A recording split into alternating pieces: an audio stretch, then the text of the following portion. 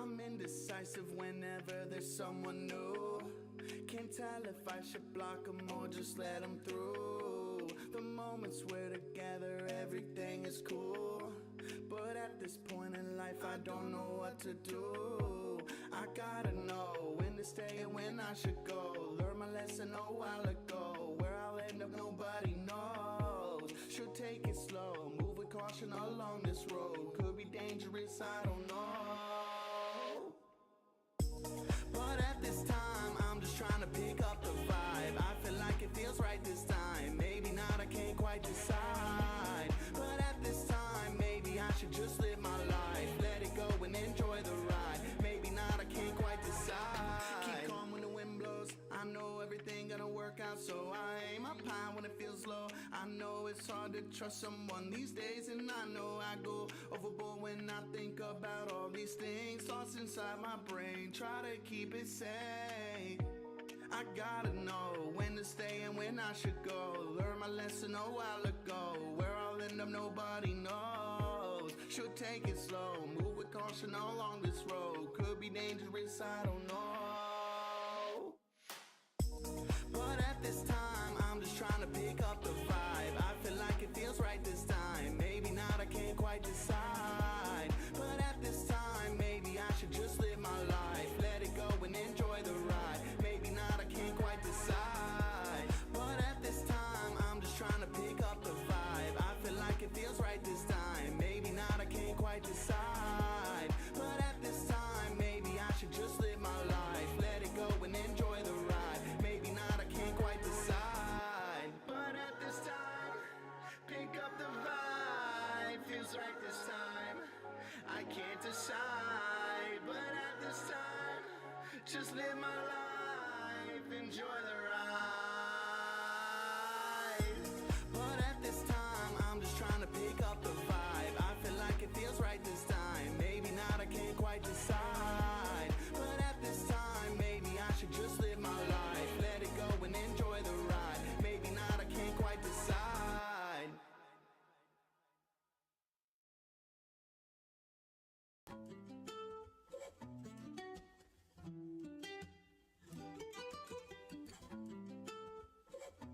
Why did you do it? Yeah. Hey, no one really knows, yeah, just where we are going. We all do our best to just keep going with the flow, yeah. Everybody knows that what we want is golden. We all do our best to just keep going with the flow, yeah. No one really knows, yeah, just where we are going. We all do our best to just keep going with the flow, yeah. Everybody knows that what we want is golden. We all do our best to just keep going with the flow, yeah. Ain't nobody really know where we going in this life. We just keep on keeping on and feel it out till it feels right. Ain't everybody making plans and hoping they gon' be alright? Well, ain't that how it goes with all of our goals? I think it's okay to not have it all figured out, and I think it's okay to be a human full of doubt. Listen, this is the condition that we all living in, and as the world keeps spinning round and round, we just trying to fit in. But at the same time, we try to be outstanding. Hold on to our truth and hope that we stick to landing. And as we live in, our vision gets just a little bit clearer, but not clear enough when we look in the mirror. I said, no one really knows, yeah, just where we are going. We all do our best to just keep going with the flow, yeah.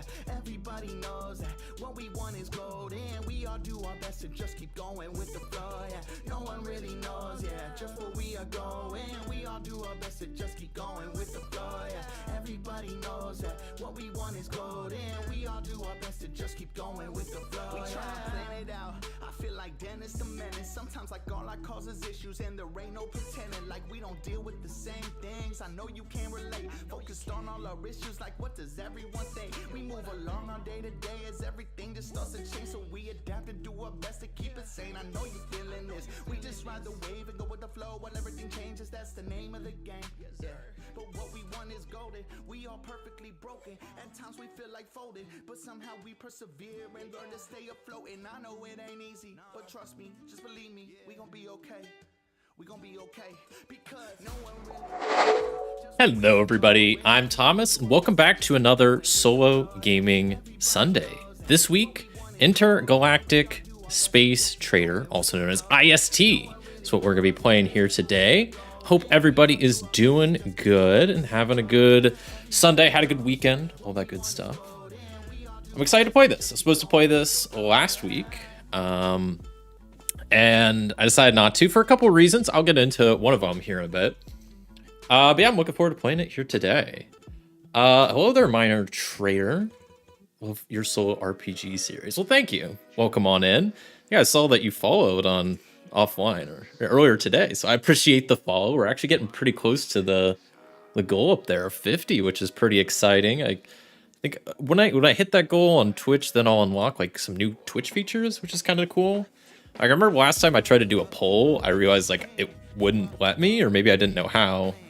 But yeah, welcome on in. Appreciate the follow.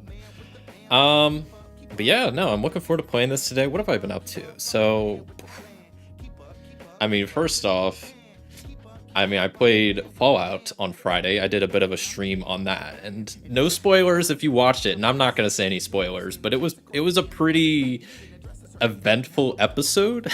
I'm still pretty surprised at how it turned out, and curious where it's going to go next. I think it's a bit of a splitting point in the series. So yeah. What else have I played? So over the weekend I hung out with some friends. What did we play? We played The Crew, which is always fun. Specifically, I mean, the Mission Deep Sea version is the only one that I still have. Played that. I finally, after having the game in my collection for 4 years, I don't think I've actually ever played Startups, the Oink game. I've heard many good things about Oink games and Startups, and I got Startups back because I would take every now and again. I'll take like pictures of my collection just as like so I can see the progress and it change over time. And I had that at least since 2020. I haven't played it once. At least I don't think I have. Up until this last weekend. And it was really fun. I liked it. There was a surprising amount of strategy.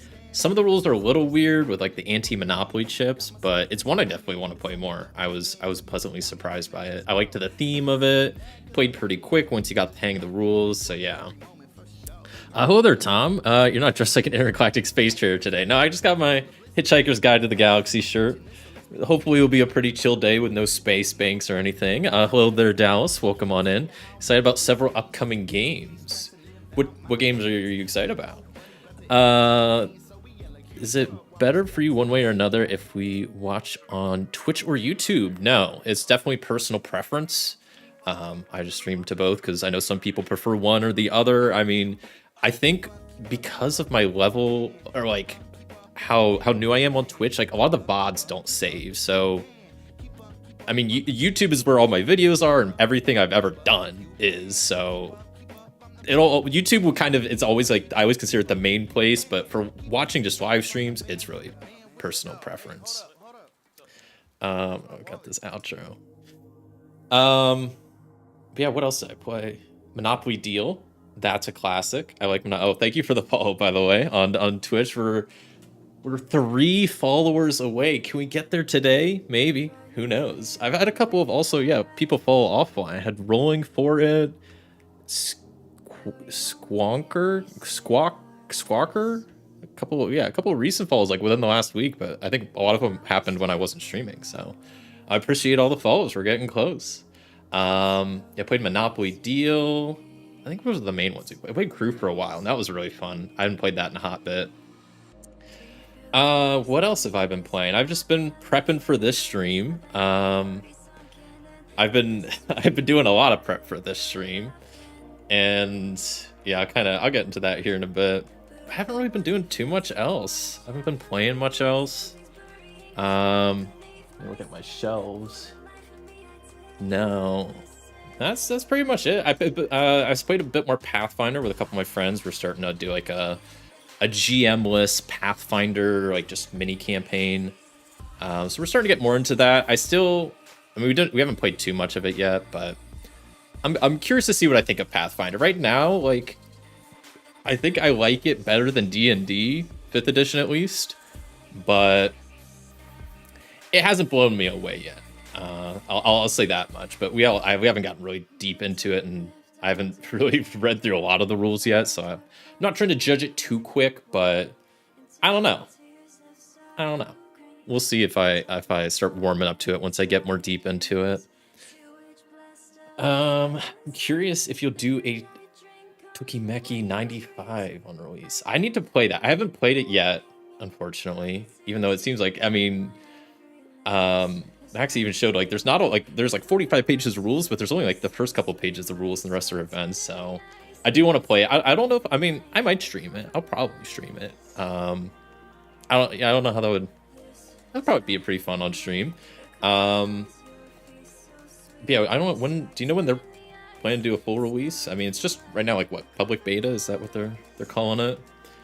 But at least I've, you know, I was there for the release stream, so I downloaded it then. Group is starting up a Pulp Cthulhu campaign this Friday coming up. That sounds pretty fun. What Pulp Cthulhu is that? Is that a system or is that just like the genre? Because I'm curious what system you're running.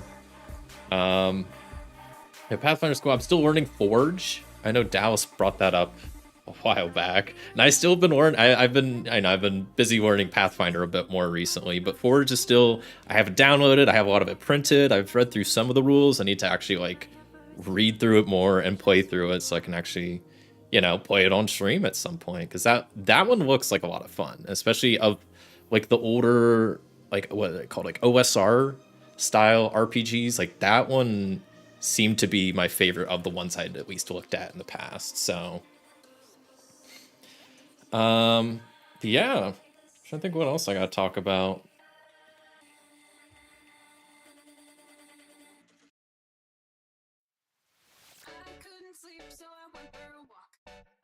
Oh, it's just a game. It's an RPG. Okay. There's so many different RPGs out there. Slowly figuring out which ones I like and like what mechanics I like. Like I found out like I really like crafting and survival. That's why I've been such a fan of like Forbidden Lands, and I liked Fallout for the theme, but it's cool that it has all like the crafting and scavenging. And I still need to read the whatever it is, the Settler's Guide book. I need to get that and read that. I'm gonna at least buy it this week and download the PDF for Settlers and for the Atomic Bonds expansion for Fallout. I want to get to those. But yeah, a month-ish. Oh, okay. They're looking through Dark Forge variants. They're micro RPGs inspired by Morkborg. I need to play Morkborg. I really want to try the Borg. It's just like, that's the thing. Every time it's like, there's just so many RPGs out there. Yeah, Morkborg is on my list. Well, same with the other Borgs. Pirate Borg looks really cool. Cyborg sounds like fun. Like one of the RPGs, I think pretty much the only RPG I picked up at Gen Con this year was Kobolds Ate My Baby, which I also got the mini expansion, or I don't even know what you call it, the variation of Smorgasbord, which is that game set in a Borg style game system. I think it's like fully compatible from what they said, but yeah, I need to try those games because they do sound like fun.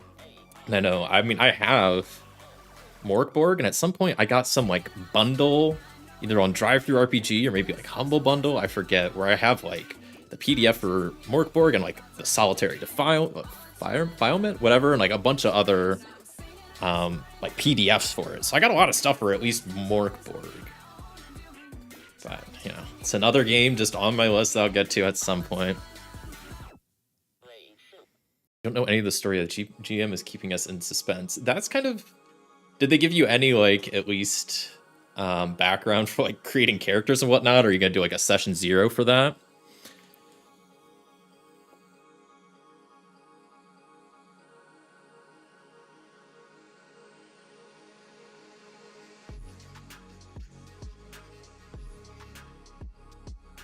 Switching locations.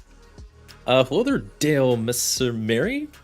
Recently started to be a fan of solo board games. Just bought Slay the Spire, the board game. That's a good one. And Turing Machine, man, those are some of the top ones right there. And Sherlock Holmes Consulting Detective. I haven't played that one. Jack the Ripper and West End's Adventures. Interesting. Looking forward to get some new ideas from you. Welcome on. Yeah, no, I mean, Slay the Spire is, even though it's a new addition to my collection, it's quickly rise to the top because I love co-op. I think the video game was a lot of fun when I played it, but I think I prefer the board game version, and I've played it a ton. Where some of the art sleeves are starting to peel, and I'm like, oops. I also might be like shuffling it a bit rough. I don't know, but I've played it a lot. And Turing Machine, yeah, it's a classic. I have that out somewhere. I've been playing that a bit more recently. I did a stream a couple weeks back with that.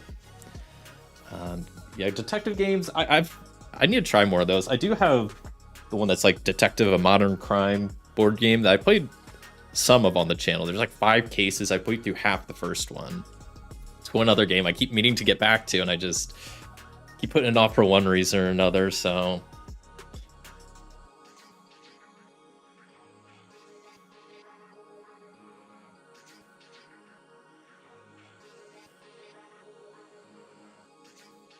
done character creation already. Okay, now our characters start in Bolivia. Interesting. Hopefully it's a good campaign there. The GM's cooking up.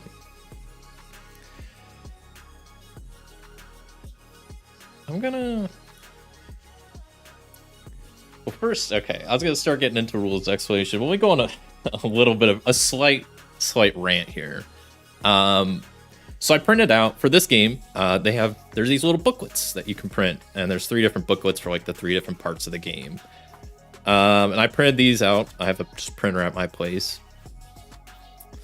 And I gotta say, printing these was such a pain in the butt. Oh my god. I despise printers. Back in high school, I used to work at a computer repair store for a couple years, and there were 2 issues I dreaded working on. It was anything dealing with emails and anything dealing with printers. I have always despised working with printers because they always just like, they never work, or there's weird issues, or drivers out of date, or the cartridge isn't the right manufacturer, and all this other stuff. The printer head's not aligned, there's a jam. So I have a printer that I don't use. I mainly use it when I print out stuff for like RPGs and whatnot.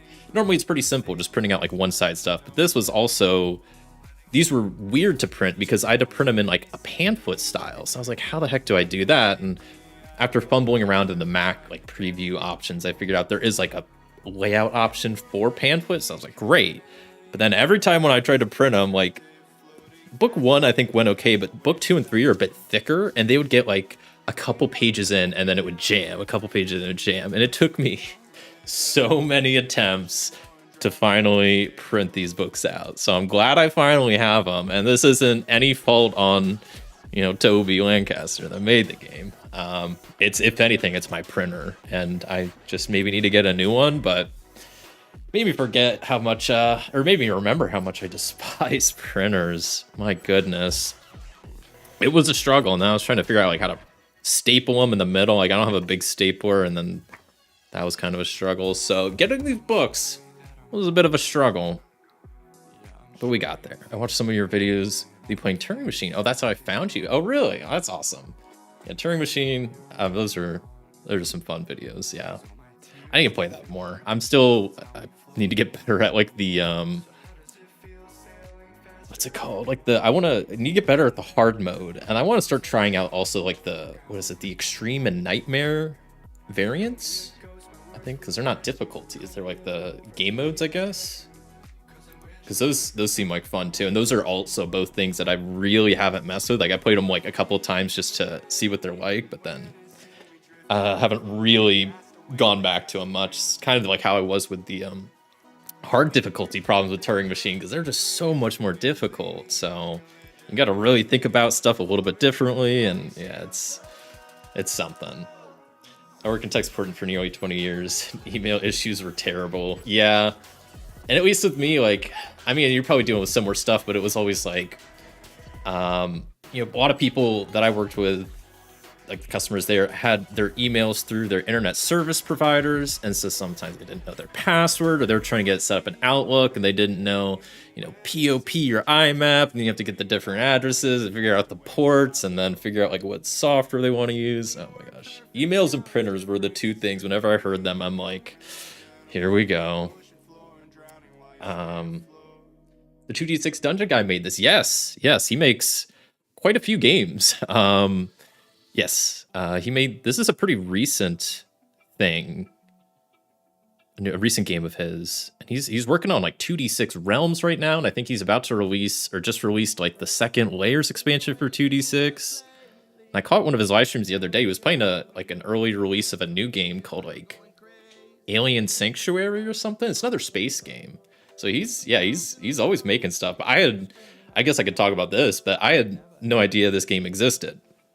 So how I found out about it was a little bit of a backstory, but a couple weeks ago, it may have been a month or two ago, one of my favorite streamers to watch, Germa, was playing this game I'd never heard of called Gazillionaire. If you are at a web browser now, which if you're watching this, I imagine you are, you should open up a tab, search Gazillionaire, and look at the images. This game looks pretty wild. It came out, I guess, in the 90s, or it's an older game. I think it was like an MS-DOS game. I'd never heard of it. I never played it, but I watched him play it a couple, whatever it was, like a month or two ago. And I was like, wow, this game's really interesting because it's a space game where you're running a space company. You have a ship, and it's a lot like this game where you're like going between worlds, buying goods here, selling them there. You have events along the way. In that game, you also have like passengers you're taxiing. There's, the planets got different events, stuff like that. There's different, like, you can invest in planets and stuff like that. And I was like, oh, that game, looked pretty cool. And I still want to maybe try it at some point. It was fun to watch him play it. And then fast forward a couple weeks later, I went to Gen Con, and Star Tycoon really caught my attention because I was like, oh, this game with solo mode, it looks pretty cool. And the main thing with Star Tycoon that caught my attention was the whole stock market, like, board with the value of resources shifting throughout the game. And I thought, man, that's a really cool idea. And it turns out to be a really fun mechanic. Not really close to Gazillionaire, but the similarities are just, it's a space economic game. But then during that stream, Christopher Ray in chat mentioned that, hey, you should check out this game called Intergalactic Space Trader. It sounds like the one game, because I brought up Gazillionaire during that stream when I played Star Tycoon, and he's like, it kind of sounds like what you're describing. I look up this game like either later that day or maybe a couple days later. I was like, wow, this is very similar to Gazillionaire, like just in a tabletop format where you have a ship, you're buying goods, you're selling goods, you can do different investments, there's different events that happen. So I don't know if Toby has played Gazillionaire, has heard of it, maybe, or if this is just like a whole genre of older games that I am not familiar with. Toby has a YouTube channel. He's done at least a couple streams with this, and I watched one of them. And one stream he mentioned a game, like I think it was a game that he was maybe inspiration for this, like Wandered Home or something Home, I think, but I don't know. So I'm gonna have to ask him if Gazillionaire was an inspiration, but there's a lot of similarities. So I'm very excited to be hopping into this. I get a few hours into Care Nathalis before another dungeon crawl, but it's on my short. That's another one. It's like I hear that one pop up in the solo RPG subreddit a lot. I feel like that's one that I feel like I hear so often. I'm like, I gotta try it at some point.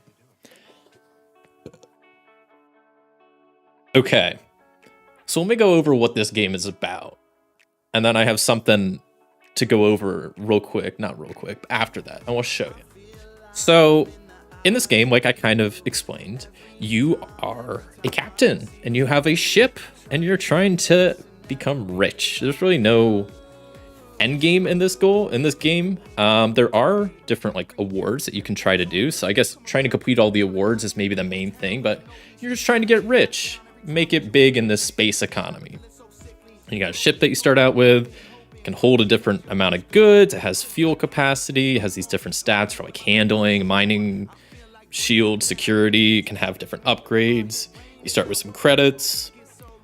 Flume cells allows you to transfer or teleport like between worlds. Start with some wheat in your cargo. So you don't start with much, right? And there's 3 different books that kind of split up the different phases of the game. So book 1 kind of covers the first phase. It doesn't really have a name, but I just call it like the scan phase, because essentially what you do is you can scan planets. So you can scan them at a pretty basic level and get some basic information about them. So you can figure out a planet's name, the people, their people's name on the planet. They can also figure out the technology level, the geography level, the environment, the instability, and the activity. There's a cool table here for generating planet names randomly, which I love. I love when games include like a chart to make stuff, and it's not just like a chart of names. Technology could be like basic, standard, advanced, and godlike. This affects kind of a lot of things. Geography could be desert world, an ice world, ocean, mountain, terrestrial. Geography is pretty important too. I'll kind of explain how and why here in a second.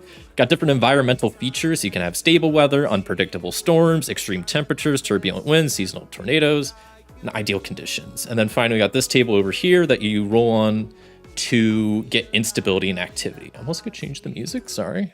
Get my chill music. Let's see how this music goes. Hopefully it doesn't get me in trouble for playing this. Instability and activity just gives you an idea of what the instability and activity of the planet is. Activity, it comes into play for when you travel to that planet, how many different possible events you can encounter. Instability, I think mainly comes into play for like good prices.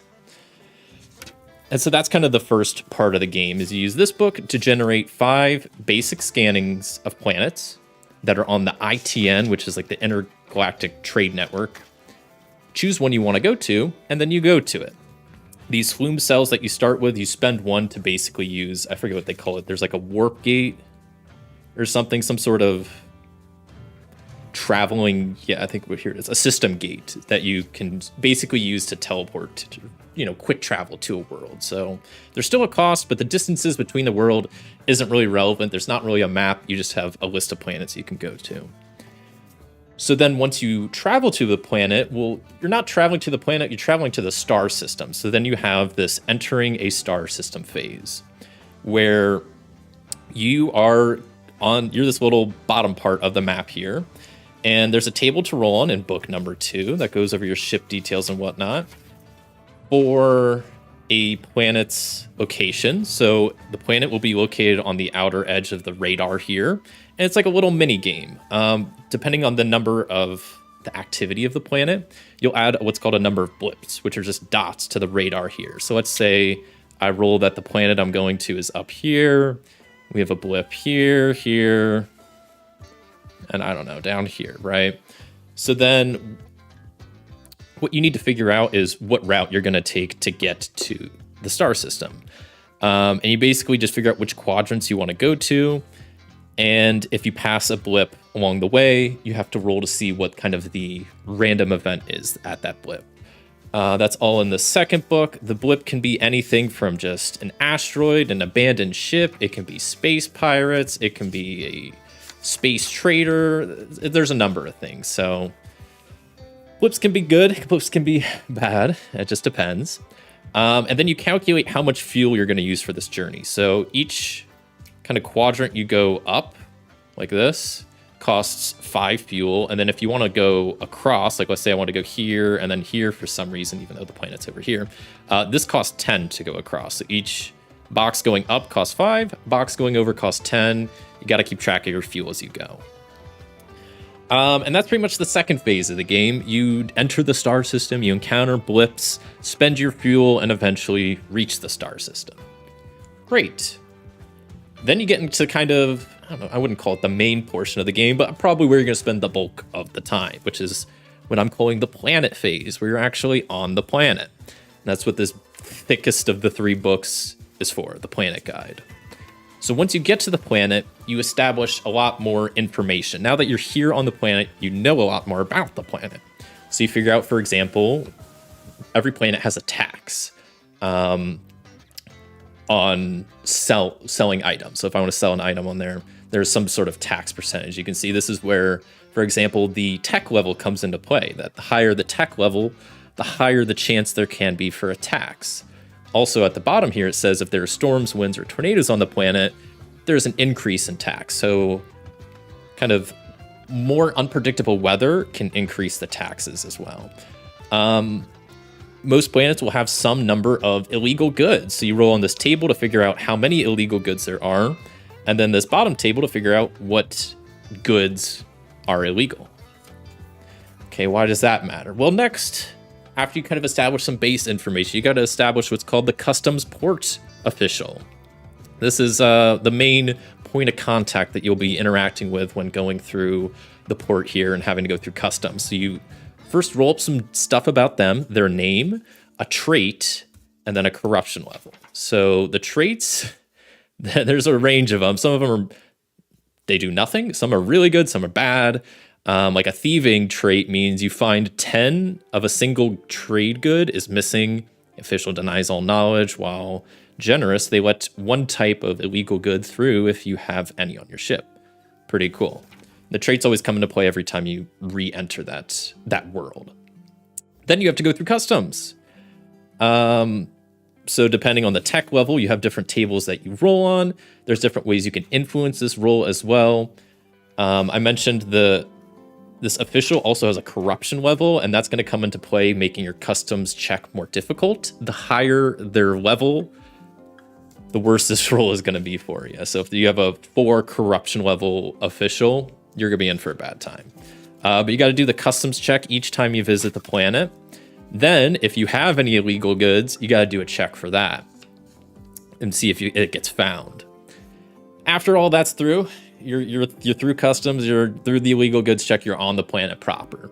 If it's your first time on the planet, you establish some more details about the planet. So first off, you figure out the state of the market, whether it's just the economy as a whole. Is it booming? Is it crashing? Is it positive, stable, uncertain? This will determine that. Then you start adding in some modifiers for the different goods and good types based on the environmental factor and the geographical factors. So for example, if you have extreme temperatures, then the price of food is increased by 30% and toxic waste is decreased by 50%. Or if you're on a desert world, food is increased by 40%, precious stone is minus 20%. Luxury goods or luxury products plus 20%, farm machine plus 30%, and so on. So environmental and geographic factors come into play pretty importantly here for some of the major discounts on goods and good types that you can get throughout the game. The port official, they're back. They're not done messing around with stuff yet because they have a preferred type of good that they have a stock. What does it say? So the port official has a say in the value of goods on the market and take their illegal share of the profit. So you roll a type of good, and let's just say it's weapons. If their level is 3, then they add basically 30% onto the weapon costs as they're just taking some of the profit. So once you get that all done, before you can start buying and selling stuff, you do some random events. So based on the number of, for each, let me double check. I'm looking right now. Oh, you just do a number of random events. Okay.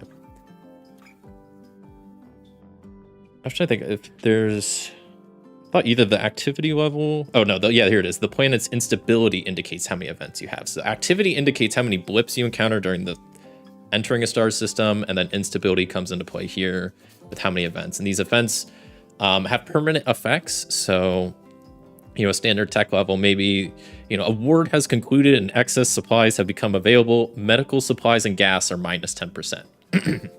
That's just like a permanent thing on the world now.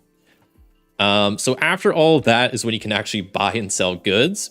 And there are these tables in the back here that you reference. So first you figure out what kind of world it is based on the tech level. So let's say we're on a standard tech world. Okay, that's this table. And then you find what's the economy state. Okay, is it stable? That's the middle. Okay, standard tech stable. And you use this middle row of prices to get how much everything costs. And there are some pages. Let me grab them here. I guess I could have been showing this off a little bit as we go. So these are the first pages that you fill out the basic information when you're scanning planets. And you just have like planet name, technology, just that stuff. But then you have these bigger planet sheets. Let me kind of zoom in on this maybe a little bit. There we go. Where you write in all this extra information. And then over here, you write the name of the goods, or the what's called the base value. Then you write the modifiers in there, and then the final values over there. And that's all that. So this is where you get that information from. And then during this phase, you can buy and sell goods as much as you want. After that, after you finish up at the market, you can head to the shipyard where you can get some ship upgrades. You can buy more fuel, flume cells. You buy these here. Your barter points. Your character has barter points. And those come into play here. After that, there's an entertainment district that you can go to and socialize, which will give you some random events.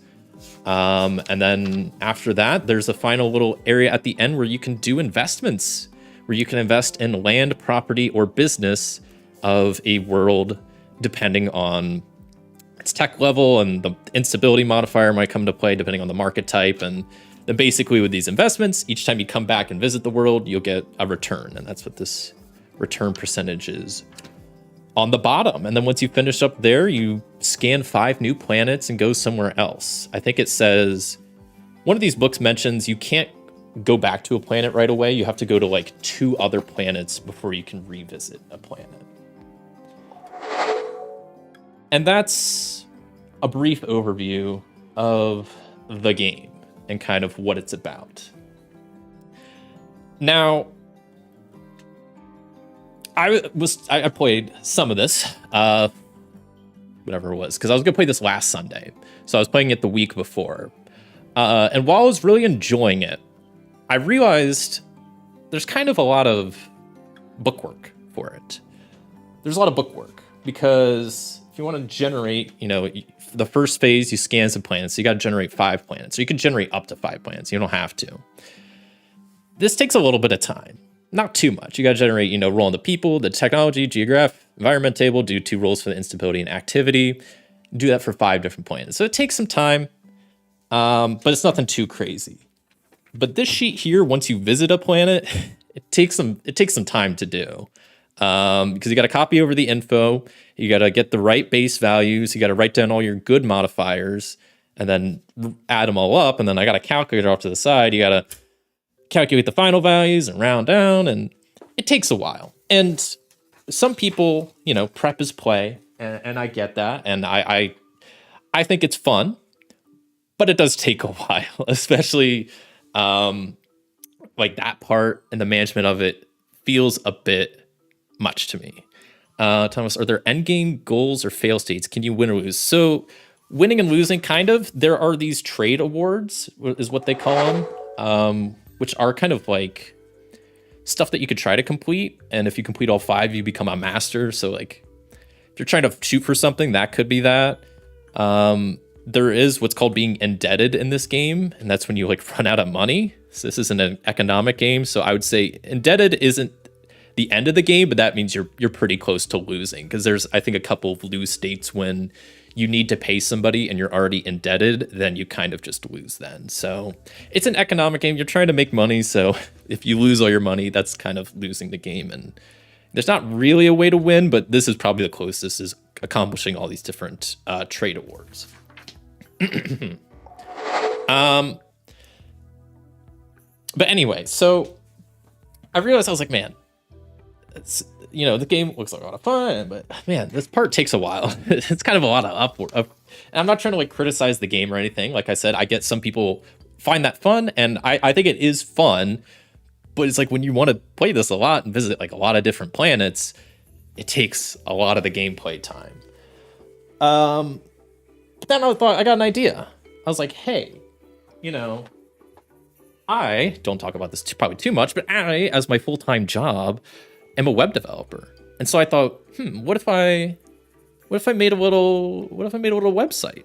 Made a little website that could help automate some of this and do some of the bookkeeping. And so this idea I thought about, and I came up with this last Sunday, and then I started getting to work. And so I started on last Sunday, laid out all the things I wanted to do, the pages and whatnot. And that's what I've been doing this whole last week. Let's work on a bit of a website that I'm calling ISTO, the Intergalactic Space Trader online website, because I needed like a good acronym. And here it is. It kind of works. So I've only been working on it for a week, so it's not anywhere close to being like complete, but it works pretty cool. So I'll give you a little demo of how it works, because I am going to be planning on using it today. I haven't tested it a whole lot, so we might run into some errors, stuff might not work, but let me show you what's going on with ISTO here. So first off, you have a captain's log page. You can see down here, you can track your trade awards. You got your barter points. You got up top your credits and fuel. You can edit your captain's detail to edit really any of this information.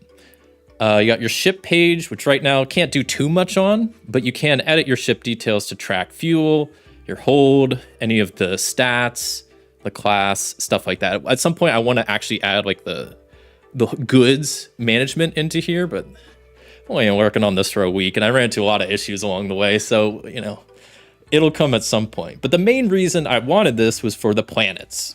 So here's the planets page, and what's cool is then you just press this fancy dandy button up here, scan 5 new planets, boom, just like that. What would have taken a while, you know, 10, 20 minutes, we got done in a second. We got a bunch of planets generated here.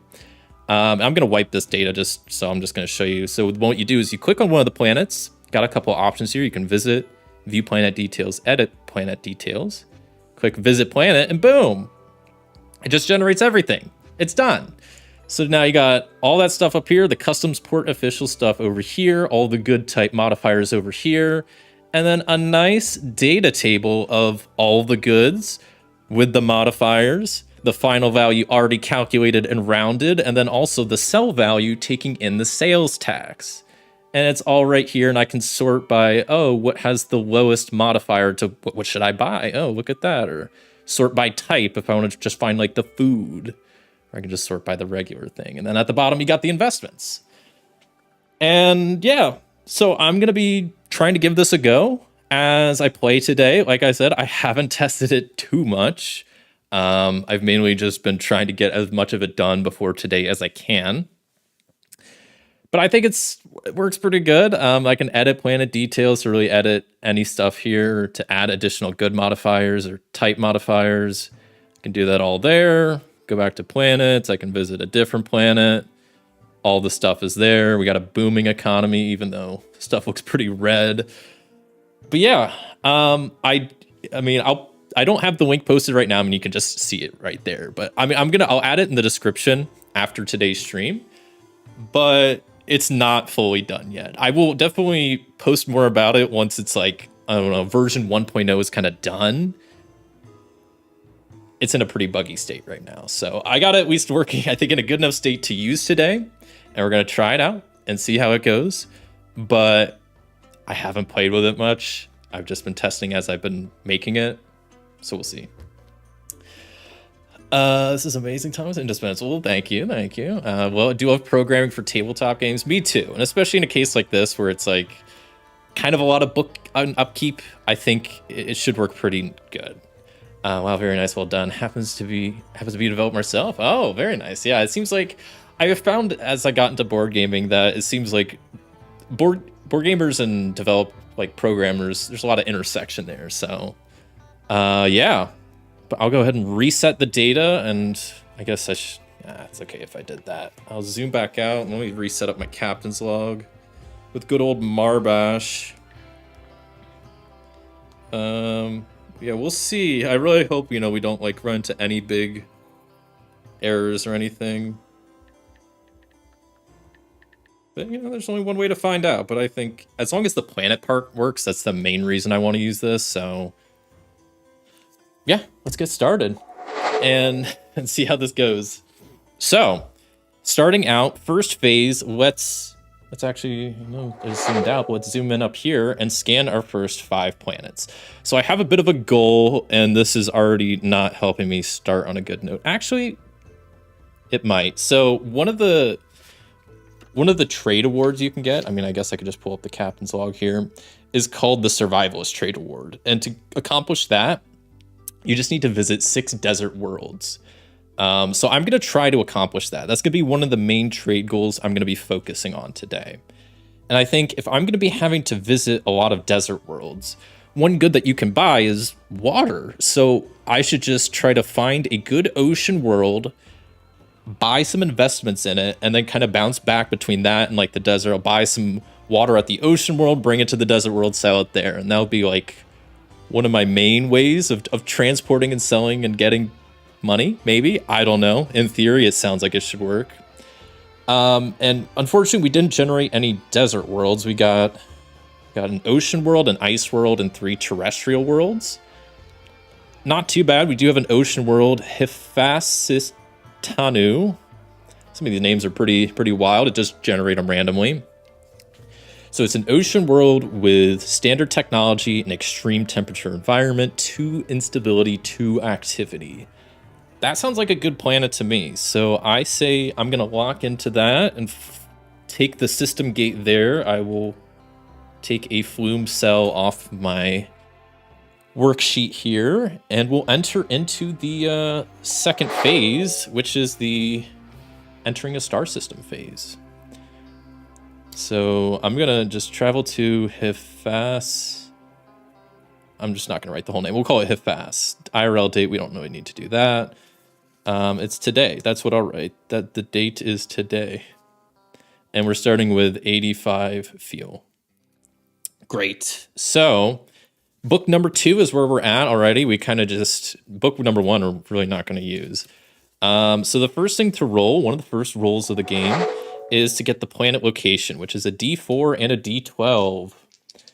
We roll these together to get a number, which is 1 and 8. So it's at location 6. So the planet is over here. And it has activity of 2, so we're going to be rolling up 2 different blips to put on the radar that we might have to navigate around. So first one is at 6 and 2, which gives us 6D. A, B, C. Okay. It's kind of right in front of the planet, which is probably good. The other one is 9 and 1, which is 7B.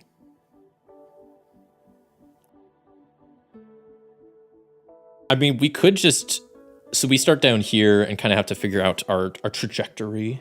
I mean, I think if I just go straight up through here, we can hit both blips. Which, like I said, blips most of the time are pretty good. Some of the times are really bad.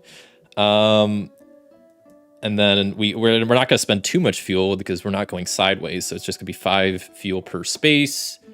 And then get to the planet and see what's going on there. So I'm going to just lock that in. So we start flying. So 5, 10, 15, 20, 25. And then we encounter the first blip.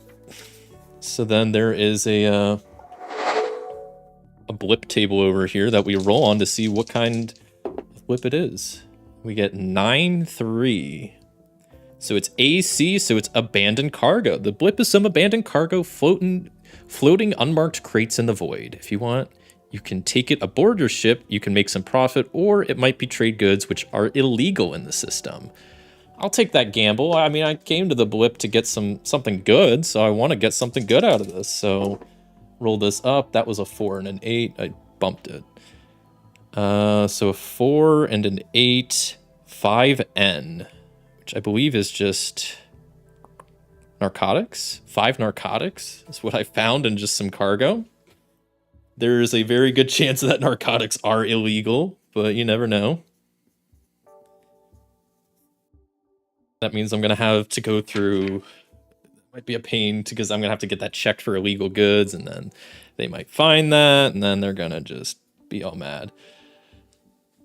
I was going to destroy the market of the moisture farmers on Tatooine. I mean, they better watch out. I got a ship, and I got a dream of just starting my own bottled water company and becoming a villain. So that's what I'm going to do. Okay, so that was our first blip. We fly 2 more spaces, and we encounter our next one. So now we roll again on the blip table to see what's there. 4 and 4. ST Space Trader. Okay, not Space Pirates. Love that. So Space Trader. Blip turns out to be a space trader. A message comes over the comms and arranged to transport and see what they're selling. Traders deal in equipment, upgrades, and a few trade goods. You can only equip items you have a free specific slot. Yada yada yada. Ooh, interesting. I can buy bulk of stuff. Synthetic meats. I could buy some synthetic meats and then just try to sell it. Oh, but I don't know. So wait, what? iPad locked. Wake up, iPad. Where am I going to? An ocean world with extreme temperature. Synthetic meat that's food.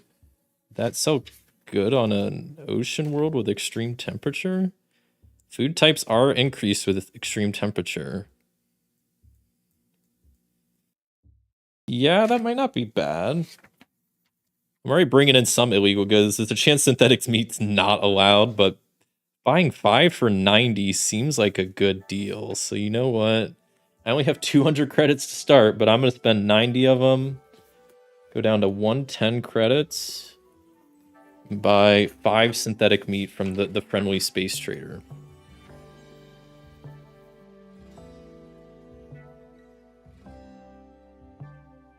Surely we'll be able to sell some of this. We're not even made it to the first planet. We're already getting a lot of illegal stuff, and you never know. It might not be illegal there. And so we're pretty much, that was our second blip, and we're done. So that's 5, 10, 15, 20, 25, 30, 35, 40, 45 fuel we spent. So we're down to 40 fuel. I don't know if I mentioned this. My ship's name is Ship Out of Luck. I thought it was pretty good. We'll see if we end up Ship Out of Luck today, but I think, you know what? Luck shall be on our side. We got a good starting planet, this ocean world. We are through the entering the star phase system. So now we can actually click visit planet to see what's going on Hephaestus. Sanu. That's a fun one. Okay, what's illegal on this planet? Military weapons, narcotics, and luxury goods. Okay, so I am smuggling in illegal goods already. That's great. They have a stable market. You love to see that. Not a whole lot of cheap stuff though. I was hoping here to like buy some water real cheap, and that's even increased. What is going on here? Port official's name is Heel. Of course, their trait is thieving. And of course, their corruption level is 4. I wanted to make this like a nice home world that I could visit often, but with a 4-level corruption and a thieving means every time I visit, they're just going to take 10 of one trade good. I guess they could take... It's of one trade good. They're gonna have to take my wheat. That's the only thing I have 10 of. Everything else is just 5. So okay, have fun with my wheat. I guess I was planning on selling that, but I guess here we are. So the trait I did. So now we gotta do a customs roll. Okay, this is gonna be fun. And by fun I mean not. So this is a standard tech level world. So we're rolling a D10 here.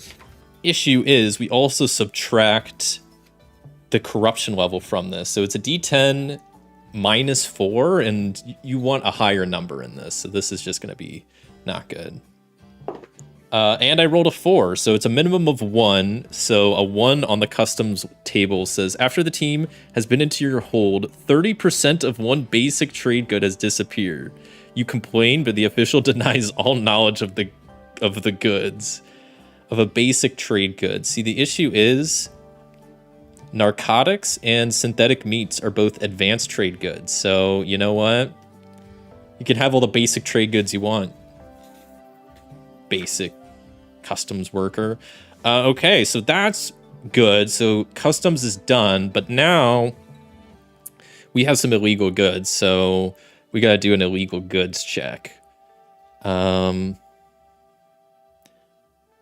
I don't think we subtract we don't do any subtraction from this. We just roll. It's a D10. What do we get? 9.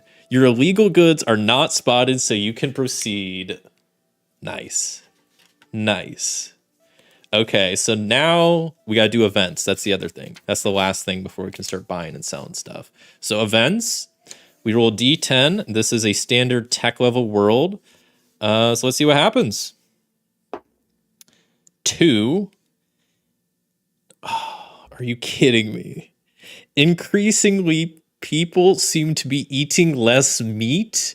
Meat and synthetic meat are now minus 10%. I just bought synthetic meat to sell here, and all of a sudden the whole planet decides to become vegetarians. What a sick joke. So it's meat and synthetic meat. So I think those are both goods, right? I mean, that's just meat. And it's what, -10? Jeez, what are the odds? And the source is, this doesn't really matter, but event. I gotta add another one for synthetic meat. This will just make sure we do all the calculations for us. 10%. Source is event. Okay, that's a lovely first event. So now synthetic meat is selling a lot lower. Love that for us. What could the next event have in store? It's another 2. I think if you roll the same, you re-roll.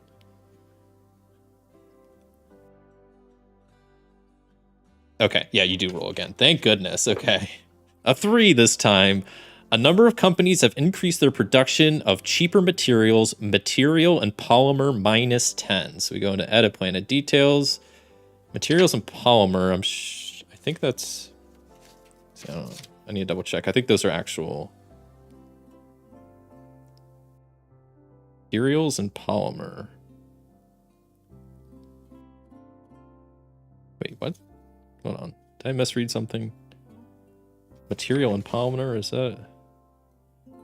Oh, okay, those are 2 separate things. So those are good. So add, I'm just dumb. So material is now a -10 from the event. And then we add another one for the polymer. So that's good. We can maybe buy some of that here and sell it. I mean, we want to buy low, sell high. That's marketing 101 right there. Okay, so that was it for our second event. We're done with the events. We're on to the actual market phase. Truly a straight edge planet, yeah. So let's look at what we got going on up here. Let me zoom in so y'all can see. That's the wrong. Is this one good? That one's good.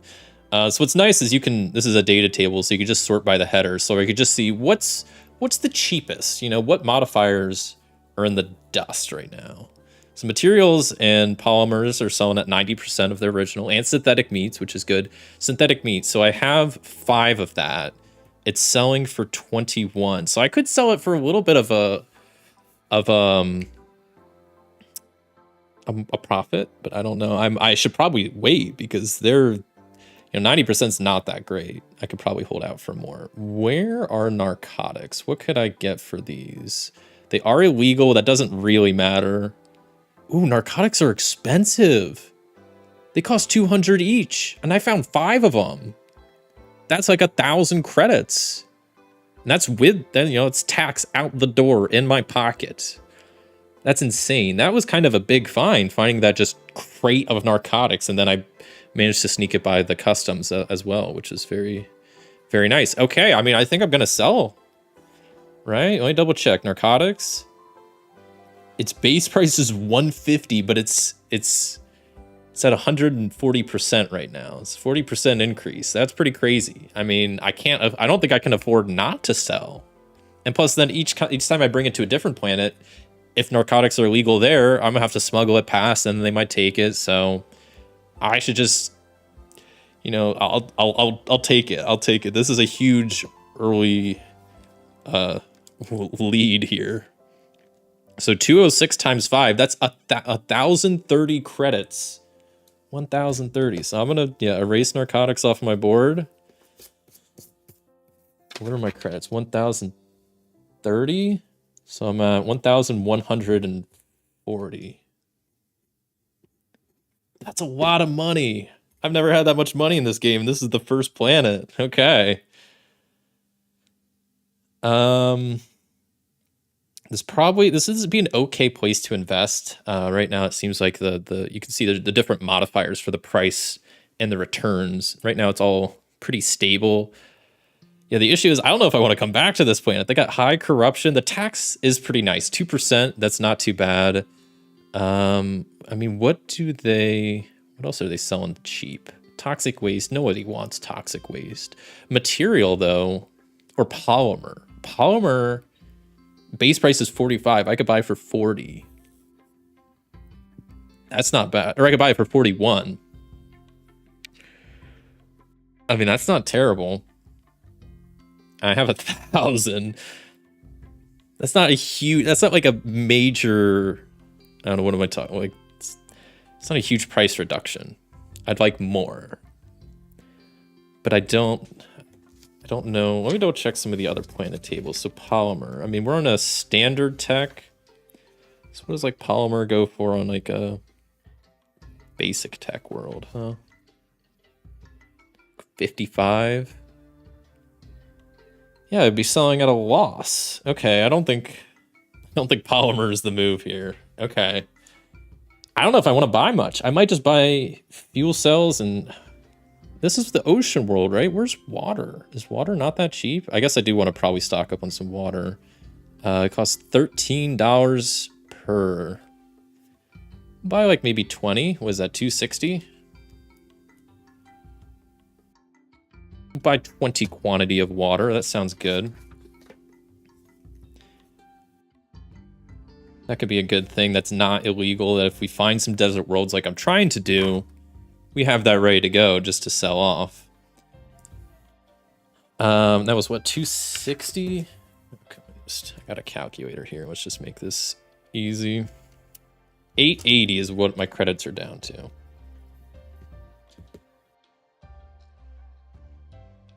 Okay. I think I'm pretty good.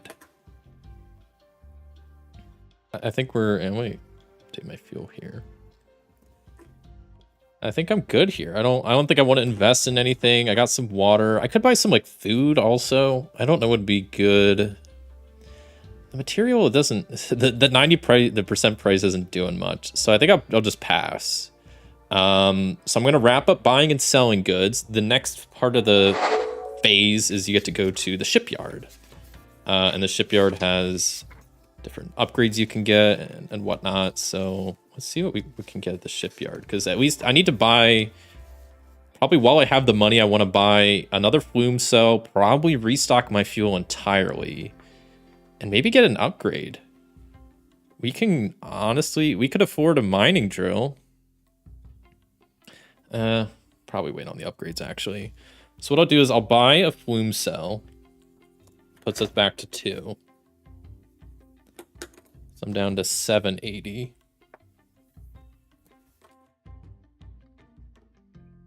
Fuel is 1 credit each. So I'm gonna go down to 740. Stock up on fuel. 740.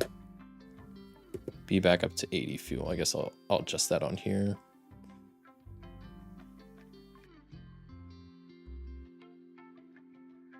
Update, boom.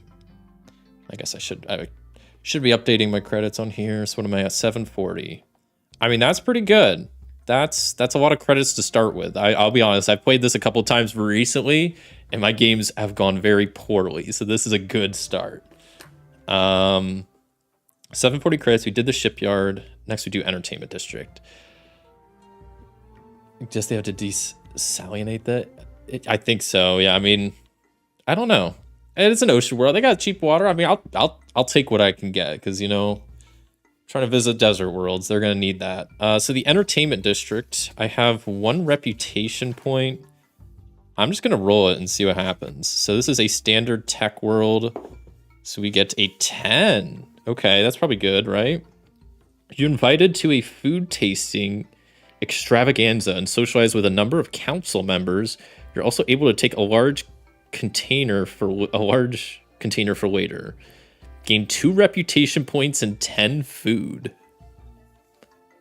Okay, so 2 reputation points brings me up to 3 reputation points. 10 food. What does that mean?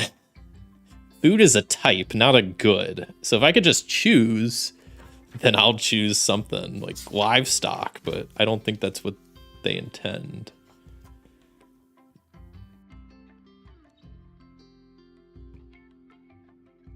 It just says 10 food. I wonder if that's supposed to be like that. But regardless, I mean, I'll take 10 meat. That seems fair. I don't think, you know, it makes sense for them if I go to a dinner and I walk away with livestock. Last, I could do investments, which I'm going to pass on for this planet because I never want to come back here again. I'm just joking. Their taxes are too high. And that's it. We're back at the start of the first phase.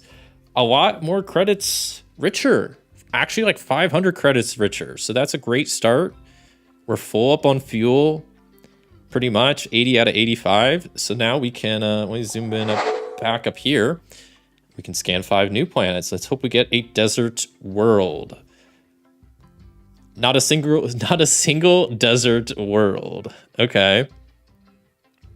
Interesting. Let me just sort by the number here. So we got standard terrestrial, standard terrestrial, standard terrestrial, standard ice, and basic terrestrial. Where's all the desert worlds? They got stable weather. I mean, I should try to find some like planet that I should start investing in, because then every time you revisit that planet, you get returns on those investments. So something with, you know, stable weather would be good. So this planet has 3 instability, which means a lot of events will be happening. That's not necessarily bad. We kind of want a decent amount of activity though. Oh, I should also explain. So on that instability and activity table, so some places can have stuff that's going up and stuff that's going down. So you can see like there's arrows here. So this planet's instability is going up. That means it doesn't really matter the first time you visit it, but the second time you visit a planet with one of those, it moves that way. So the second time I would visit this Dasamagil planet, the instability would go up 1, and then that going up modifier goes away. It's just like a one-time thing the second time you visit the planet. It's pretty cool. You know, I could go to like, so what do I have? I have food and I have water. I mean, I think terrestrial is where I want to stay away from, because I'm pretty sure food is super cheap there. I'm not going to get anything for my meat. Yeah, terrestrial is minus 10% on all food. I could go to the ice planet. Food costs more there. Synthetic meat costs less. I still have synthetic meat. Oh, iPad's falling asleep. Okay, we'll go to Poffle, the ice planet. So I'm gonna lock that in and spend a flume cell to fly through the system gate to fly to Poffle's star system. And now we're into phase 2. The journey to Poffle. Current fuel level is 80. Now we need to do a couple rolls from book number 2 to see what's going on Poffle. So first off, where's this planet located? We need a D4 and a D12. It's a 2 and a 4. So wait, no, 4 and 2. So it's located at spot number 4.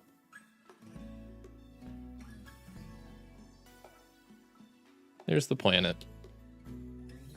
And then this has an activity level of just 1.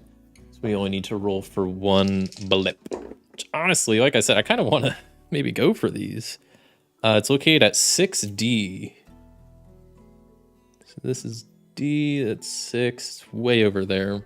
It's not too far out of the way. I mean, if I go up this way, I'd only have to cross over 1 to hit the blip.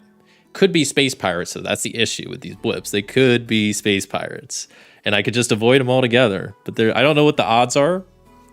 I don't know if it's worth it. But you know what? You gotta take risks every now and again. So let's try it. 5, 10, 15, 20, 25. We hit the blip. So then I need to go to the blip table, roll 2d12, see what the blip is. So it's an 8 and a 4. And it's space pirates. It's space pirates. I never should have gone towards them. It's space pirates. All right, let's deal with some space pirates. So the blip transforms into a pirate ship. It appears roughly assembled and comes around to intercept your freighter. So now I need to roll on the pirate encounter table to see what kind of encounter it is. So it's a 5 and a 3. So it's an IY encounter, which stands for ignores you. The pirates fly on by and ignore you. Well, how about that? So we're going to go all the way up to 45 and then 55, right? So 5, 10, 15, 20, 25, 30, 35, 40, 45. And it cost me 55 fuel to get there, which leaves me with what, 25? Yeah. 25 fuel left. Okay, well, it was pirates, but they ignored me. So, I mean, guess I can't really, can't complain too much there.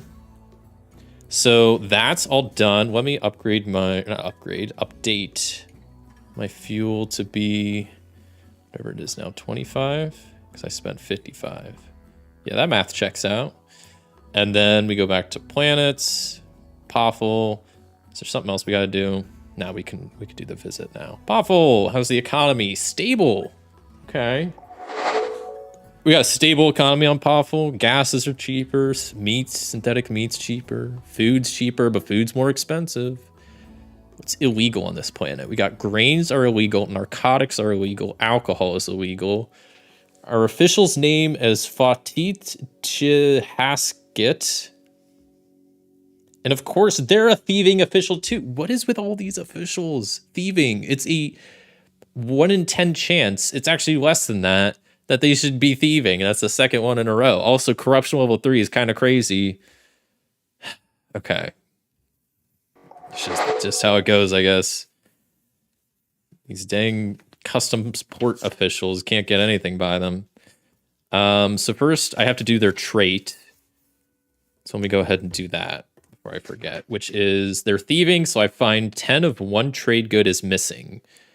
I could either lose meat or water. Meat would sell for 22. Water sells for 7. So, you know, I'll lose some water.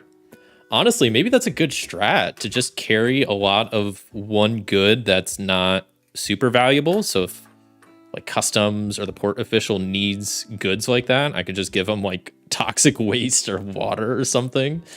Maybe that's a strat.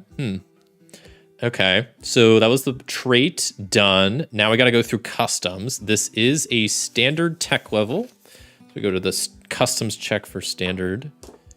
Roll a d10 and then minus corruption level. So -3 from this roll. So we rolled a 6. -3 is a 3. So if you carry any weapons, then 20% of them disappear from your hold. Nothing can be done. That's fine. I don't have any weapons, so we're good there. Illegal goods check. Illegal goods are grain, narcotics, and alcohol. I have none, so I'm chilling there. And then finally, events. We do one event because of one instability. This is a standard tech level world, so we get event number 4. It's now harder to find weapons because as the planet moves into a period of peace, so basic and military weapons have an increase of 10%. So good modifiers. So we add one for basic weapons, and this is what, increase of 10%? Increase of 10%. Great. I mean, I wasn't planning on buying and selling weapons, but I guess I definitely won't. So there's military weapons, modifier 10%. And I need to make this like a select box, not a type box for event, but whatever. That's a minor thing. So now we have, as you can see up here, we got basic weapons and the military weapons increased in price. So now we're in the market phase. We got everything out of the way for all the nonsense up front. So let's take a gander at the market and see what's looking good. So water is looking cheap on this ice world. That's great. I mean, not for me that has water that wants to sell it, but you know, it's something. What's really expensive? What do I have? I have synthetic meat. How's that selling? Not super high. Synthetic meat is selling for 23, which I think is better than what it was selling for last time. I kind of forget. Wait, let me see. So if I go to planets, we were just at Hifasu. View planet details. What was that synthetic meat selling for? 21. Okay, so it is slightly different. Not much, but I could get a bargain here. Synthetic meat is one that can be illegal, so I should probably try to get rid of it at some point. What is regular meat going for? Pretty standard price, but I might as well try to just offload what I can. Maybe buy more water. Gases are pretty cheap too. I mean, normally they go for base value 27. They're at an 80% modifier. Just I could buy them for 22. No carbs for them. Yeah, they're like, we don't want alcohol and we don't want any ways to make alcohol. Yeah, they're just gluten-free society. Okay, so I'm gonna sell some stuff first. I'm gonna probably offload meat. I'll hold on to synthetic meat. I'll hold on to, but also I have a cargo hold, so I already I'm half full as it stands. I need to start selling stuff or to make money, but I want to hold on to some of this, you know. But I think gases is what we buy some. It's cost 22 and it's 80%. That's a pretty good discount. So how much do we buy? How many credits we got? We got like 700. Maybe buy 10. That's just 220, right? Yeah, we'll buy 10 gases. 10 quantity of gases. Yeah, that costs 220, so that brings us down to 520 credits. Captain's log, edit, credits, 520. Boom. Also, have we done any of these yet? We haven't visited a desert world, no godlike technology, encountered pirate ships. I mean, technically we didn't. Salvaged abandoned cargo, wait, we did that. So I could put that as progress 1. And visited and traded out a planet. We've done at least 1, and we're about to get our 2nd done. Look at that. I need to round these percentages. That's awkward. They're just hanging out there. Just going on forever, huh? Guess it shows how much I really tested this. To be fair, I just added that little progress box today, so that's on me. Okay. We got gases. We're still at 500 credits. I'm gonna need to spend at least 100 on flume cells. I don't have to every time, but I'd like to, stay ahead of that just in case I don't want to run low on that or fuel. So we'll probably spend at least, where are we at on fuel? We're at like 25. Oof. It cost me like 50. So I have to spend like 150 credits. That put me at what? 370? Yeah, I think I'm good on buying and selling goods at this point. So we're going to head to the shipyard next. Where the heck the shipyard is. Here we go. So with 500 credits, I'm going to buy a flume cell so we can keep transporting around. That's going to cost 100. Puts us back at 2. I like having at least 1 extra. Head at captain's log, and then I'm going to buy like 50. So yeah, I think that it goes 420 and then 370. Yeah. This math is all mathin'. Still not indebted, so we're chilling there. 370 credits is still pretty good. And then 50 puts me at a lot of fuel. That puts me at 75 out of 80. Huge. We're not running out of gas today. And we're done with the shipyard. I don't want to do much else. I can't really afford to. So we'll go to the entertainment district real fast. This is a standard tech level, so roll in the appropriate table. And a 3 says, you were drawn into a room where someone hands you a bright pink drink.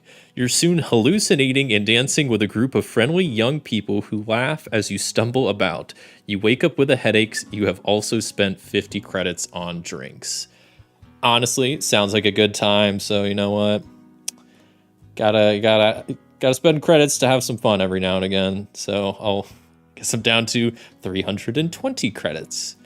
See, I'm glad I at least spent my credits on the responsible stuff for like the fuel and the flumes. You got a little extra credits for some drinks and some hanging out. I'm okay with that. And And investments, yeah, investments, there's no modifiers for them, but I wouldn't want to invest in here because I don't like these thieving port officials. That means every time I come back, they're gonna steal stuff from me, and I don't love that. If I'm being honest, I don't know if I want to invest in a planet with a port official that's that corrupt. I think. Let me double check. I think that I don't know if you can affect that role. No, I was thinking of the customs role. You can. Okay, I think I'm done here at Popple. I think we're good. I'm bouncing out of this crazy planet, this ice planet. Starting to get a lot of planets on our radar, which is fun. And so we're back to the top of the phase, the scan phase. So let's scan 5 new planets, shall we? So let me sort these first. Boom. It's so quick you didn't even see it. Oh, we're limited to 10 items per page. Here we go. Our 5 new planets. We got a terrestrial, an ice planet, a mountain planet, 3 more terrestrial planets. Or wait, yeah. Ice, mountain, 3 terrestrials. Those are our new planets. Got stable weather. Ooh, the mountain with extreme temperature might be good because I love this song. Does anybody recognize the music I'm playing, by the way? I love this song. This is my favorite song off this album. I also don't know if I'm gonna get in trouble for playing this music. I hope not. I'm kind of testing the waters with this stream to see if I get in trouble or not. I mean, at worst comes to worst, so I just like have to turn off monetization or something, but I don't think I'll have to like take down the stream. Hope not. If so, then that's on me. I feel simultaneous this game could be streamlined. It needs more events. 110 vegetarian is a bit odd. Weird coming from me, I'm a vegetarian. Yeah. Could be streamlined. I mean, that's why I was like, I felt like this website really helps just to like speed up the play. Yeah, there probably could be more events. Yeah, it depends on the tech level, but that is true. There's not too many. And I know that, I mean, he plans on doing more with this. Like, I know there's already 2 extra spaceships that you can play, that you can like use and play with. I know he's talked in one of his streams, he talked about adding like extra features for like having passengers and whatnot, so that would be cool. Yeah, I don't know. More events, that would be a pretty easy thing to add in though, so I'd hope so. But I mean, like I've had a lot of fun with this game, and obviously I spent a ton of time making this site, and I still want to do more for it. So yeah, I think this is a fun game. But looking at the new planets, I mean, I think I want to visit the mountain world. Let me double check. What's the it's kind of metagaming, but I sometimes like looking at the environmental factors and geographical factors. So Mountain World does have increase on grains. What else do I have? Gases? What's gas? That's like a mined resource, right? Mountain Worlds, or maybe that's not good for trying to sell gases, actually. What are my other new worlds? It's another ice world. I could go by there. They got stable weather. That could be good. Stable weather is good for... It's probably good for trading, because for some reason, if you have crazy winds, the turbulent winds, or the tornadoes, or the there's like the unpredictable storms, it affects the taxes on the planet. So, yeah, I don't know. But like I said, I want to find a planet that I can like return to every now and again. So maybe I go to like El Bapu. It's a standard terrestrial stable weather world with 2 instability that's going up and 1 activity that's going up. Seems like it could be a good one to visit.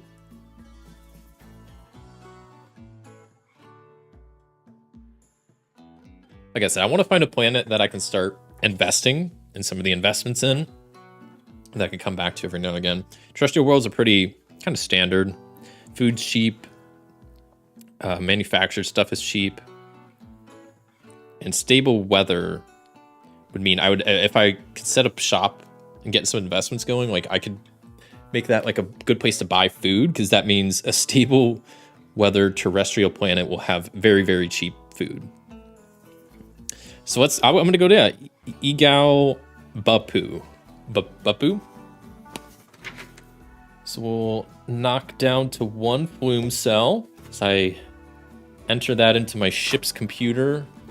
We launch to the star system for this phase. Let me see. EALGALBUPU. Ilgal Bapu. I don't know if that's how you're supposed to pronounce that. It's a pretty wacky name. But okay, so we have, what are we at? 75 fuel. Let's grab book number 2 and see what's going on. Figure out where the planet is, what kind of blip situation we got going on, how many are in the way. So we need our D4 and D12. 3 and 4. So it's at location 3.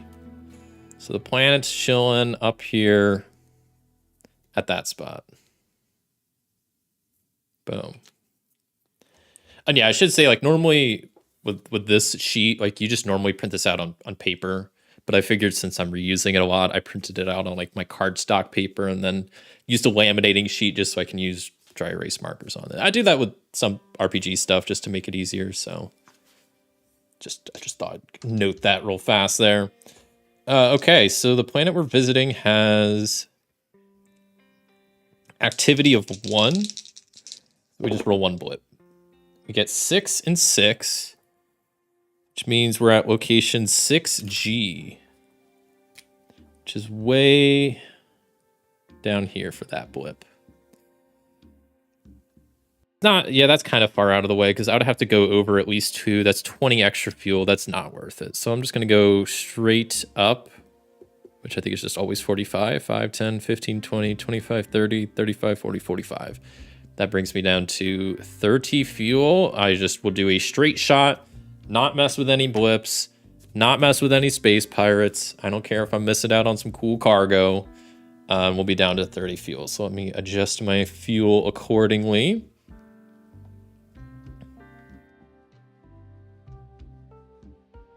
And then we're rocking and rolling. So then back to planets. I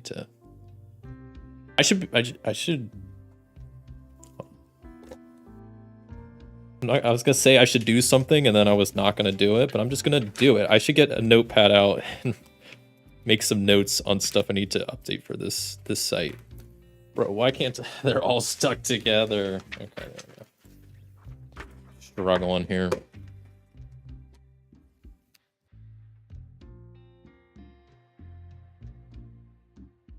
I need to around the ward percentages.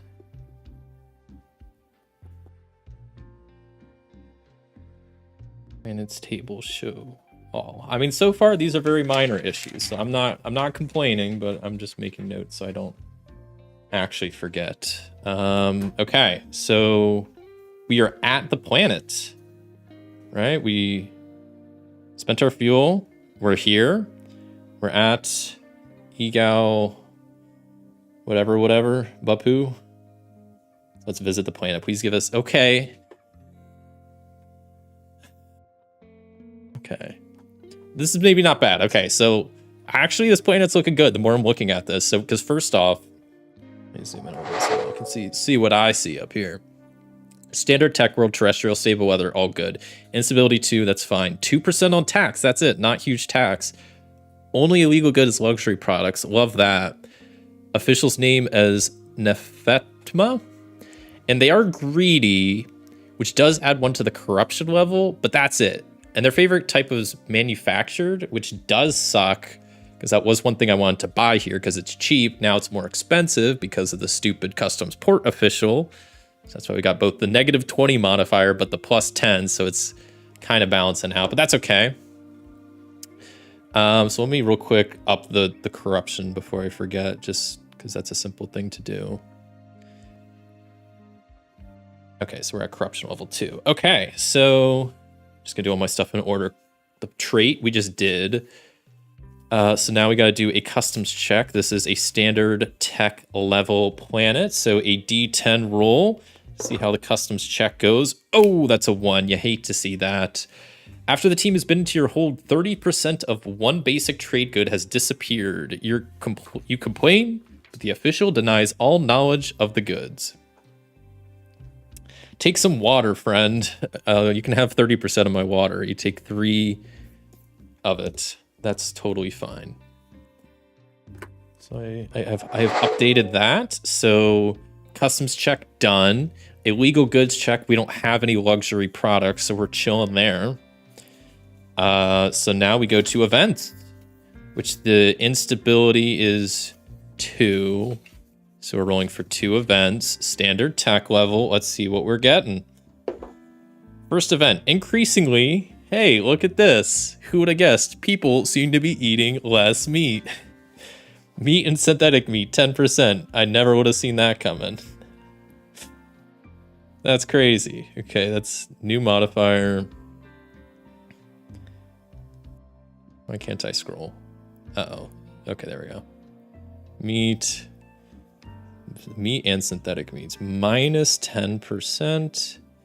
Oh, that's the other thing. I need to make this source in a selector box. Because that's not good. That it's actually not.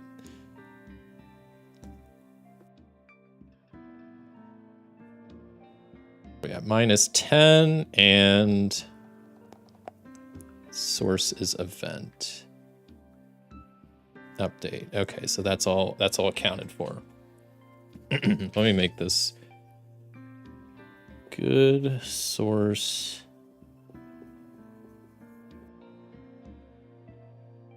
Select. There we go. All right. See, we're bug testing in real time. That's how this works. Okay, so events done. One of them. We haven't done the other one. 10. Uh-oh. Bans on alcohol and drugs in some countries have caused prices to rise. So all alcohol and narcotics are at plus 20%. So let me, those are, so alcohol. Oh, the playlist is over. We're sitting in silence. The voices. I can hear them. Alcohol. What's the other one? Narcotics, right? Also 20% increase. Okay, let me fix this and then I'll turn the music back on. Update. Okay. Lots of stuff changing around, but I think that's it. So we've done the CPO trait, did the customs, illegal good checks, didn't have to worry about events, 2 of them done. We're on to the buy-sell phase. Whew, we are smoking through this. Let me quickly turn the music back on so we're not sitting in silence.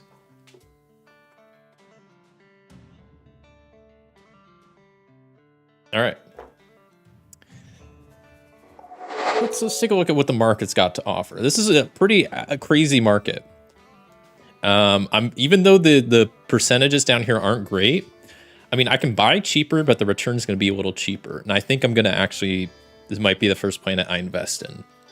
Look at these market prices. I mean, meat is crazy cheap, which I have 10 of. And right now it seems like I don't want to sell that here because it's super cheap here. Water I have 7 of. That also is fairly cheap. I'm not going to really get anything from that. Synthetic meat. Where's synthetic meat? Synthetic meat's down here. Selling that for 19. I maybe should have sold that from when I could have at 23, and now it's down to 19. 90% the original cost. And then gases. Okay, where's gases? Gas is down here, selling for 24. What did I buy it for? That's the other thing I want to... There's a lot of things I want to add to this. I mean, I think one of the next things for the site I want to add is the ability that you can click on this and then click buy and sell, and it would just figure out like the calculation for your credits and add it to your ship's cargo. But I also wanted to add like a trade log that I could go back and look at and be like, okay, on this planet, I bought this good for this price, and I bought this many. So I can go back and see like, okay, well this, the 7 water I have, I bought at this price, so what would I need to sell it for? I think that would be kind of a nice thing to have that I'll add at some point. I have a lot of ideas for this, and like I said, this is a week's worth of work, and I've spent a lot of time on the last week for on it, but I'm pretty happy with it so far. It seems to be working so far so good. So narcotics are really expensive, alcohol is really expensive. So this could be a good place. And what's nice is neither are illegal. Like narcotics are selling for 120%, 159, alcohol 42. It's the number, it's the Hitchhiker's Guide for the Galaxy number. That's crazy. Yeah, some of these prices, like I feel like meat I need to buy up, it's selling for 60%. And then we just try to go to places that don't have a lot of food and just sell a crazy amount of food. But I also want to invest. So let me look at some of the investments. You do that during the last, that's like the very last thing to do before leaving a planet.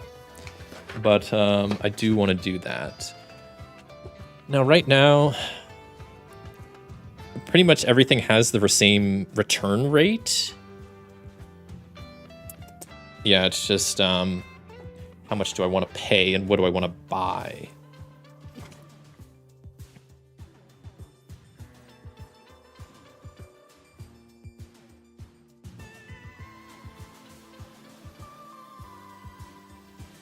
This is an unstable market, so that's why it's -3%. And then, why is it -5% price? Oh, because it's, yeah, minus, okay, it's -5 and then -10 and 10, okay. Oh, that's right, so,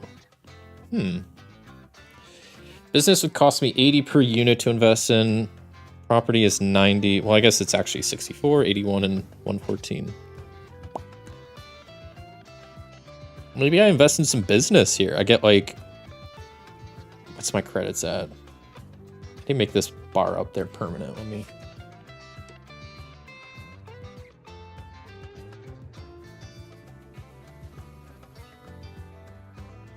Nice that other like top bar I have is static.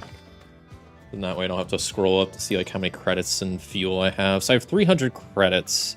I want to buy a lot of stuff here. I want to buy fuel for sure. How much fuel am I at again? I'm at like 50? No, 30? 30. So I have 320. If I spend 50 on fuel, it puts me down to 270. Let's say I spend 70 on, so I can spend like 200 on, I could buy like 3 business properties. That would cost me like 192. That'd be pretty good.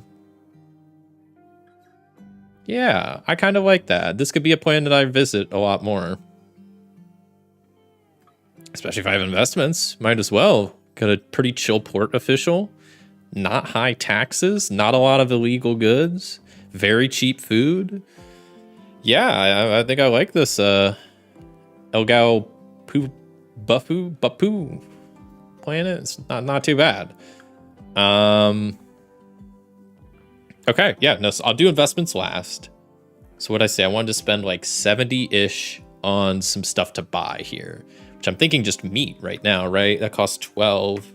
So how much could I get? Like 6?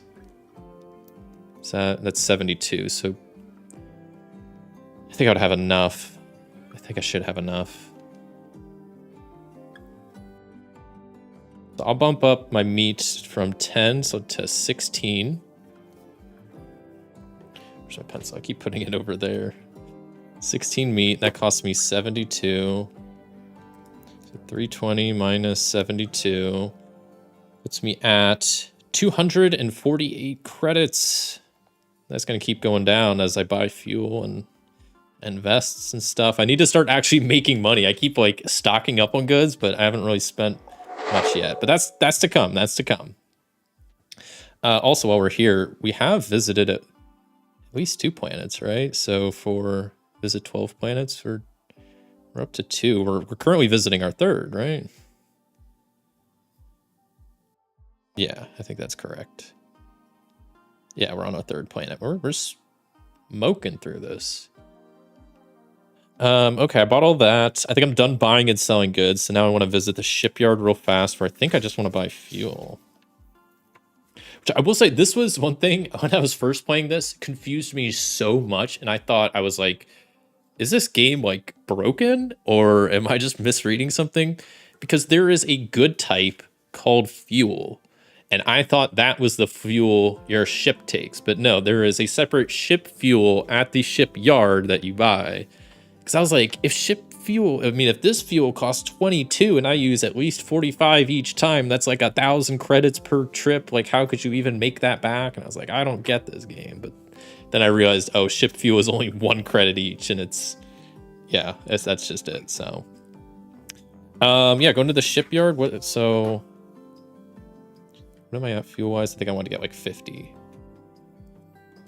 So yeah, 248 minus 50. It's like what, 198? Okay. So that credits will be up to, or down to, I guess, 198. Update, and then ship. We're up to 80 fuel now. So not quite full, but basically I'm not getting a flume cell this time. So we're gonna be down to 1, but that's okay. So shipyard, I'm done at. We now go to the entertainment district real fast. See what's going on here. Maybe I'll spend more money on drinks. Say standard tech world, D10 roll. That's an 8, that's probably good. There is a disturbance in one of the discotheques. You watch and realize someone's running a scam on an unsuspecting trader. You call it out, and the scammers scatter. The trader thanks you, and you chat about past experiences all night. I gain 2 barter points. Nice. Barter points, I'm up to 3. That barter points mainly come into play in the shipyard. You can get discounts. Reputation comes into play for the entertainment district. The other points are pilot points, and I actually don't really know when those come into play. I think just during events, but I've never actually encountered a situation where I'm like, I need pilot points for something. Okay, so before we leave this planet, I'm going to make some investments. I have, let me make sure I did my math right, 198 credits. I think I wanted to buy 6 businesses. Times 3 is 192. That's going to leave me with 6 credits. And that's it. I don't know where I'm going to mark my investments. I'll just write them up here.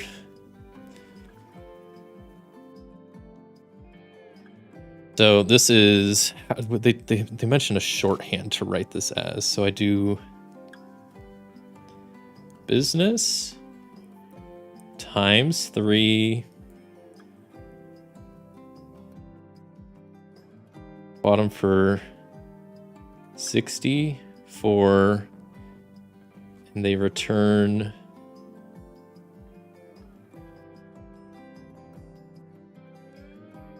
20. Wait, no, wait, something's not right here.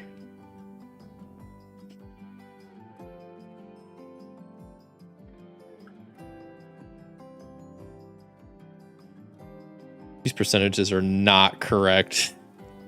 Hold up. These percentages are not correct.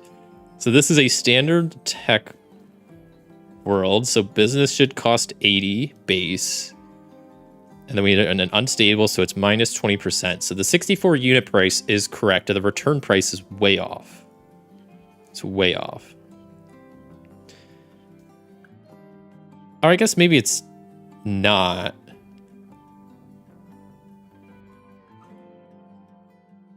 Something's still not right. So I think I kind of did this weird return percentage. I put 127 as in you get 27%. Like I don't know what I was thinking when I put 127. I think I did it as like the baseline. It's 100%. So 127. Okay, that was. But then it's an unstable economy. Is that what we're in? We're in an uncertain economy. Right. So uncertain is minus 3%. So it should be 24%. So I'm just going to write that down. That's what it should be. So 64 times 0.24. But then I have 3 shares. So basically each time I visit this planet now, I will get 46 credits because of my investment. Not bad. Not bad. And that costed me what, like 160 something? So I'd have to revisit here a lot, but I think that's good because like I said, I want to do that. They have really good prices here. They got pretty chill taxes, like nice port official, not a lot of illegal goods. Like this is a place I want to invest in.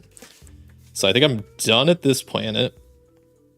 I can't return here till I've visited 2 other planets. That's the other thing I want to do real fast. Maybe just like right in the center here. Make a log of the planets I've been to, just so I remember. So let me sort this. So first I went to, because just so I know, but then also because it's something you kind of need to track. So second, I was at Pothil. This is my 3rd planet, which is, I can't see because the data table is hiding it. Ego.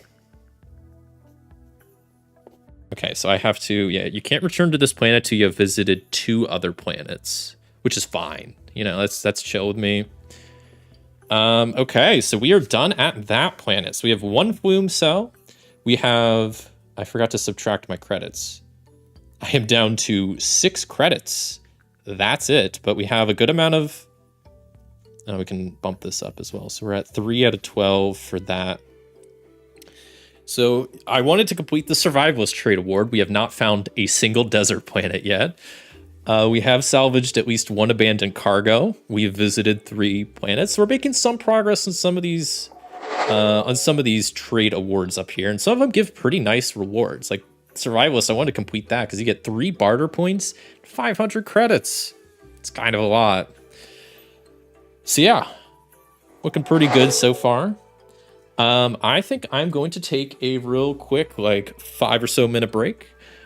You all welcome to do the same at home. You know, stand up, stretch, get some water, go to the bathroom, all that good stuff. And yeah, I'll be back here in like a couple of minutes.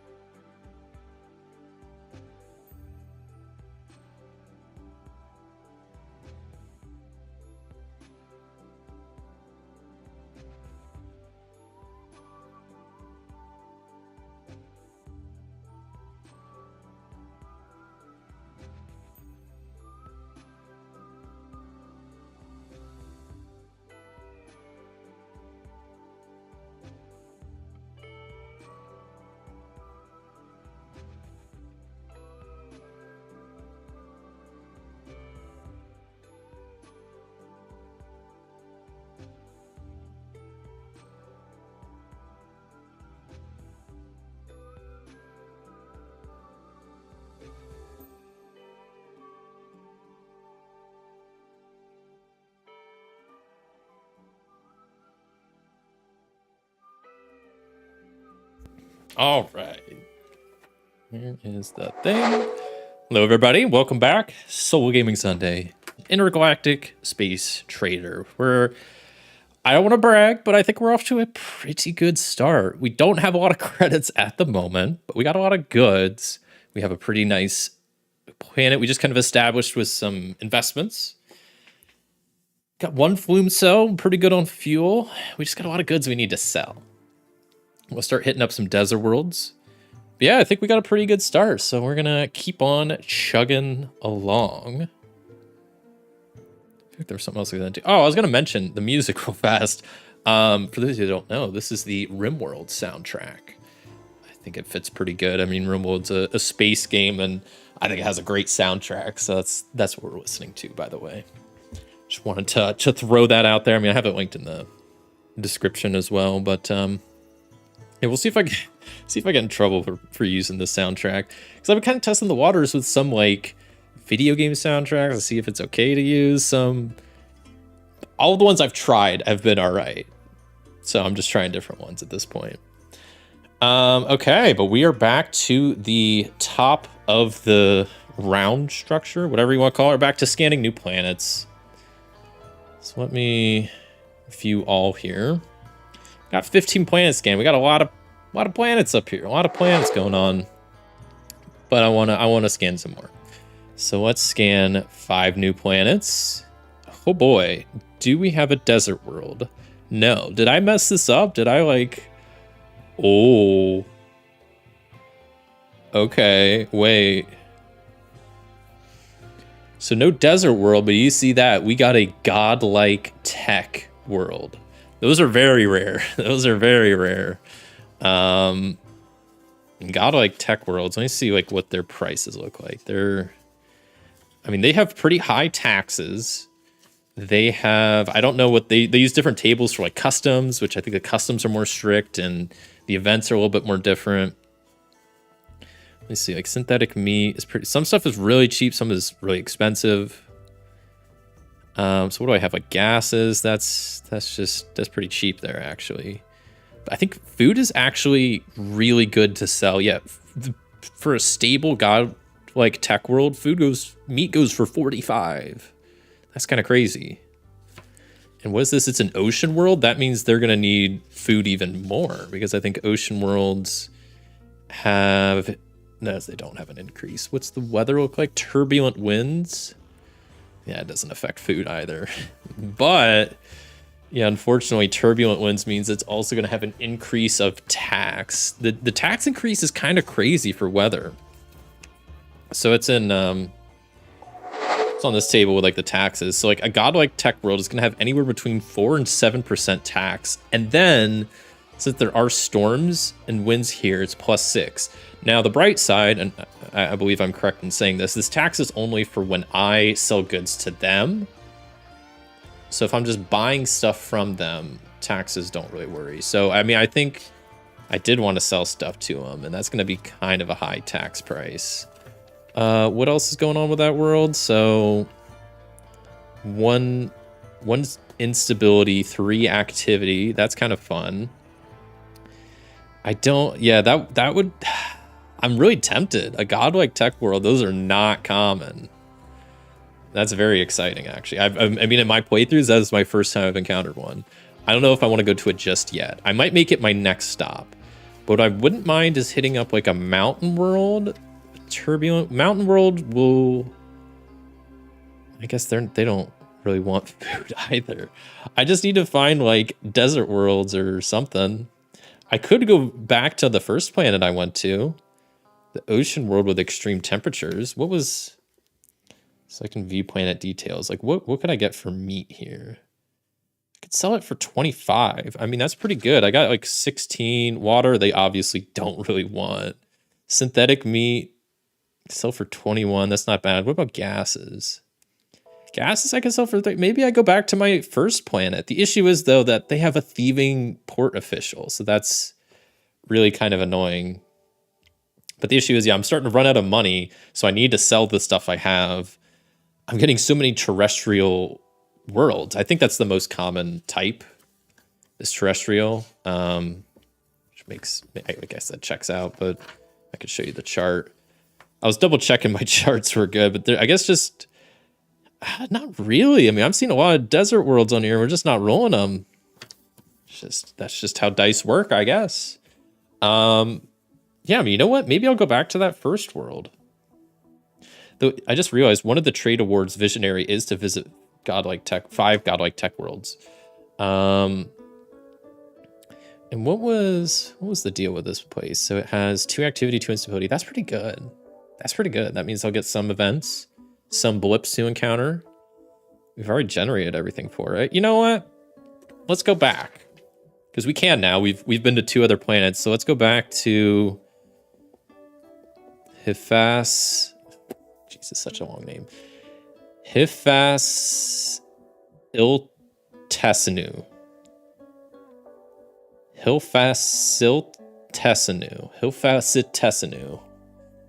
So how generating names work, and this is something I kind of came up with. Well, not okay. So like obviously there's a way to do it in the game, and it says roll between 2 and 6 times on this table. So I came up with a little like formula where it's like it rolls a D100, and that's like a percentage to see how many times it rolls. So I think it's like a 60% chance it rolls 2 times, and then a 10% chance it rolls like 3 or something. So it's very small odds that it rolls 6 times, but it seems like we're getting a lot of crazy names here, which is fine. You know, they're wacky planets. That's totally fine. But yeah, I say let's go revisit this planet. So I'm gonna punch that into my GPS, spend a flume cell, and go through the system gate to Hilfacetesinu. I'm just gonna write it as Hilfas, just for short. Fuel starting out for this journey is 80, so we're sitting real good on fuel. But not very good on credits. We have 6. That's it. So we gotta make some money here, or else we're not gonna be in for a good time. I'm gonna go into debt, and then it just spirals after that. So 4 and 8. It's at location 4. So the planet is located right there.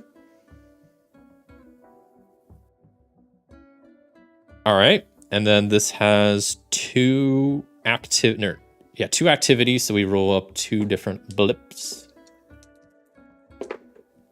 So we got 9 and 3, which gives us spot 8D. Way over there. I don't know if I'm going to go all the way over there. I don't know if that's worth it. That's pretty far out of the way. Next up, we get 12, 9, 8C. Both of these are so far out of my way. Wait.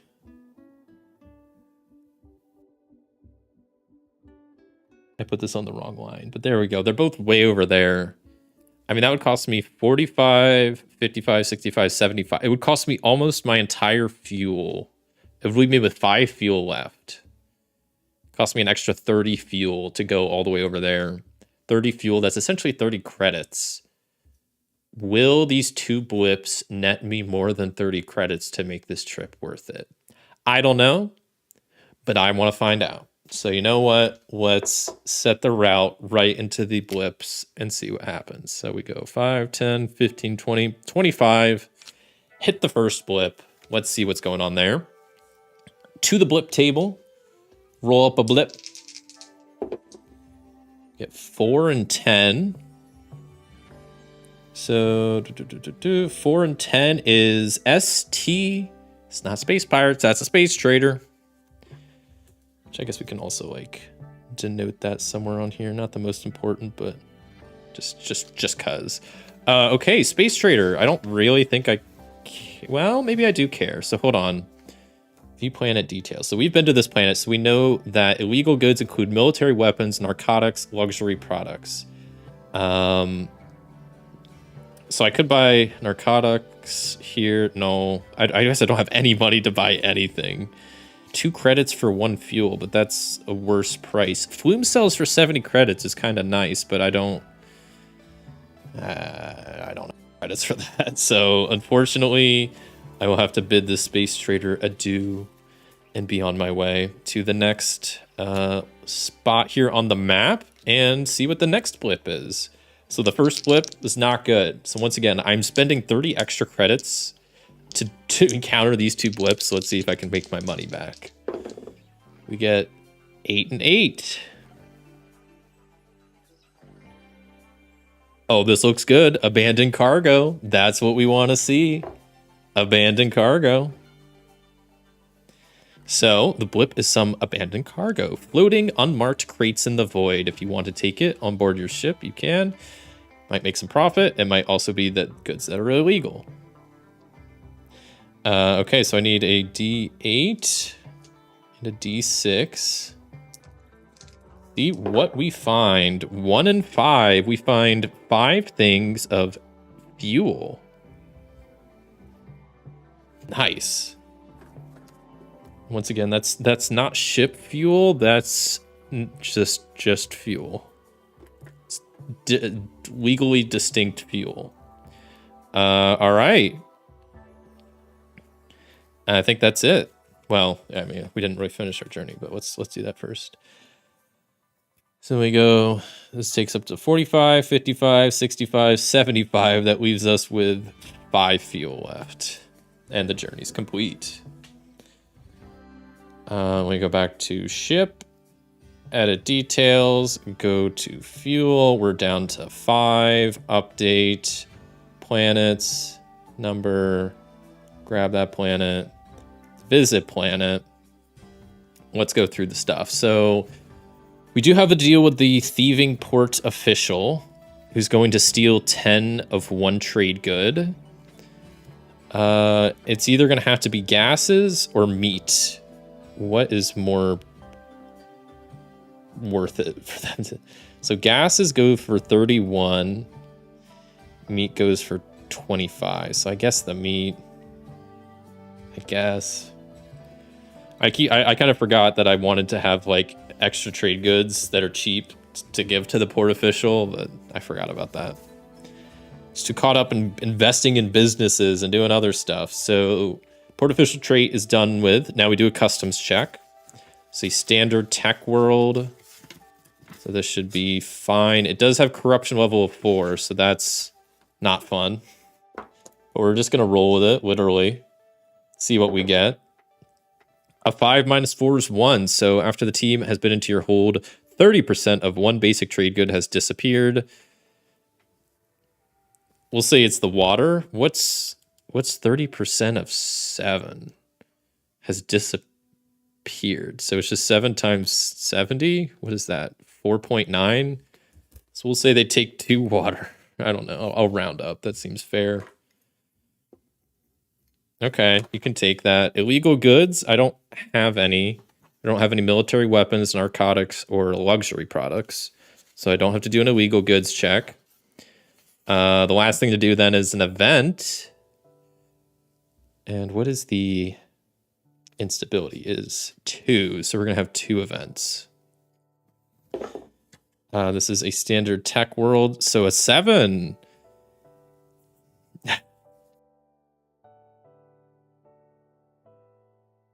So a mass vegetarian movement has swept the land, bringing down the prices of meat. So meat and synthetic meat minus 10%. So there's actually not even a 1 in 10 chance, Dallas. There is a 2 in 10 chance that your whole planet can become vegetarians.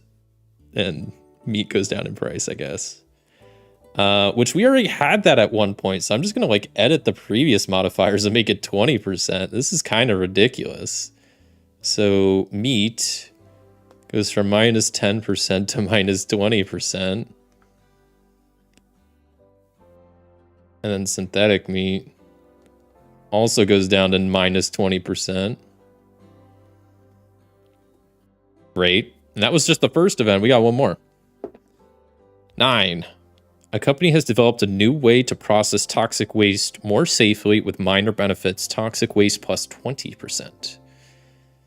Yeah, I don't think... Oh, we're already at minus 50, so I mean, I'll make it a separate modifier. So that's just for a good. That's for toxic waste. That's plus 20. That's kind of nice, because toxic waste really seems like an absolutely useless product. So it's nice that we can maybe sell it somewhere and get something from it. So these are all of our updated modifiers. There's a lot of modifiers going on. That's why it's really nice having a site for figuring out all this math. Yeah, toxic waste is selling for 4, which isn't crazy, but it's a decent chunk. Okay. Events are done, so yeah, now we can get into the buy and selling of goods. Let me go by the number here. So I have 6 meat. Meat, it seems like, would be... It's actually still decent to sell here for 24. I should find something cheap and buy a bunch of it to keep on hand also. 24. So yeah, let's sell the meat. Yeah, let's do it. So 24 times 6, that nets me 144. I also haven't been keeping a great eye on my cargo space, but I think I haven't been super close. So 144 plus, what is my 6? So I'm at 150 credits. We're coming back slowly. At least got enough to like stock up on fuel and buy another flume cell, which is good. So, okay, we got rid of the meat. Water, I think I want to hold on until we actually find a desert world. What's really cheap? If water's cheap, though, I might stock up on a little bit more. Water actually is a little expensive. It's 13. There's 12. No, it's 13. Yeah. Where was synthetic meat? 18. Yeah, I don't know if I want to sell it that cheap. But gases, I think, are selling at a good price, right? Gases are selling for 31. And I have 10 of them. I'm going to sell them. So that's just, what, 310? I'll take it.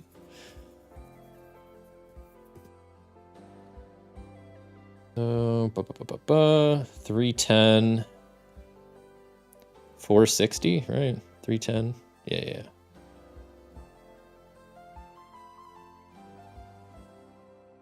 Do that, put that down. Update. Boom. Okay. Oops, current planet. We also got fuel. Where's the fuel prices looking like? It sells for 25. I mean, that's... I might as well sell it. That's just gonna get me an extra 125 just to get it out of my inventory.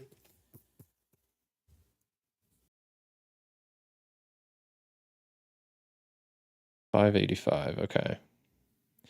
See, look at that. We went from like 6 credits to 585 credits just by making some smart sales out here. Okay, so we still have water, which is good. We sold everything I want to sell. Synthetic meats I'm going to hold on to till I see a better bargain. Because I bought them from what? Like that Space Trader? I bought them in bulk. I've just been holding on to them. Okay. Let me look here. Like I said, I think I want to buy more cheap stuff. What's that? Material? Maybe I buy a bunch of material. That only costs 5. And I could buy like a bunch of that just to have it on hand. Not even to sell, just as like a buffer for if people keep trying to steal my stuff, I'll have them steal that. Honestly, yeah, I'm going to buy 20 material. That would cost me 100. And I think I'll keep that in my ship literally as a way to like have something to bribe the officials and customs and anything else. So puts me at what, 485? Yeah, I kind of mentioned this earlier, but I think one of the next main things I want to add to this is a way that just on this page with the market goods, I can like click on a good, click buy, enter the quantity, and then click like enter, and then it will just automatically subtract the credits and then add it to my ship. Like that inventory management is like the next thing I want to add, but that's a pretty big undertaking, and I just didn't have enough time to do that before today. So we got materials. Got 485 credits still, which is good. What else is cheap? I'm gonna also look back real fast. Planets. Let's go to the ones I have. Okay, I can't sort by have visited. I need to change that. Should be able to.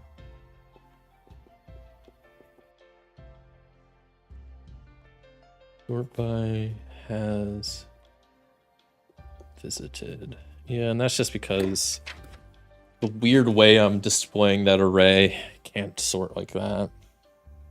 That's fine. We'll just sort by the numbers. So what I want to look at is also, it was that last planet I just bought that. I should have wrote where I bought these investments at. That's kind of important, but I think it was Egal or Eelgal.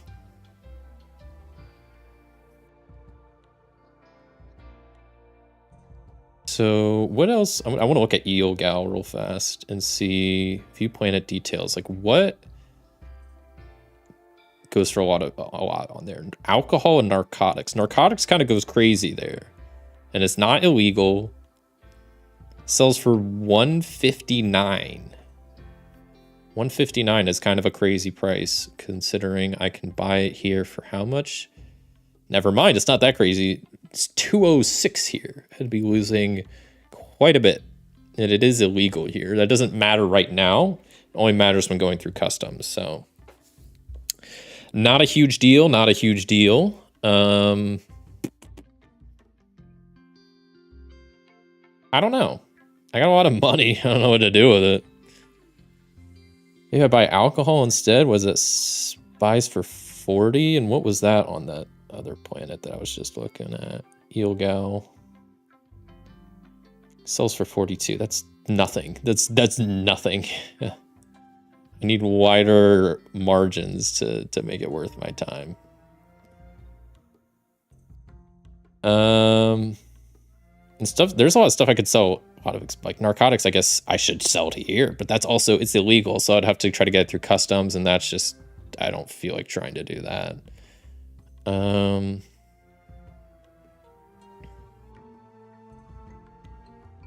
I mean, I guess what was the other thing I still have? Synthetic meats. What was the deal with that? Does that not sell? Oh yeah, it is expensive because it's synthetic. It's not food. Damn. I was like, what food sells for a lot? And yeah, it does, but not synthetic food, I guess. Okay. Well, I don't know. Maybe I just don't buy a lot here. Because I got materials, got water. I just maybe will stock up on fuel and flume cells and then just go crazy at the next planet. Sounds good to me. I'm kind of content. I could maybe what's the investment situation here? Looks pretty mid. Looks pretty mid. I need to update. I'm gonna fix that too. The market good return percentages don't seem quite right. I think they are maybe okay, but I just wrote them really weird. Definitely a bit of a work in progress, so you know. I'll fix the bugs as I go. Yeah, I don't know. I think I'm pretty good on this planet. I mean, nothing else I really want to buy. I mean, I could buy toxic waste, but that's not even worth it. I could buy more synthetic meat, add it to my collection. What's the water situation? I could buy it for 13. Maybe I do stock up on a little bit more water. So water goes for 13. What would it cost me to get 15? 195. What's my credit situation? 485. Yeah, that's chill. Let me bump up my water supply to 20. Really banking on finding a desert world. So 195 is how many credits I'm spending. That puts me down to 290 credits. 290. There we go. Whoops, planets. There we go. Okay. Glad to see you playing this. It's a Euro as RPG. Well, there, Nathaniel. Yeah, no, I'm having a lot of fun playing this. It's a very, very fun game. Yeah, I don't know if you heard earlier, but I made a little website that's what I'm using on my iPad here to help facilitate the game, mainly for the planet generation and the market generation, just because it's kind of a lot of upkeep to like write the tables and then manage all the modifiers and crunch all the numbers. So I made a little site that I've been working on the last week that kind of does it all for you. Still work in progress, but so I've been writing down the bugs as I go. Hello there, Tankun. Welcome on in. I think I did that, so I'm good here. I think I'm done buying stuff for now. I do want to next go by the shipyard and buy some stuff there, mainly fuel and flume cells. I need both pretty bad. Considering I'm out of flume cells, I need to at least buy 2. And then fuel, I'll buy 80. That'll max out my fuel and leave me with 10 credits. So leave me with 10 credits. I got 2 flume cells and I'll be at ship. I'll be at maxed fuel. I mean, that's fine. I don't need a lot of credits on hand, so I'm okay with that. I'll live, I think. Shipyard, we're good. We can go by the entertainment district. Just as a standard tech world. I do have a decent amount of reputation points, and you can spend up to reputation points to adjust the roll upwards. I must designate the points before I roll.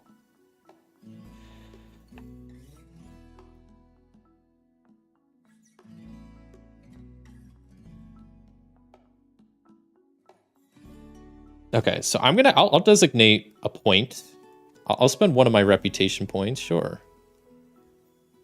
I probably want to save them for like whenever I go to that godlike tech world, just so I get some cool events, but standard event and I add +1 to this roll. So that's a 9. I find a pilot training center and are lucky enough to pilot spaceships. It's exhilarating, fun, and a great experience. Gain 2 pilot points. Like I said, I need to skip through the rules. I don't know what pilot points are for. I don't know if it's some event or maybe it's something with the shipyard. I know barter points are for the shipyard, but I still don't really know where pilot points come into play. I feel like it's some event with like the space trader or the space pirates or something, but I don't know. Investments I'm going to skip. So that's it for this planet. We're back into space. Let me go back to my captain's log real fast. Visit and trade at 12 planets. Technically, that we revisited that planet, so that's not a new one. We haven't done that. No, we have salvaged another cargo, so we can update that we're at 2 out of 9 for that. I really need to fix those percentages. Those are they need rounded. That's kind of crazy. Okay, so we are back to the top of the phase. We get to scan some new planets. Right now we got 20 planets to choose from. Not a single desert planet. I wanted to make it a goal to go to desert planets. I haven't rolled a single one. Let's see if we can get one. So let's scan 5 new planets. We got a desert planet. And it has turbulent winds. I don't know if that's good. Look at its name. The name is Neeneel. Neeneel. It's Neeneeeel. Neeneel. That's a pretty great name. Yeah, we're going to Neeneel. So I'm locking that in. I'm going to the desert world. I'm loaded up on water. I'm gonna make a splash there. I'm gonna make a fortune. So I'll spend my 1 flume cell. Let me do the entering a star system now. Boom. So journey 2. Oops. That's not an N. Neen-eel. So 4 E's. Current fuel, we are maxed out. All right, so that's the wrong book. We're in book number 2. Let's first get the planet location, rolling our classic D4 and D12. 4 and 10. Okay, so 4, 10. It's at spot number 3. So Neil. It's way over here. Little, not super centered, but you get the point. Okay, so that's where the planet is. Neil has... See, this is activity of 1. So that means just one blip. One blip. So 1 and 4. It's on spot 7E.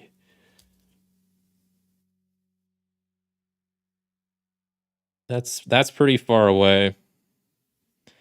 I don't know if it's worth going to all the way over there just to go to that. I don't think so. I think I'm just going to do a straight shot. Let's see, 5, 10, 15, 20, 25, 30, 35, 40, 45. And that'll leave me with 40 fuel. Not bad. I don't want to mess with those blips right now. So I go to ship, down to 40 fuel, update, planets, number. Yeah, I really need to fix this. Items per page is starting to annoy me. I'll do some updates to this soon. Okay, so Neil, we have traveled to, we're in the star system. So now we're on to the planet phase. So we got to do first time generation. Okay, we got an uncertain economy. What else we got? Illegal goods, only narcotics, 2% tax on sold trade goods. Not bad. Corruption level 1 on the port official. I love that.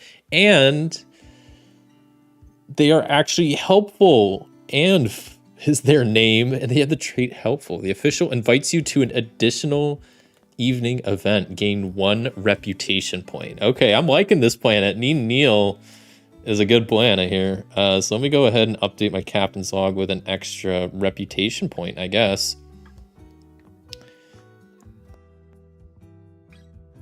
And let's do some of the other initial stuff. So we did CPO trait, done. So now we got to do customs. This is a basic tech world, so should hopefully be a pretty straightforward customs rule. Famous last words. There is a corruption level of 1, so we do a -1 to the roll. We get 9, -1 is 8. It says you chat with the official, and he says all checks out, so you can proceed. Gained 1 barter point. Man, we're getting points for days. I'm up to 4 barter points. That's pretty good. That'll help get some ship upgrades. So customs were clear. Illegal good checks. We don't have any narcotics, so we're good there. Events, they have an instability of 3. So we got to roll 3 events. This is going to be a little crazy.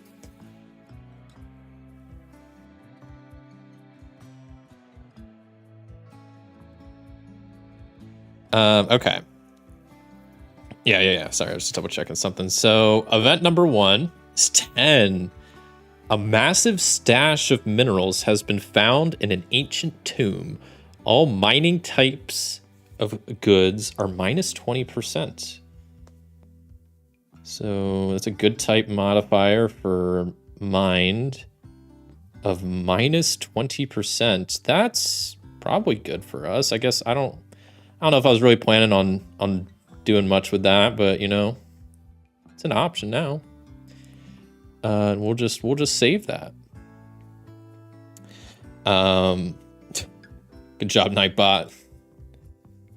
All right, so that was first event, and this instability of 3, so we got to keep going. Next is 8. It is clear a criminal underworld has established itself. Narcotics and military weapons at +10%.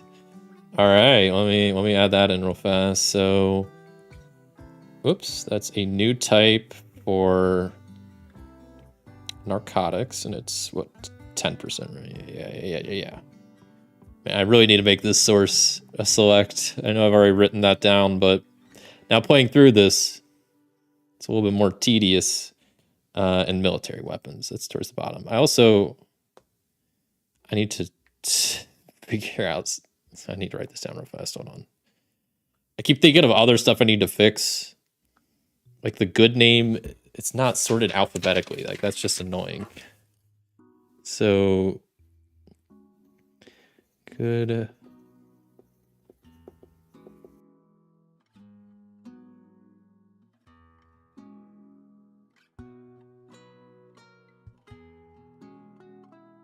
Okay. Oh, I'll get to those later. Okay, so military weapons, narcotics both get +10. That was the second event, so we have one more event to do. Pretty crazy events. An 8 again. So if it's a reroll, or if it's the same, you reroll. A 9. So we've had 8, 9, and 10. So farming across the northern continent is booming despite the market state. There is a surplus. All food is -20%. I guess that's not the end of the world. That's not the end of the world, but so that's a good type modifier for food of -20%. Source. We're going to erase that. Right event, because that does matter.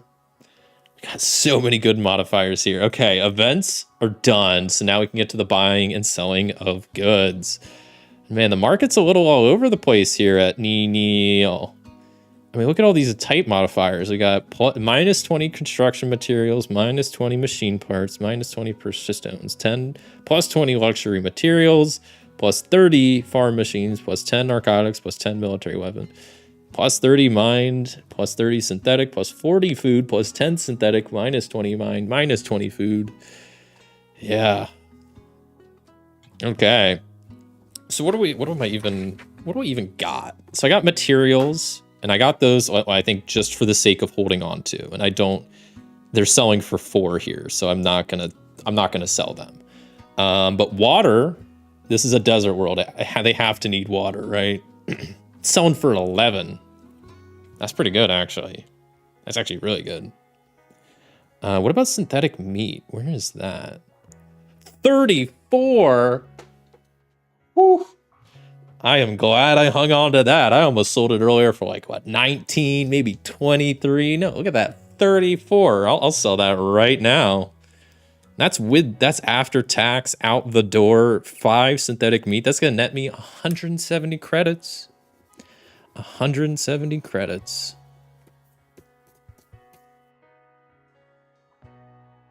What am I at right now? So that brings me up to 180.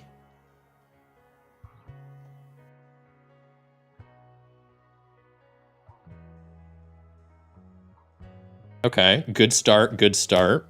I think I probably want to sell all my water, right? I mean, it's selling for 11. I got 20 of it. And that's me 220. What does that put me up? 400? Yeah, okay. I'll take it. 400 credits. That's pretty good.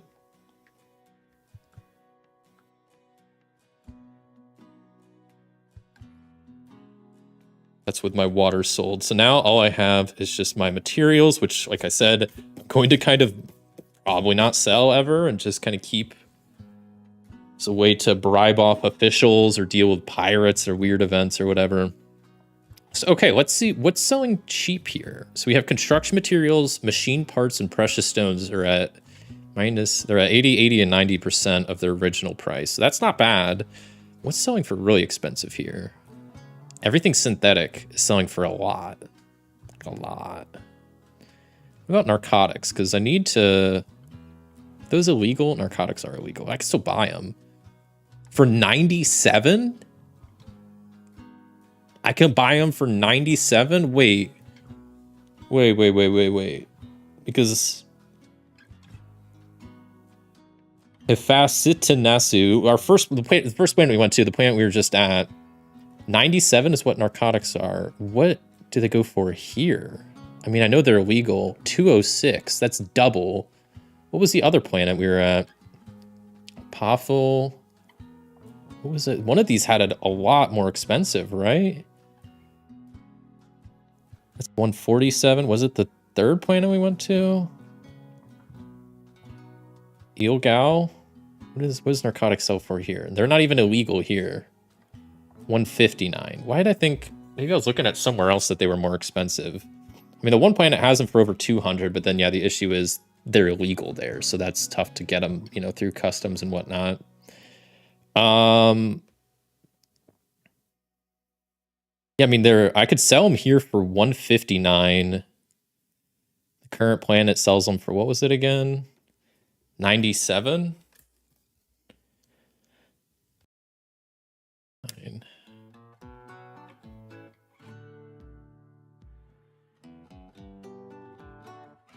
I love this song. So that's like 60% extra I could make on that. I mean, that's pretty good. That's pretty good. If I could just buy a boatload of narcotics, that's one way I can make money. But the issue is, I mean, on Neil, they're still kind of expensive. I guess they're only at 110%, so that's not awful. And what's the economy here? It's uncertain. Okay. So that means investments aren't the best, but I feel like this is a world I'm going to be returning to a lot. So I might invest in something. I don't know what, but...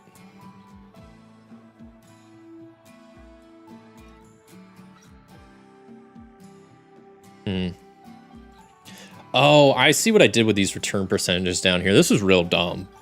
So, yeah, this is a weird way I did this. I have it written down. I need to redo that. Yeah, okay. I'm seeing my mistake now. Yeah, I don't know. Maybe I do buy something like...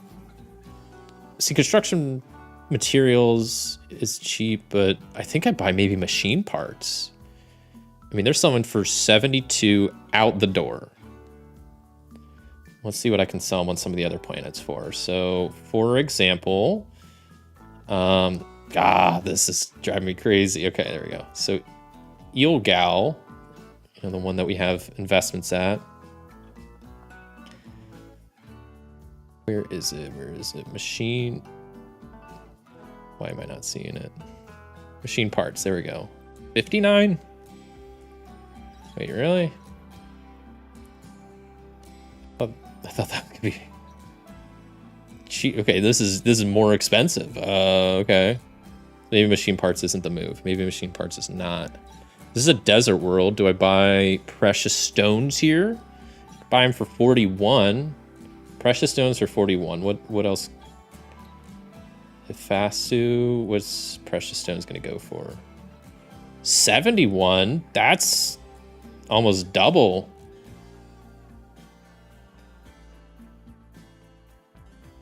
$59, 59, that's not bad. Let me look at the last egal. What does precious stones go for there? 53, that's not even worth looking at. I can't even spend my time thinking about that, but okay. So precious stones I could buy and sell elsewhere. I guess let me double check what sells for a ton here, because I need to come back here and sell stuff at some point. So pretty much anything synthetic kind of goes crazy here. Like fuel, farm machines, medical supplies. That's a big one too. Wait, is medical supplies synthetic? That should be under the medical category. Oops. Who did that? That's not supposed to be like that. Wait. Let me double check something. Yeah. That should be under the medical category. There's not many under the medicals. That's...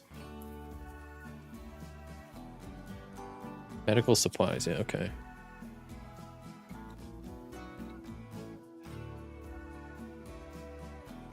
I call this the Yayo song because of this part. It's not the name of the actual song. It's called Alignment, but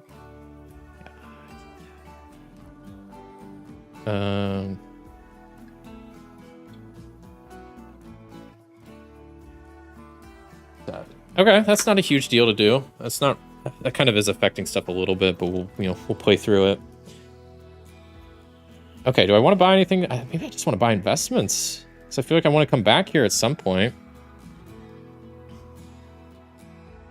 Nothing super cheap. Precious stones, maybe? I might buy a few. Like 5. Cost me 41. That'd be like 200 credits. What am I at credits-wise? 400. Need to buy some fuel. Maybe some investments. I don't think I need to. I'm good on flume cells. So yeah, maybe I will buy like 5 precious stones. That's what, like 205? At exactly 400. That leaves me with 195. I like it. We'll go with it.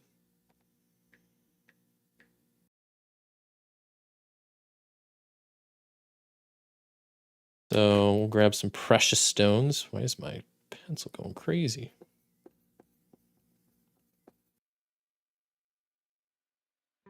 So have 5 material. Cargo is only half full, so we're good there. I don't think I want to buy anything else, so we'll stop there for the buying phase. Ship upgrades. I don't really have enough to afford much of anything. I'm going to pass on fuel cells, but I will stock up, or the flume cells, but I will stock up on fuel. I'll spend 40. To put me up to, I will spend 45. Just to put me at nice 150. And max my fuel out. At 85. Because then 45, yeah, that puts me at 150 credits. Which is not bad. Good place to be. And I can use barter points there. So I can barter points. Every barter point I spend, reduce the price of an item 10% up to a maximum of 60%. So let me actually... You know, if I were to... For example, like some of these upgrades, like... You know, hidden hold costs 1,000 credits. But if I have 6 barter points, I can bump that down to reduce the price. I can make that like 400 credits. Because I can reduce it by 60%. That's pretty huge. Might have to consider that. Right now I have 4 barter points, so like once I get to 6, spend all of them to get some cool upgrade. But for now, we'll chill with what we got. We're still at 150 credits. Go back to the planet. We did the shipyard phase. We do the entertainment district now. We do have reputation points if we wanted to spend them. We got 3. I'll spend 1, sure. Like I said, I want to save some for... We go to like a godlike world, which we did find with the godlike tech, but... So I'll spend 1 point to add +1 to this roll. This is a basic tech world. So that's 4 + 1 is 5. So this says, there's a small display here showing the progress the planet has made. A person stands behind it. They approach. After a discussion, you feel you have a clearer understanding of the trade policies of the planet. Gain 1 barter point. There we go. We're 1 barter point closer to getting them sweet, sweet upgrades for our ship. So we'll upgrade that to 5 barter points and update. Bye, Thomas. Thanks for the stream. Appreciate you hopping by here, minor trader. Hope you have a good rest of your day. Oh, let's see if I can get Jonesy to say hi. Nope, she ran away. Well, I thought I could try to grab her real fast before she ran away. Okay, so that was entertainment districts. Finally, investments. And like I said, I think... Actually, I don't know if I'm going to invest in this. I might save my credits and invest somewhere else. So I think we're going to be done with that planet. But that was... Let's see. So that was our 5th planet we visited. Neil. And we can edit some few things here. So this is our first desert world. So we're got 1 out of 6 for the survivalist quest. Still haven't encountered any pirate ships. Abandoned cargo, we've found, I think, still 2. I think that's accurate. And this was our 4th planet. So we're at 4 out of 12 for that as well. So we're making progress. I wish these percentages around looked a little bit nicer, but hey, you can at least see we got some progress on some of these. Cool. All right. On to planet number 6. What are we doing on time? Yeah, 2.5 hours. Okay. I'll still probably play for at least another hour or so. I want to get a bit further in this. Right now, I feel like we got a good run going. I mean, this is the furthest I've played so far. I mean, I've only played a couple planets. That was especially before I had this site to help with the generation. So, yeah, we'll keep on persevering. I mean, we got a lot of planets right now. We got 25 scanned so far. What's nice is this is a data table, so you can like sort by technology first off. We do have 1 godlike, which I wouldn't mind visiting at some point. I probably want to get more. Maybe I'll do that, not this next planet, but 1 more, because I want to have a lot of money going into it to like buy stuff from or something. I also know, I think food is expensive on godlike technology worlds, especially an ocean world with turbulent winds. I feel like food prices are going to be pretty through the roof. So I might want to go somewhere that has really cheap food prices like Igal Bapu, and then, go back there. So let's scan 5 new planets.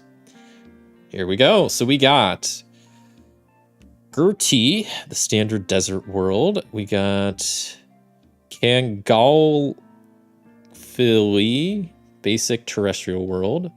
No desert worlds. No, we did get a desert world. Yeah, that first one was a desert world. We got a basic ice world, standard tech terrestrial world, a basic tech ocean world.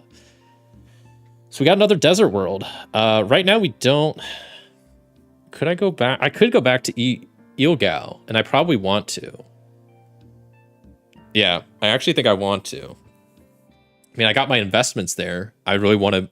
Basically, every 3 planets just should be Ilgal, something, something, Ilgal, something, something. So I still will scan it just because I like having more planets in my repertoire to go through. But we're going to go back to Ilgal.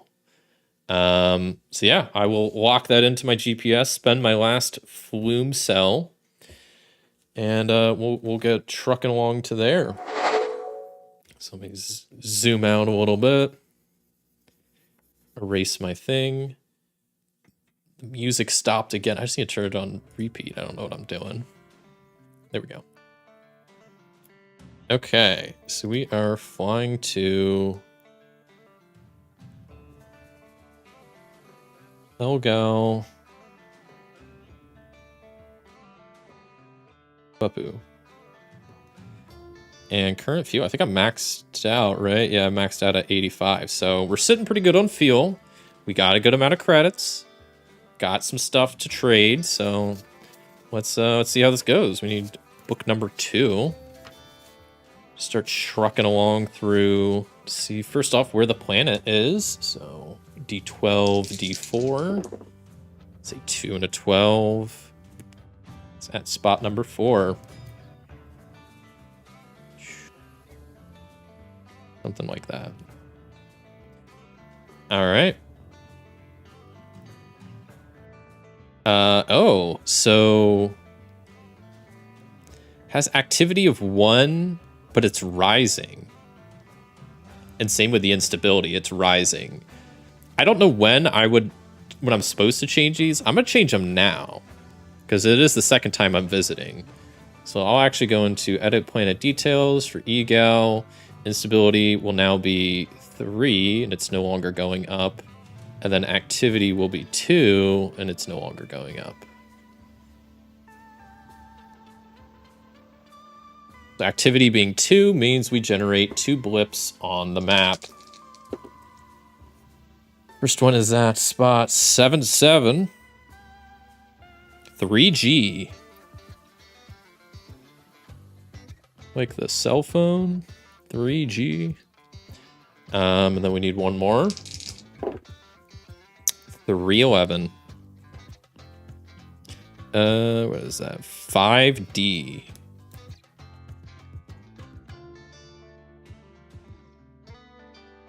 I mean, I could easily hit both of those blips and it would only cost me 10 extra fuel. 55 total.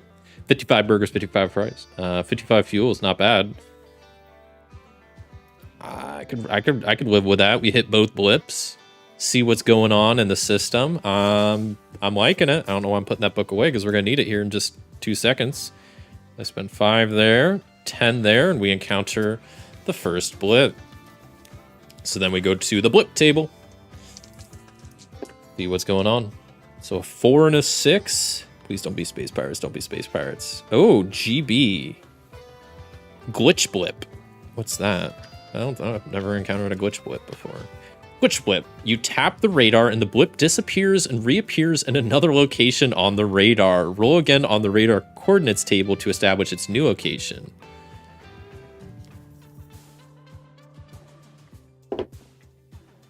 $10 and 2. So 4A. So the glitch blip, the glitch blipped. The blip glitched and went from this spot to up there, but that's still within our route, so that doesn't really change much. We go over. Think you should leave. You think I should leave? No, I'm just joking. Yeah, that's a great show.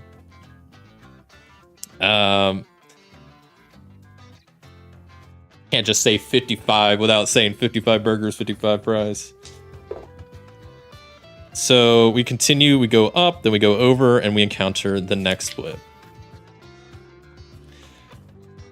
So let's see what the next blip is. Maybe it's another glitch blip. 12-1. DS. A derelict ship. We're getting some new stuff. This is exciting. Okay, derelict ship. The blip is a derelict ship floating in space. You can explore it or leave it to the next passerby. And you bet your butt I'm going to explore that. I flew, it wasn't really out of my way, but I flew here with the intention to explore. D8 plus a D6, so we get 1 and 5. L5M. Oh no. Okay, wait. Left. So I find 5M. Medical supplies. Not bad. Just on a derelict ship. Hey, I'll take it.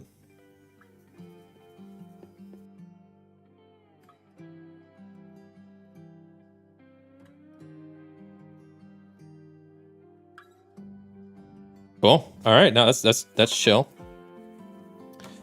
So then that was that blip, and then we just continue straight forward, and then we'll hit the third blip, but which is the first blip that was actually the glitched blip, and who knows, it could be another glitched blip. But let's see.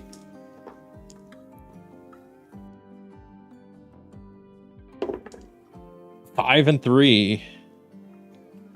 AC, abandoned cargo. Man, we are just hitting all of the good events out here. Abandoned cargo. I'll definitely see what's with the abandoned cargo. 7 and 2. 30 GA. What's GA? Gases? Grains. Gases. 30 gases? I don't have the room for all that.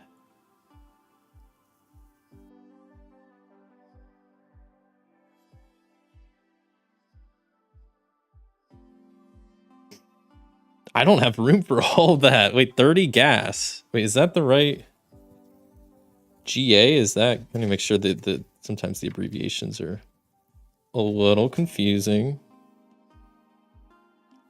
Yeah, I think grains is G. I'm just going off of the order they have it listed. So 30 gases, but it says I can't dump it.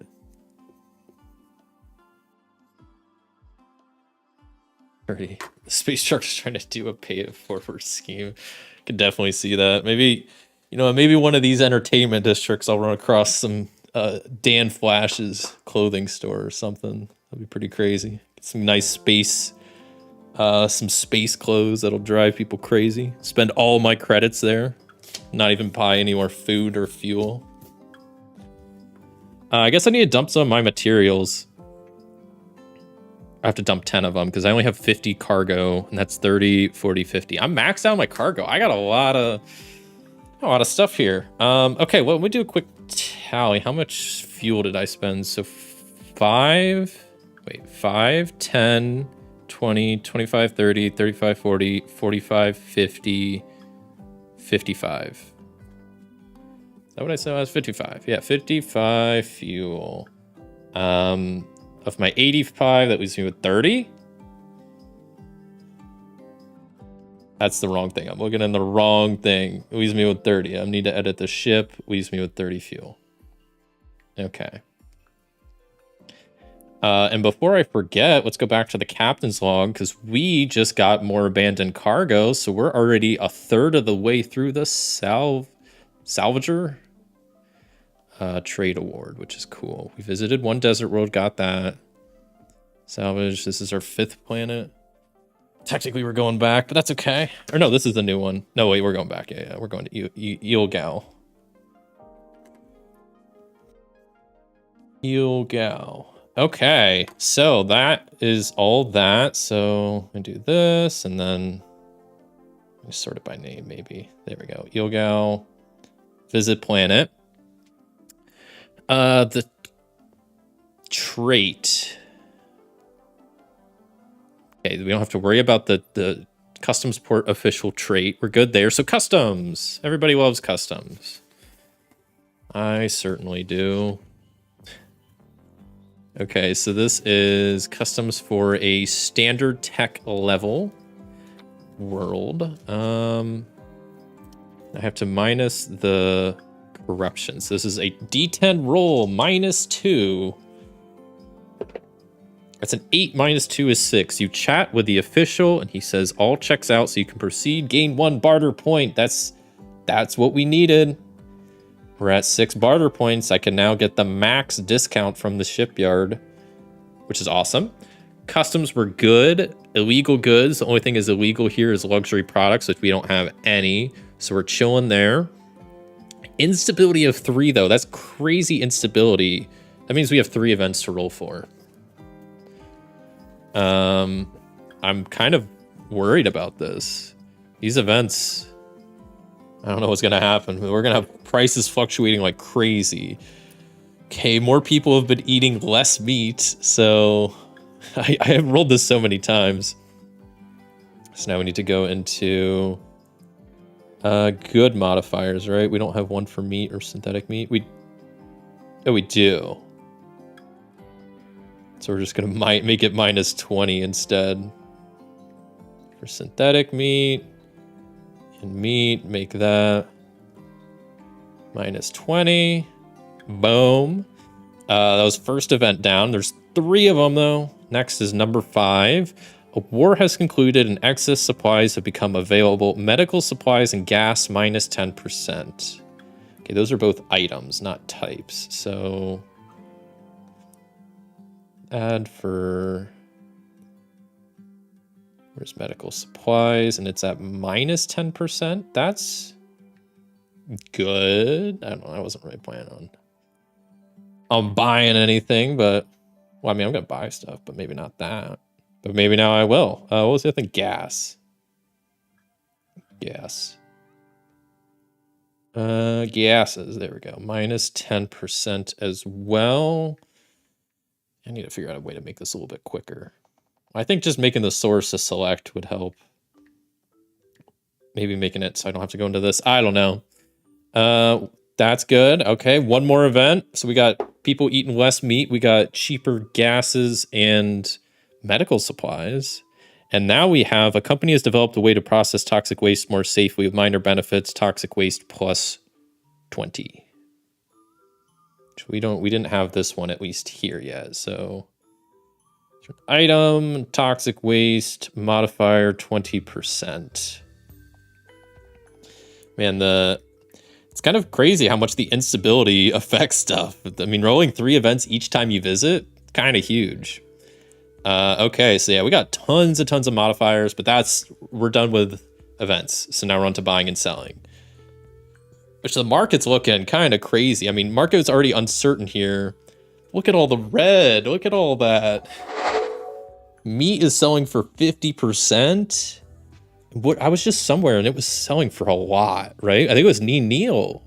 Food prices were crazy, and food prices are crazy cheap here. So I should really stock up here. I mean, I can do a real quick price comparison. Go back to planets. Gosh, I need to change this one. That thing is annoying. Neil. What is like meat? Sells for 22.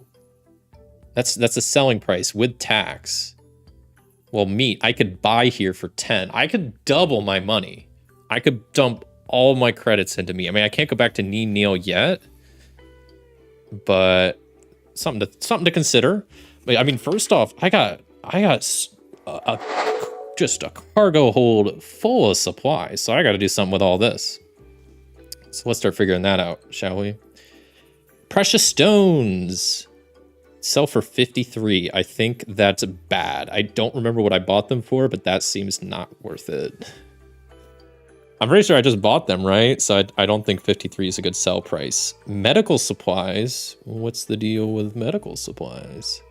Synthetic. I could sell for 107. It's not bad. What about gases? For 22. I have 30 of them, though. I picked up 30 gases. That's a crazy amount of gases just to find on whatever that was. Abandoned cargo, a derelict ship, something like that. 30 times, what was it, 22? I mean, that's 600 credits I could get from just selling all that gas I picked up. That's kind of a crazy amount of money, right? Like, come on.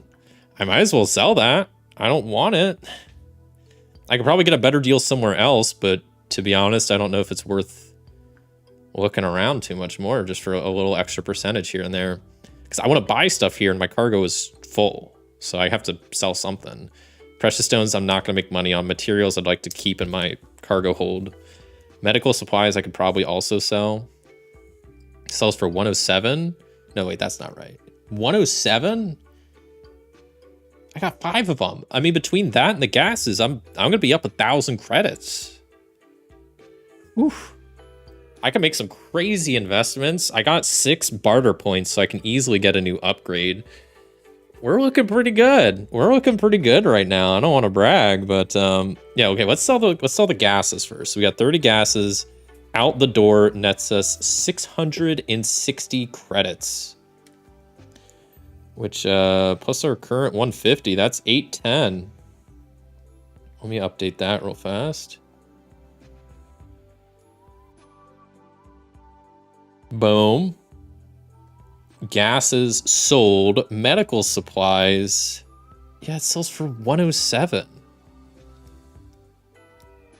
I have 5 of them, so that's an extra 535 credits. plus our 810. That puts us at 1345 credits. I didn't know you could get into the quadruple digits. Didn't even know that was possible in this game.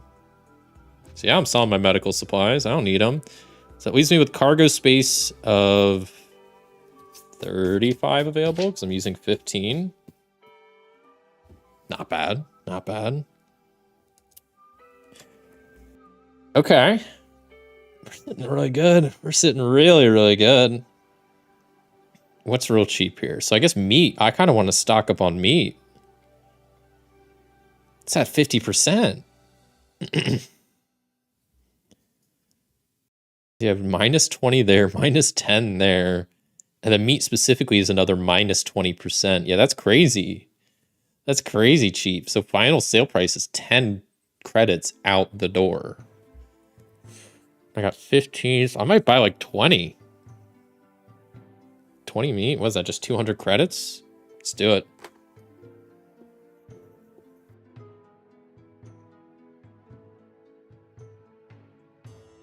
So 200 credits, that puts me at what, 1145? That's still pretty good. I'm over 1,000 credits. I mean, come on. All right. So where am I going to go next?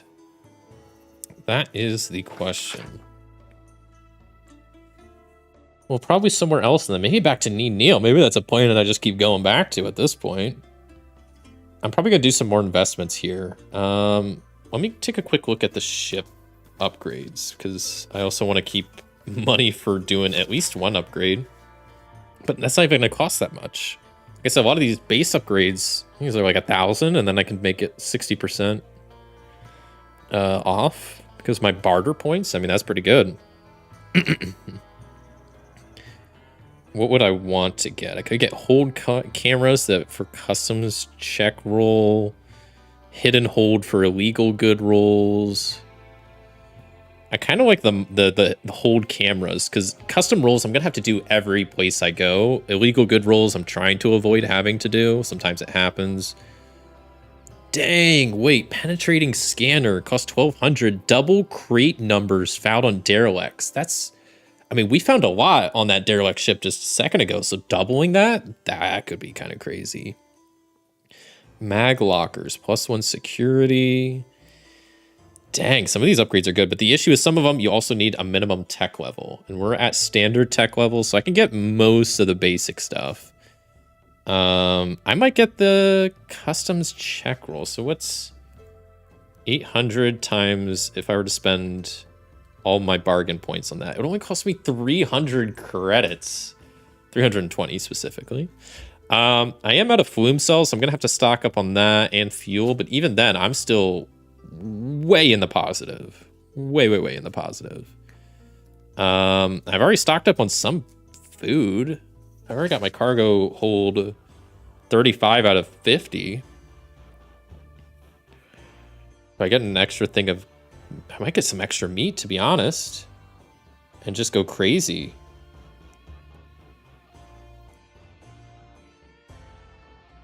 Honestly, I might get an extra 15 meat just to max out.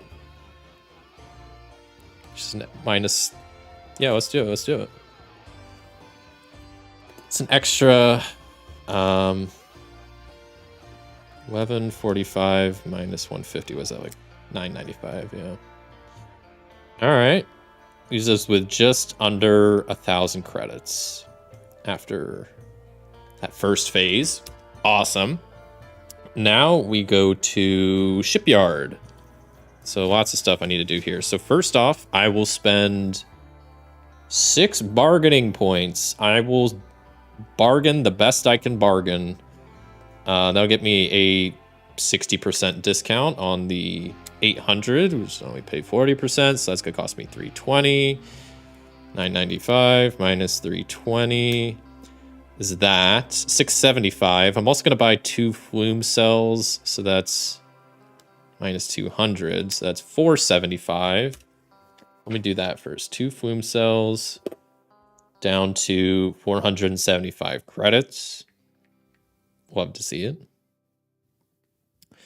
And then I add my first upgrade, which I have bought the hold cameras, which is a security upgrade.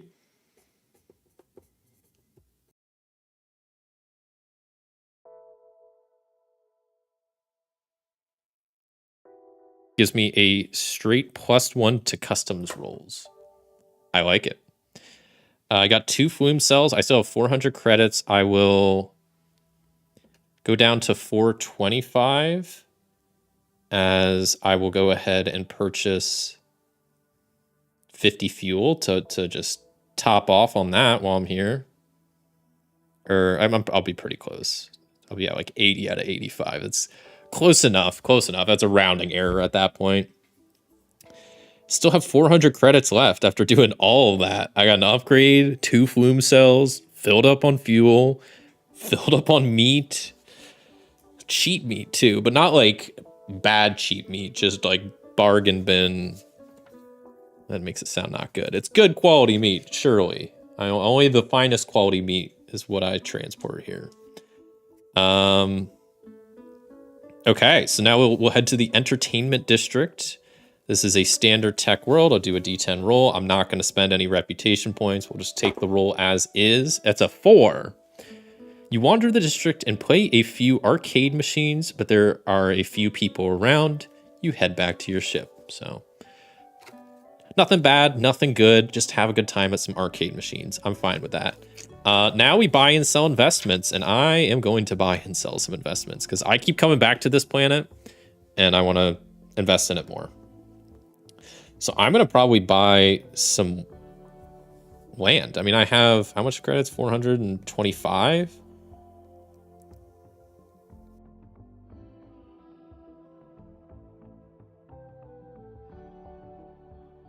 I'm going to buy, 3 things of land.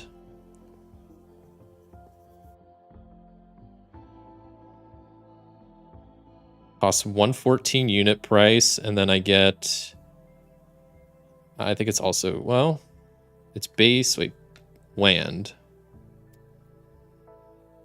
Oh, it doesn't matter. It's just the standard technology is 27 and then unstable. The percentage is all the same. So it's still 24% as well. And that cost me 342. That leaves me with 83 credits to my name after all that. But we are looking real good. And then, very exciting times, at the end of the investment phase is when you get to get your investment returns. And I have invested in business earlier. So that is 64 times 24% return. But then I have 3 shares of that. So I get 46 credits added to my 83. Gives me a 129 credits.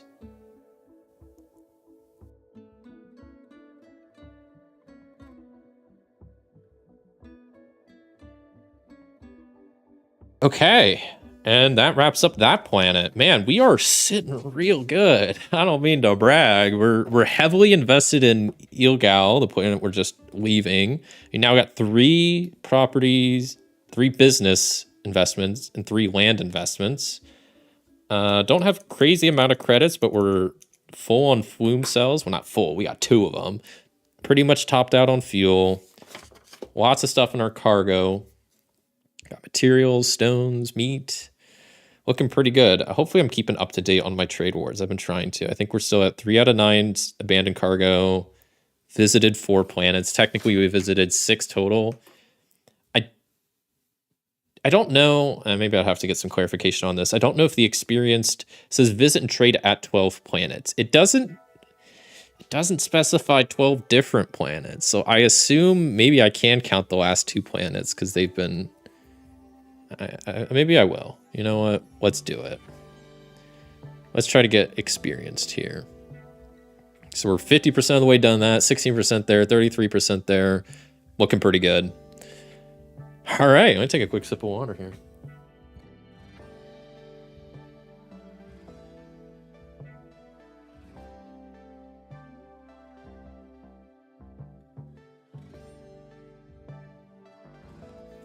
All right, let's keep on keeping on. See where we can go from here.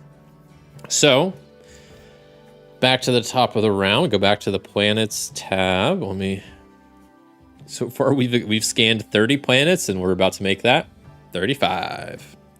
All right, so we got a advanced tech mountain world, a basic tech terrestrial world, a standard tech desert world, a standard tech ocean world, a standard tech mountain world. Do I want to go to that god planet? I kind of do, but I said I wanted to go there with lots of credits, and I don't have that right now. I'm stocked up on meat like crazy, and I think Neil is where I want to go to sell that.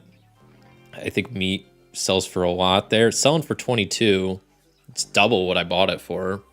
I could genuinely double my money. I can't go back to Neil yet. I got to go to one more planet before I can return there.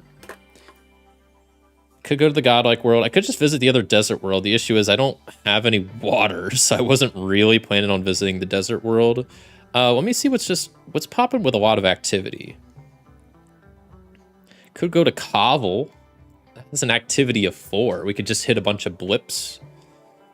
Standard terrestrial, turbulent wind, unpredictable storms. Mountain world would probably be good to sell meat at. Unpredictable storms. I don't know how that affects. I know it's going to affect taxes, which is annoying. That doesn't affect food, but mountains also doesn't affect food. It's the desert. Maybe I will go to the desert world because I need to go to more of them anyway. I don't have water, but I do have food. Let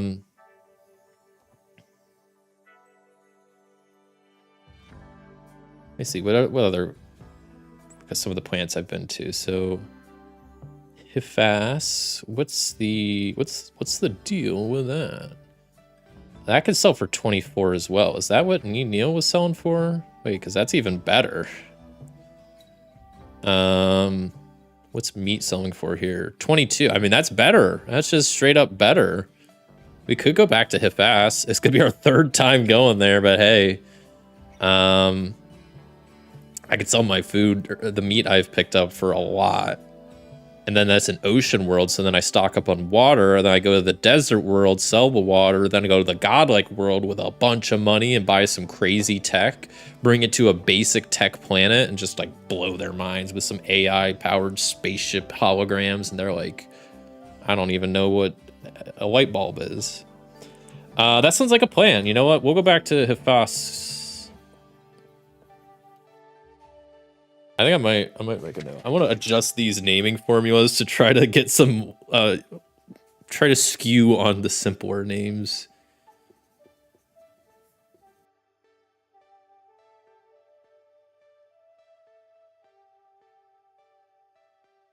Yeah, got a good couple of notes. I mean, so far I don't want to jinx it, but we're 3 hours into the stream, and this site's been running pretty good. It hasn't really had any issues, no crashes, no bugs.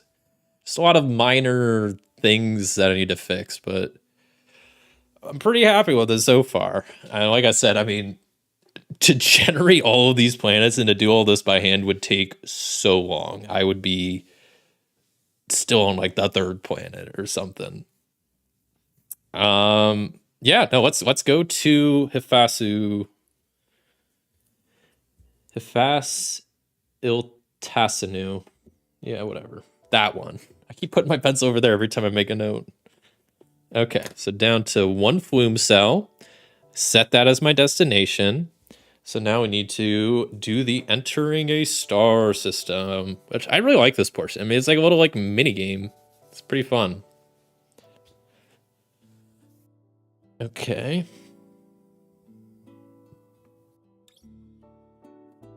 Current fuel, we're sitting at 80, so pretty much maxed out, but not quite there. Let's see where the planet is located this time around. That is the wrong dice.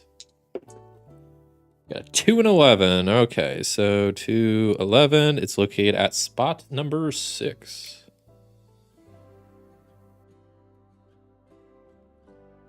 Okay, so way over there. And then this has activity of 2, so we're rolling 2 blips to add to the map. First one is at 3, 5. which gives us 7B as our coordinate. Just pretty close to the planet, so I like that. I like that a lot. Seems like most of the time, I mean, I need to start upgrading my ship to deal with pirates, and we got lucky the one time we encountered pirates and they ignored us, but some of those other pirate encounters, I haven't done too many of them, so I don't really know what they entail, but probably not good. The other one is 3-1, which is 5E. 5th edition D&D reference? Whoa. Yeah, I could easily hit all of these, and I would only have to spend like 10 extra fuel, because that would be 5, 10, 15, 20, 25, 30, 35, 45, 50, 55, yeah. 55 again. 55 fuel, 55 cargo, 55 pirate ships. Yeah, let's go. Yeah, let's rock and roll. So I'll start going up this route. 5, 10, 15, 20. Hit our first blip. So we roll on the blip table. Get 1 and 1, which is abandoned cargo. Let's go. All right, more abandoned cargo. Ah, shoot. I'm an idiot. I'm now realizing some of the mistake I have made, which is completely filling up my hold entirely and not even leaving room for stuff that we pick up. I might have to dump some like materials or something. I don't know. I'm gonna have to dump something, but I'm gonna see what the cargo is because it's probably more valuable than whatever the heck I got. 1 and 4. So 4, 1. It's 2 MS. MS is medical supplies.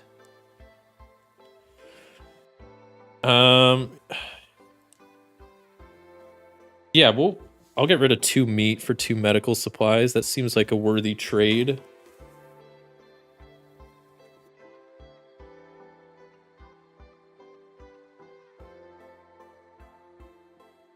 There's 2 of them, right? Okay. Not bad, not bad. And we'll add abandoned cargo. We get to bump up the 1 trade reward. And then we continue along, going there, and then there, and then there, and then over, and then we're at our second blip. So now we need, 2d12 again. Rolling on the blip table. 6 and 2 is GB, glitch blip. Okay. Well, I went out of my way, spent extra fuel just to go here. You're going to glitch on me? It's kind of messed up, if you ask me. So this glitch is blipping somewhere else.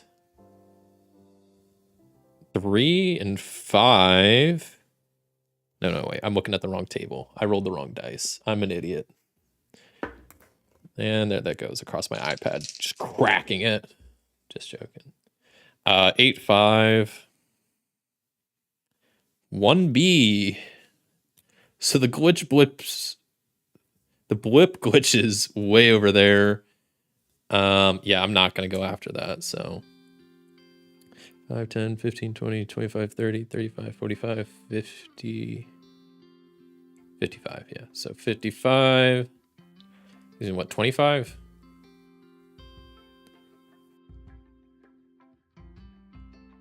$25 fuel.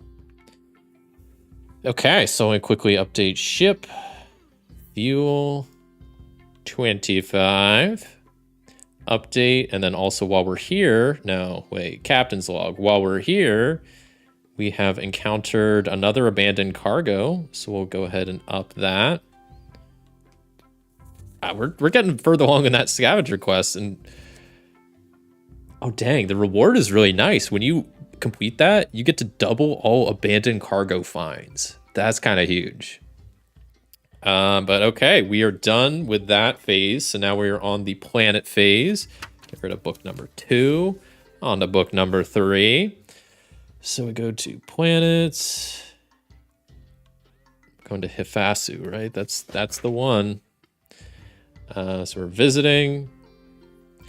This has the thieving port official, but this is why I still kept the materials in my thing. I'm assuming it's like when it says they're thieving and they take 10. I assume that it comes up every time I come here.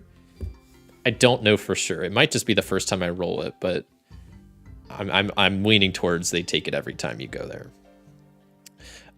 So trait is done. So now we got to do a customs check, and I got to remember because of my new ship upgrade, I get a bonus +1 to my customs roll. And because of the corruption, it's -4. So instead of a -4, it's a -3.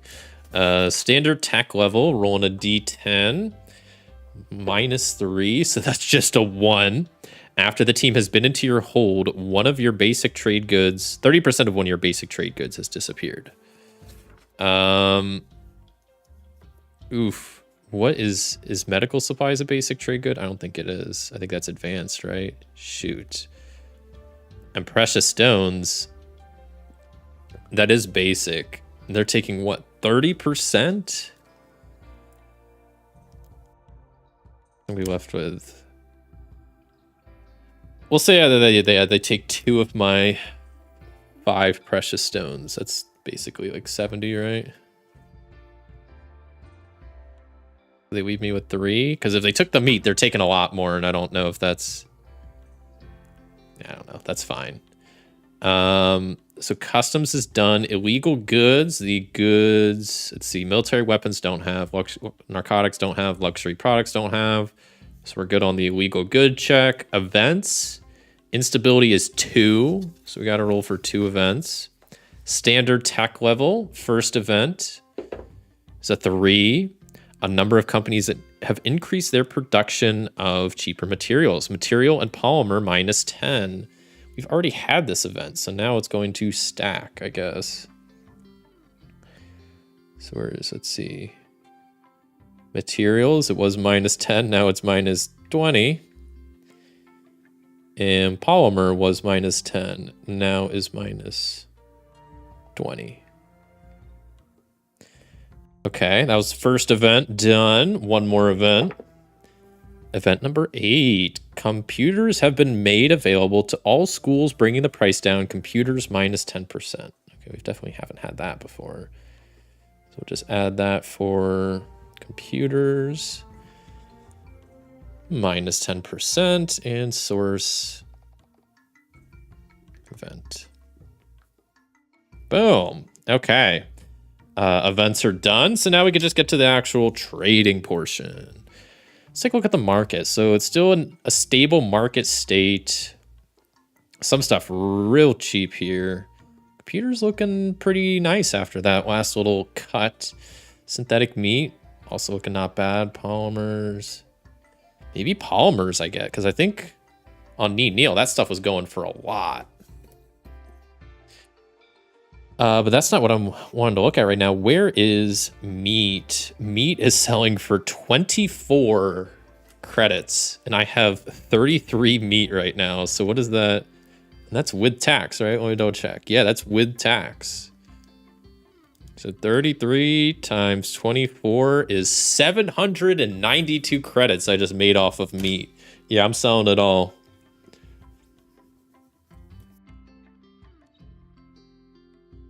$792 plus my 129 leaves me with 921 credits. Not bad.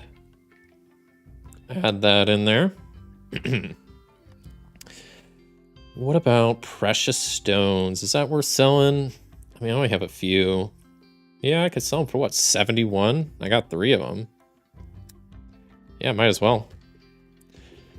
I don't know if I'm going to get a much better deal than that. I like that this place doesn't have high sales tax. It's good for me. It's 2%. It's basically nothing on most products. So 213 plus my 921 leaves me with 1134 credits. We're not done yet. We are not done yet. Actually, we're almost done, but we're not done yet. Come back to current planet. We also have a few medical supplies. It's not selling at like super high cost, but I might as well just get rid of it. It's selling for 108. We got 2 of them, so that's just an extra 216. I'm selling everything in my cargo hold because I want to make sure I have I need to not completely max out my cargo hold in case we run into like more stuff like that, like abandoned ships and the whatnot. So that leaves us with 1350 credits. 1350. Crazy. We're popping off out here. Love to see it. So I think, I mean, one of the main things I want to buy, even though it's not incredibly cheap, is water. It cost me 13. I'm going to buy 25.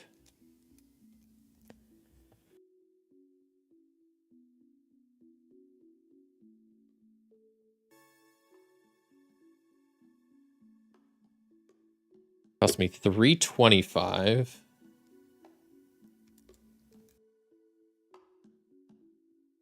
So that's just 1025 is what I'm left with. We're getting places. Tell you what. All right. Now I probably want to get some cheap, like I'm gonna pick up like more, what is it, materials? Yeah. I'm gonna spend 40 probably on that. Yeah, so it's minus 40 is what, 985.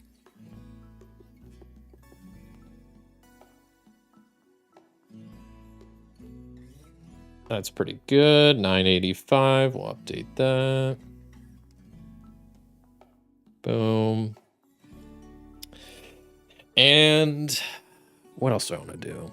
Sold everything. I got water to sell at some desert world or something. I don't have any investments here. I don't have a lot of bargain points, or maybe I'd get like an upgrade or something. I think I just want to save most of my money, right? The whole plan is to go to like a godlike world next, or in 2 rounds. Yeah, I think I'm pretty good. I mean, I think I still will. So I'll pass on buying and selling any more goods. Go to the shipyard. At the shipyard, I will buy a couple things. I'll buy a flume cell for 100. And then how much fuel do I need? 60? So 160 credits. That puts me down to 825, which is still pretty dang good. That's after kind of stocking up, you know? We're back to 2 flume cells. And the ship is topped off at 85 fuel. That's good. Entertainment district now. See what's going on there before we kick out of this planet. Standard tech world. Not going to add anything with my reputation points. So we'll just roll. That's a 10. That's really good. That is we've already had this event. You are invited to a food tasting extravaganza and socialize with a number of council members. You're able to take away a large container for later. You gain 2 reputation points and 10 food. Big moves. So reputation, it's up to 4. 10 food. Once again, it's kind of weird that it doesn't specify the food type. What's the most expensive food? But I feel like if I walk away with livestock, that just seems weird. So I'll count it as 10 meat. Except I don't have the room for it. Dang. I'm at 35. Or no, wait, I'm good. Wait. 35. Yeah, no, I can add 10 meat. We'll survive, I think. Hello there, Dean. How's the game going? The game's actually going really, really well. We've been cruising along. We're on like it's like our 7th planet we visited. We're made some investments. Got a cargo hold full of stuff. Ship's already getting upgraded. We're living out here. No space banks breathing down my neck today. It's been quite a good playthrough so far. I hope you're doing good. That was it for the entertainment district. Investments I'm gonna pass on, so we're actually done at this planet. And this is an ocean world, right? Yeah, you don't get anything for visiting that, but that's totally fine. We'll go back to our planet screen. We're up to 35 planets scanned, and you know what? We get to scan 5 new worlds. So let's see what our new worlds are. We got a standard tech desert, standard tech terrestrial, advanced tech desert, advanced tech ocean, standard tech ice. Not bad. More desert worlds. We're wanting to do that for one thing, and I have a lot of, what's it called? I got a lot of water right now that I stocked up on from the ocean world. So I mean, I'm just gonna go sell that out as a desert world. I mean, that's money making 101 right there. The question is, I can't go back to Nee Neal. I could go back to Nee Neal. What's the deal with Nee Neal, huh? How much can I get for my water there? Probably a lot, right? 11? That doesn't seem worth it. Wait, what did I buy it for? That doesn't seem worth it. Wait, what did I buy the water for? I bought it for 13. Wait, no, I definitely can't sell it for 11. Wait, how is it more? It's almost as expensive on here. Okay, maybe don't go back to Nee Neal. What are my other desert worlds? I've only been to the one. I have a bunch of others I could go to. Some with more advanced tech, unpredictable storms, turbulent winds. Yeah, I don't know. I also don't have any investments at Nee Neal, so I don't know if I really want to go back. I kind of want to explore some new places. So go to a different desert world, maybe. See what's popping there. Maybe with like a low instability and like a high activity. Or yeah, this one seems, what's Pew? Pew Pew. That's the name of it. Standard tech, desert world, turbulent winds, 2 instability, 2 activity. I mean, that sounds pretty good to me. Well, I think we'll just not think too much more about it. We'll punch that into our GPS, spend a flume cell, and rock and roll to Pew. P-U-E-W. Pew. I think this place stinks. I think that's just like instead of a pew, it's more of a PU. It's just full of like gases and toxic waste. Could be. Never know till you roll up.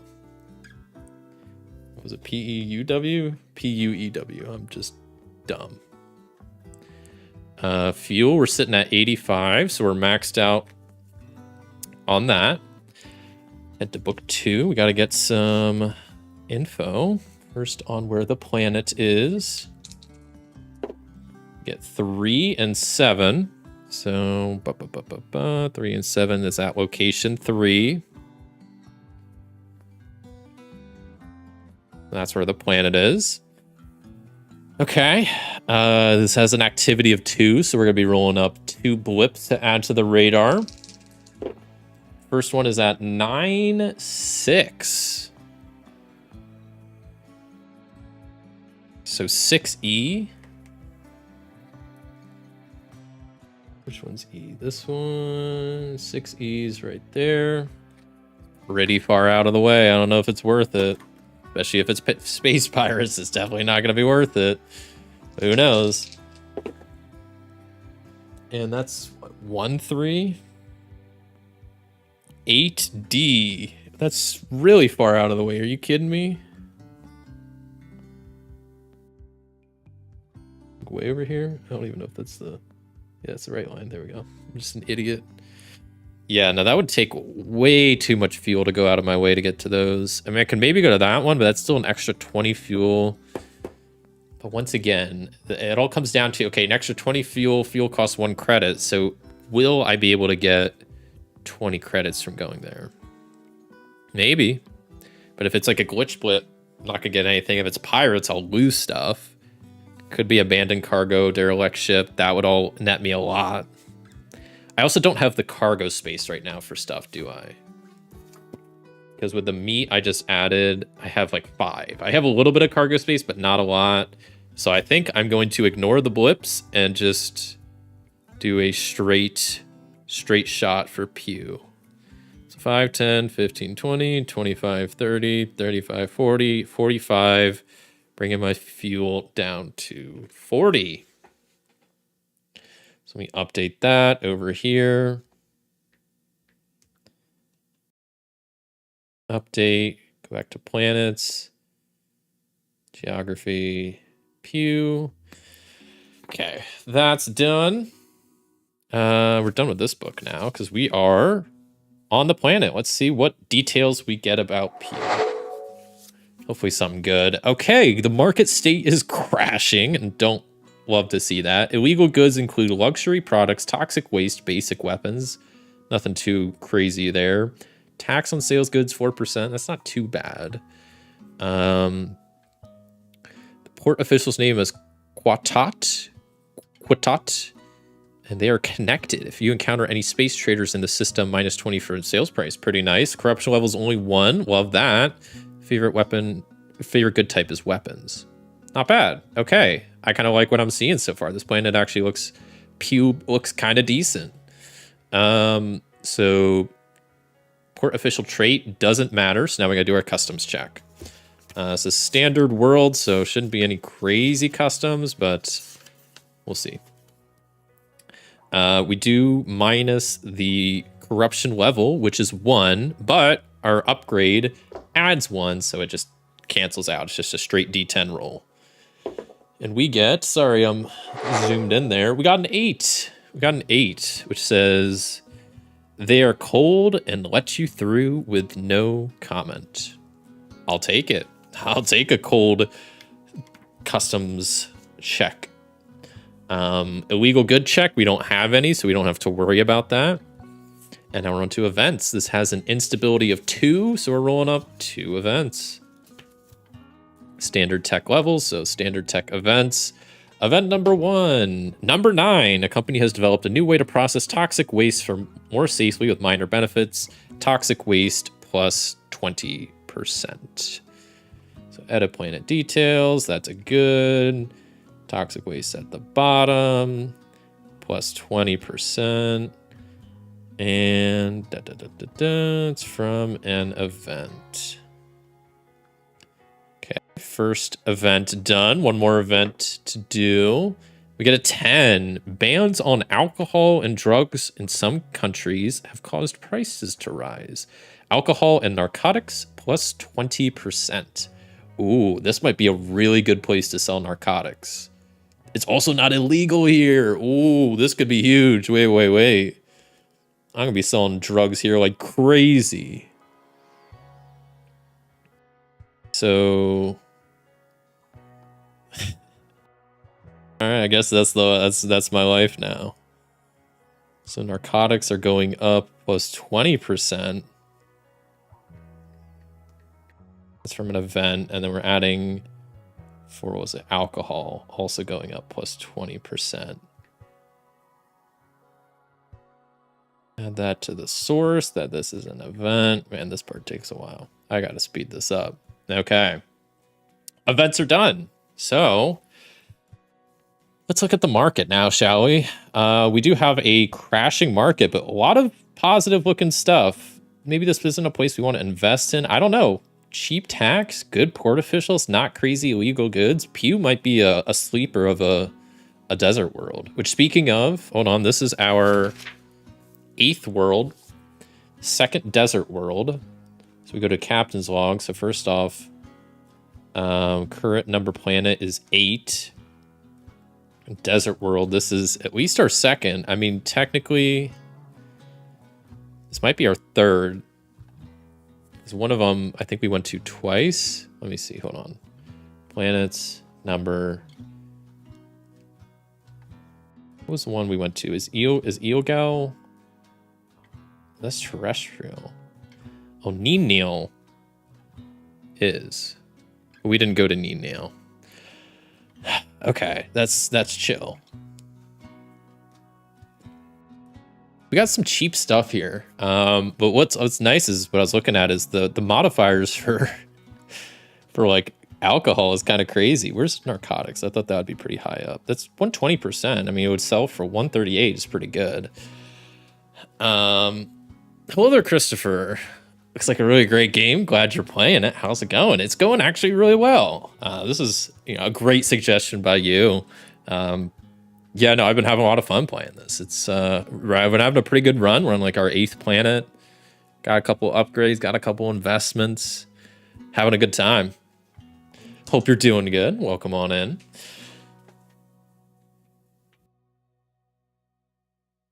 So I need to figure out what do I even have on board? I have water. I was gonna sell that to this desert world, right? Oh, and their water prices are kind of high. Maybe not. 12. I bought it for 13, didn't I? This isn't good. I can't sell water at a loss. Best song right here. Materials. I don't. I'm good on meat. Can I sell meat here? 24. I could get like 240 credits. That's something. I was hoping to sell my water here, the desert world, make a big splash, but I'd be selling at a loss, and I bought it from the ocean world. You think I'd get stuff cheap there, but maybe I got ripped off. I got ripped off. They sold me bottled water. Told me it was from their spring there, and it's just tap water. It's nothing crazy. I got scammed. I don't even know what I want to say. I think I want to sell the meat. So let me go ahead and just erase that and add. So that's 240 credits. I mean, hey, I'll take it. 825 plus 240. Moves me up to 1065. So let me edit my credits. 1065. Boom. Update. We're rocking and rolling. Okay. Cargo hold is at 35 out of 50. I want to get more stuff, but I also don't want to be too full in my cargo hold, or else when events happen at the entertainment district, or if I find, you know, abandoned cargo, derelict ship, I want cargo room. So I think I'm fine to not get much more here. Maybe I do invest a little bit in Pew. I mean, I want to save some money because I want to go to the godlike world next and buy a lot there. Especially taxes are going to be expensive. Not necessarily on buying stuff, but stuff's going to be expensive because it's a godlike world. I maybe should... What's cheap here? I should just look at that. What can I buy for a bargain? Construction materials and machine parts. What? I don't know. I'm gonna metagame here a little bit. I'm gonna cheat. What's a godlike tech? The construction materials, what's the base value? It's up a little bit. I mean, even a stable economy, machine parts. The construction materials go for 14. I can buy them for 8. What about machine parts? It's 47. Where are machine parts? 40.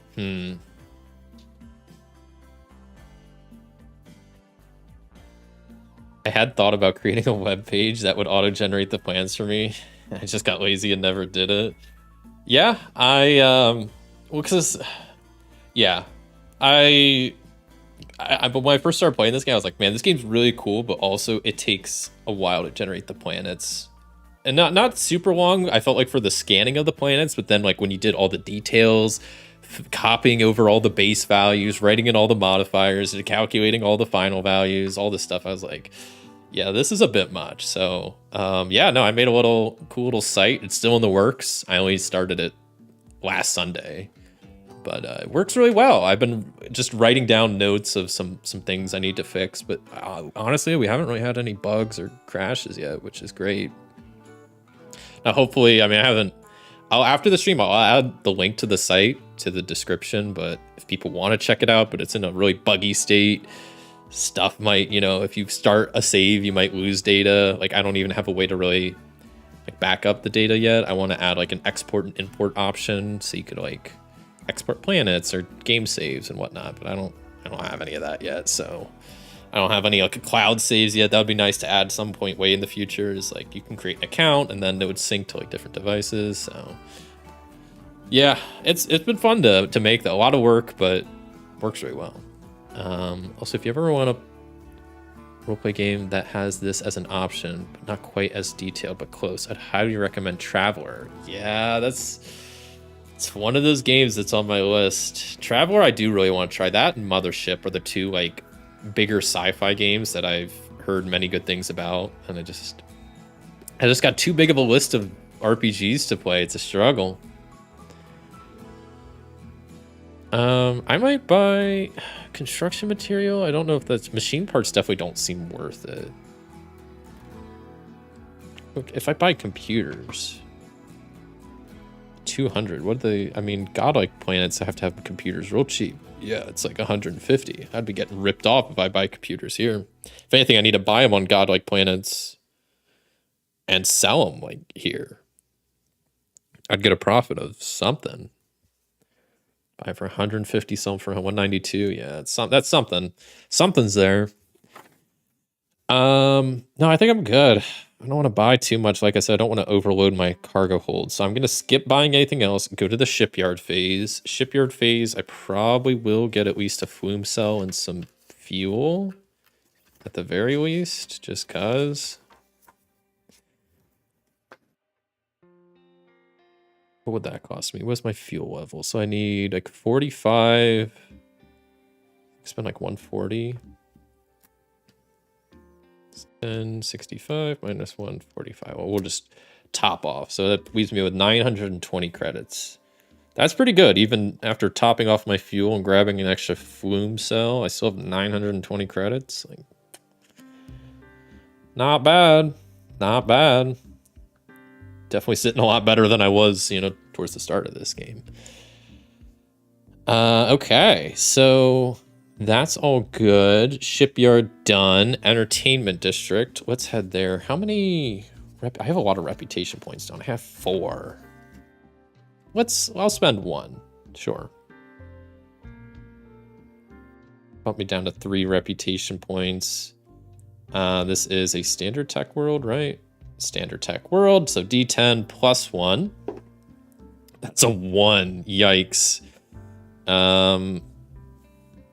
Okay, well, I'm glad I added 1 because I get into an argument with an antagonistic land official. You discover later that they are a local baron. Lose 2 reputation points if you have any. Yikes. I do have some, but that leaves me now with 1 reputation point, which I wanted those reputation points when I went to this godlike world, which I was planning to do next, but now it's going to be not as good. But, yeah, I'm not getting any investments in Pew. Screw that planet. I'm never coming back to that place. Honestly, they have pretty good prices on stuff. I just need to, I don't know, get a better game plan before figuring out what I'm going to do. I could go back to Ilgal. Maybe I will, just because I have investments there. I mean, every time I go back, it's going to just keep going, right? So I know I wanted to go to the God Tech world. Oh, but also it's starting getting a little late, so I don't know how much later I'm gonna stream. Maybe I'll do one more planet. I do want to go to that godlike tech world because I haven't been to one of those yet. Let me still generate 5 new planets first. So let me do that. 5 new planets. What are 5 new planets? So we got Standard Tech Ice World, Advanced Tech Mountain World, Standard Tech Ocean World, Godlike Ocean World, Standard Tech Mountain World. So we have 2 Godlike Tech Worlds we can go to now. I think they're both Ocean Worlds. Yeah? Yeah. One has turbulent winds, one has unpredictable storms. Both have an instability of 1. One has activity of 3, one has activity of 4. That's the only real difference. Just want to say this is my favorite calculator. I keep one on my desk at work. It was stolen earlier this summer. Oh, that was me. I stole it. I got your calculator right here. No, this is genuinely, I think this might be the calculator I got back in high school that our school would sell us to have for, because they don't want you to have crazy calculators with computers in them. They can play Doom and stuff on them. So yeah, I'm pretty sure this is my one from high school. I think I actually have 2 of these around. It still works and it does everything I really need. So yeah, it's great. Sometimes it's real nice, especially for this game, just quick maths. Having that calculator on standby is pretty nice. Okay, so I'm gonna go to Rawlism.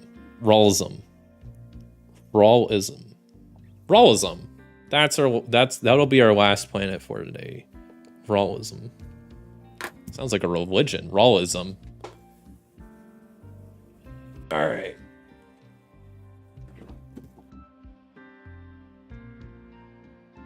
So, journey to Rawlism. current fuel. I think we're maxed out, right? 85 fuel. Love to see that. One from high school died. I had to replace it with the same one. You know, to see if it ain't broke, but clearly that one did break. But yeah, no, I mean, if this one were to ever die, I'd probably get another one of these just because I imagine they're, you know, I think back in high school, these were like $10, like $15 maybe. I remember them being real cheap. Remember at one point, yeah, no, they have the little, it's still in good condition too. So it's we'll see how long it lasts, but yeah, pretty great. Okay, so let's go with the number.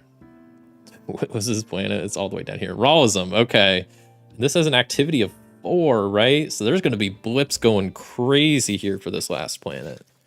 So let's first get the planet location, D12, D4.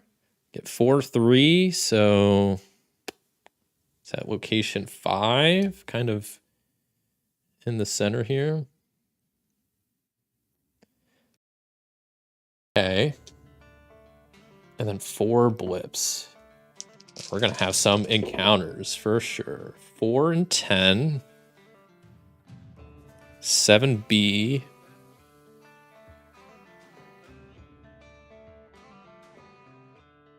Next up, 5 to 9. 4B.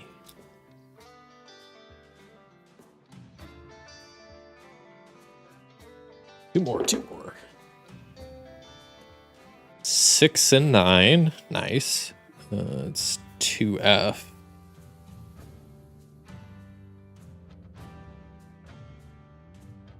And then finally, one final blip. 10-4. 10-4, good buddy. It's 8E. Okay.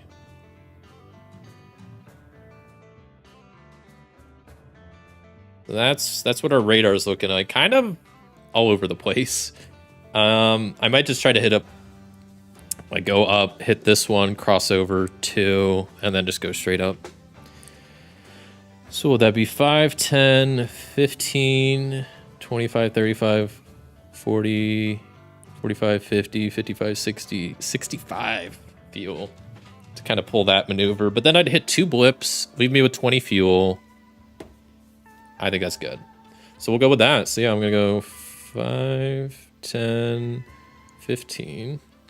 First blip encountered. Rolling on the blip table to see what it is. We got 6 and 8. 6 and 8. Abandoned cargo. Let's go. Love to see it. Love to see it. 2 and 2. 5 narcotics. Okay. I'm sure that won't be illegal.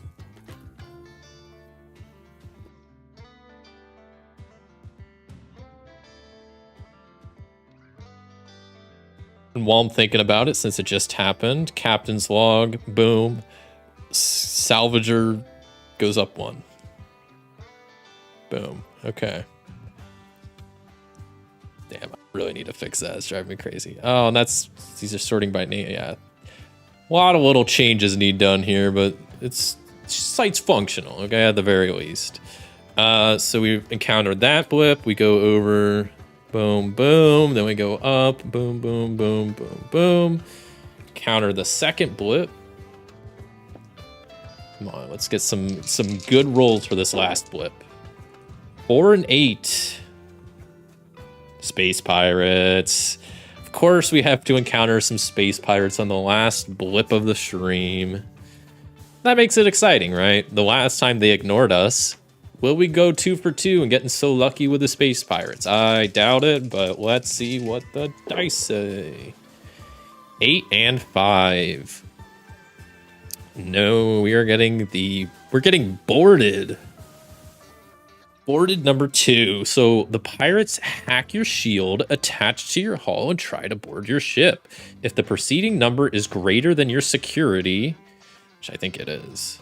I think 2 is greater than... Oh, no, it's not. My security level is 2. So if the number is greater than your security, they board and steal 5 random goods of one type and flee. Upgrade 3 takes 1 damage.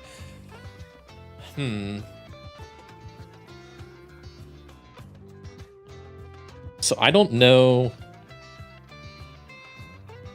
if the preceding number is greater than they board and steal, but does upgrade 3 still take 1 damage? I think it does.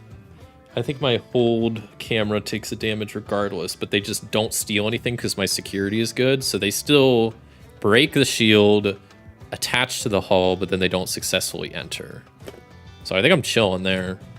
So let me double check, but I think we left with 20 fuel, 5, 10, 15, 25, 35, 40, 45, 50, 55, 60, 65. That leaves me with 20 fuel. Not bad. Did hit some pirates, did take some damage, but it's not the end of the world. So we'll click visit planet, but I need to go to the ship, update the fuel. So now we're chilling with 20. Boom, current planet. Okay. Let's get this out of the way. Get done with book number 2. We can start exploring this.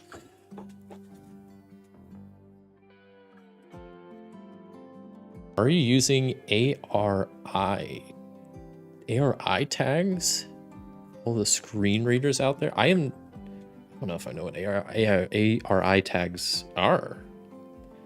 I mean, I assume is that some sort of like HTML tag? But to answer your question, no. But also the site's definitely not done yet. I have like a version 1.0 stuff I want to get done before, so accessibility stuff is definitely on, my plan to do before, a full version 1.0 is out, but currently as it stands now, because it's still a work in progress. But now if you know of a good, ways to do that, I'm all ears, because that's not something I've done too much with, like accessibility settings and whatnot, but I'd love to do what I can, because, it seems pretty important to do. So, okay, what's this planet's deal going on? So it's a stable economy. Love that. Jeez, yeah, that's what I thought. Godlike world with unpredictable storms has an 11% tax on sold goods. You gotta be kidding me. That's super expensive. I'm not selling anything here. Probably not. Maybe I will. Illegal goods include military weapons, luxury products, precious stones. I don't have any of that, so we're good there. Official's name is Voltush Al-Jussakan. They are connected. So if I encounter space traders, I could get minus 20%. Favorite good is type medical. Corruption level is 2. Okay, so corruption trait, we're good. So we gotta do a customs check.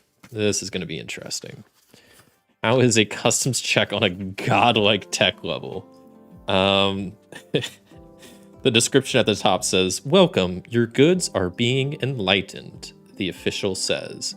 So corruption level is -2, but then my upgrade adds 1. So it's going to be a -1 to this D10 roll. So that is a 2 minus 1 is 1. If the planet has unpredictable storms, extreme temperatures, or turbulent wind, you lose 20% of each of the following items. It's a crisis tax, which this does have unpredictable storms. So if I have fuel, construction materials, polymer, or metal alloys, I would lose 20% of them, which luckily I don't. So I'm chilling. Interesting customs roll, but I'm good. Illegal goods check I don't have to do. Events. So there is an instability of 1. So let's quickly go to the events table. Godlike tech level. Let's see what kind of crazy events we get. 2 is the number we roll. Increasingly, people seem to be eating less meat. Meat and synthetic meat are at plus 10%. So I don't think we have... No, so good modifier for meat. Make that 10%. Whoops, 10%. And event. We add new for synthetic meat. 10%. And source is event. Update. Just like that. Cool. Okay, so we're done with events, and now we get to the buy and selling portion of the game. So let's see what the market's looking like. They have a really good market. Pretty much nothing is cheap here. Water is cheap, and even then, I can sell it for 12. That's almost what I bought it for. Base value is 18. Yeah, I'm not buying water here, that's for sure. What do I got? I got narcotics. What are they? What would some narcotics go for on this fine planet? $320. That's after tax. I have 5 of them. Jeez. All right, I'm entering my drug dealing arc. Nah, no wonder. People, that's a lot of money. No wonder that's a big business. Okay, 5 times 320. 1,600 credits for just selling some narcotics I found in space. Yeah, well, we're jumping on that for sure. 1,600 plus my 920. Yeah, that brings me up to 2520 credits. We are swimming in the credits.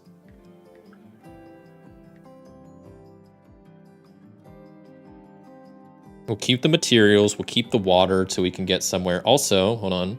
So this is planet number 9, so we're up to 9 out of 12 for the experienced reward. And the visionary award is visit 5 godlike technology worlds, and we're at number 1. So we've made progress on almost every award. Look at that. Obviously the percentages are whacked because they're not rounded, and that's on me, but you know, that's pretty chill. Okay, so let's go back to the current planet. What do we want to buy here? I mean, this is a tech world, so I really think it's not going to be the cheapest, but I want to load up on like computers or something because I feel like they're going to be dirt cheap. Maybe not dirt cheap. They sell for 180. That's with the price modifiers. That is pretty expensive. What other manufactured? I mean, that's pretty much 180. Let me look at some of the other planets I've been at. So what if I buy computers for 180? Where could I possibly sell them for? Half. If he'll fast, let's see. What is it? What do they get computers for? 221. That's pretty good.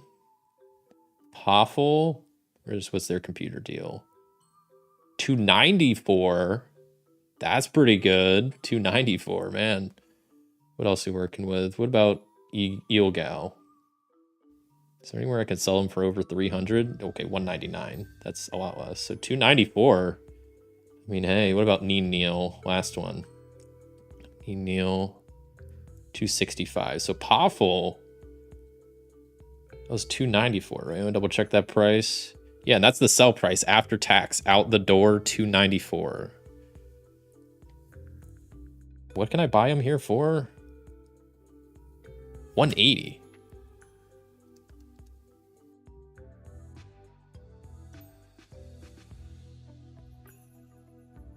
What is that? That's like a 100. It's 60 extra percent. I'm getting. It's not quite double.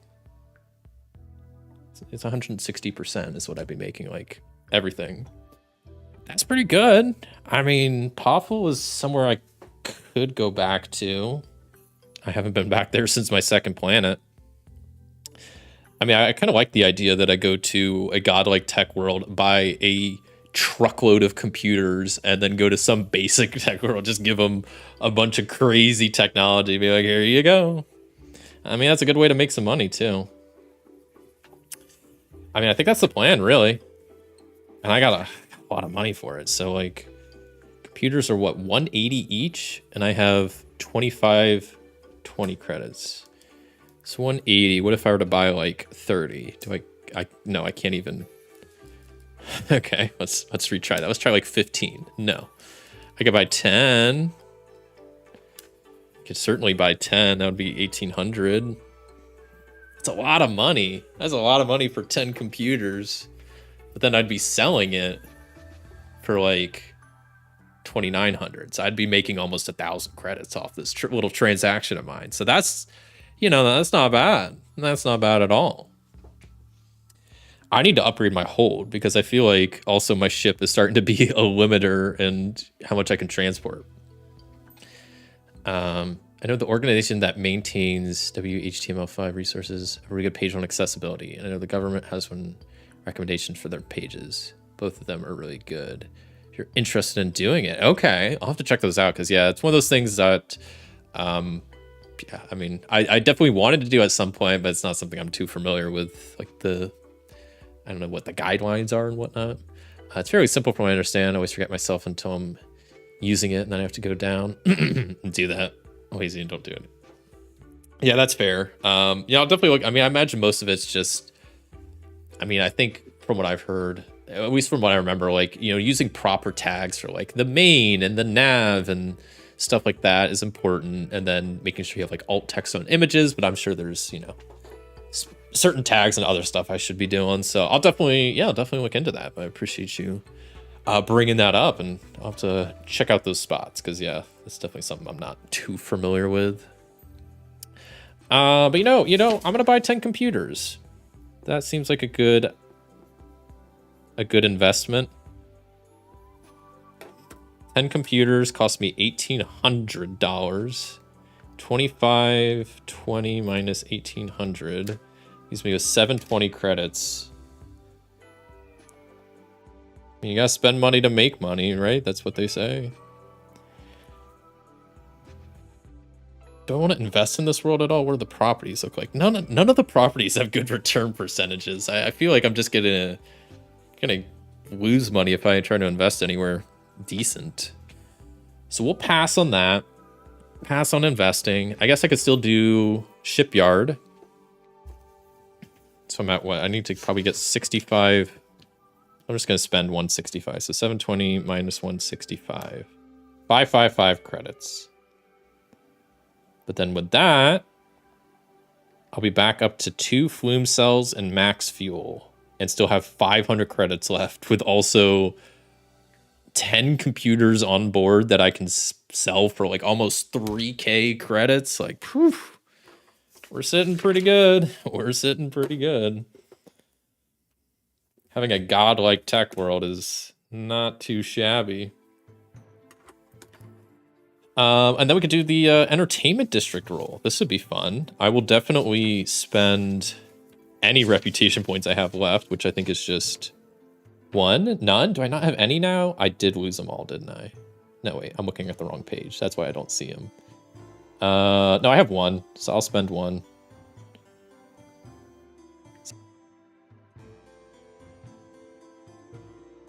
We go to people encountered, godlike tech, D10 roll with +1 because of my reputation. Ooh, we rolled an 8, so we're gonna be up to a 9. That's good. Let's see. I find a call center and have a memory implanted into, or a call recenter. I don't know if that's a typo. Yeah, you have a memory implanted into your head. You play an experienced fighter pilot who saves a planet by terraforming it. When you emerge, you feel empowered. Gain 2 pilot points and 1 reputation point. I need to figure out what pilot points are for, because I got 5 of them now, and I don't really know. It hasn't come up yet, and I don't remember reading that when I went through the rules, so I don't know. I'm gonna pass on investments, and that wraps up that world. Yeah, the ARI tags are basically alt text for JavaScript. Oh, apparently it's easy enough. After I complain to ChatGPT, they had all their buttons labeled with it in less than a week. Oh, that's cool. Okay. Yeah, I'll definitely have to look into that. But if it's, if it's simple, it's just adding alt text to stuff. That's pretty straightforward. Okay. Well, I think that was my last planet. I'm gonna wrap up there. But we had a good playthrough so far. I need to add in ways to back up data, because I kind of want to keep this save going. Yeah, that's the issue. Is right now the site's in a bit of a flux development state, so I don't. That's probably one of my next things, is adding a way to back up and manage data. But I don't even know how I'm going to do that on mobile. I'll figure it out. Hopefully, if not, if I lose this, it's not the end of the world. But like I said, I mean, I think we have a pretty good run going here. You got lots of credits, got some upgrades, got some investments. Like, sheesh. looking pretty good. So yeah, like I said, I will after today, after the stream, I'll post the link to the site. Right now, it's just like a temp URL. I'm gonna try to get like an actual one at some point. It's just one just for development, and you're welcome to check out the site if you want. Fair warning, it's still in development. I plan on doing like a full version, 1.0 launch at some point, and I'll hopefully have tests and accessibility stuff by then, and have a lot of the features I want implemented into it then. So hopefully I'll get that done the next like week or two, but I'll keep y'all updated on that. But I'll also post this if anybody wants to mess with this and give it a shot. Because right now, like, after playing through today, it worked fine. I didn't run into any bugs or errors, but got a little list of some things I need to adjust just to make the process easier, quicker, stuff like that. But a surprisingly small list. I still have a lot of stuff I want to add features wise.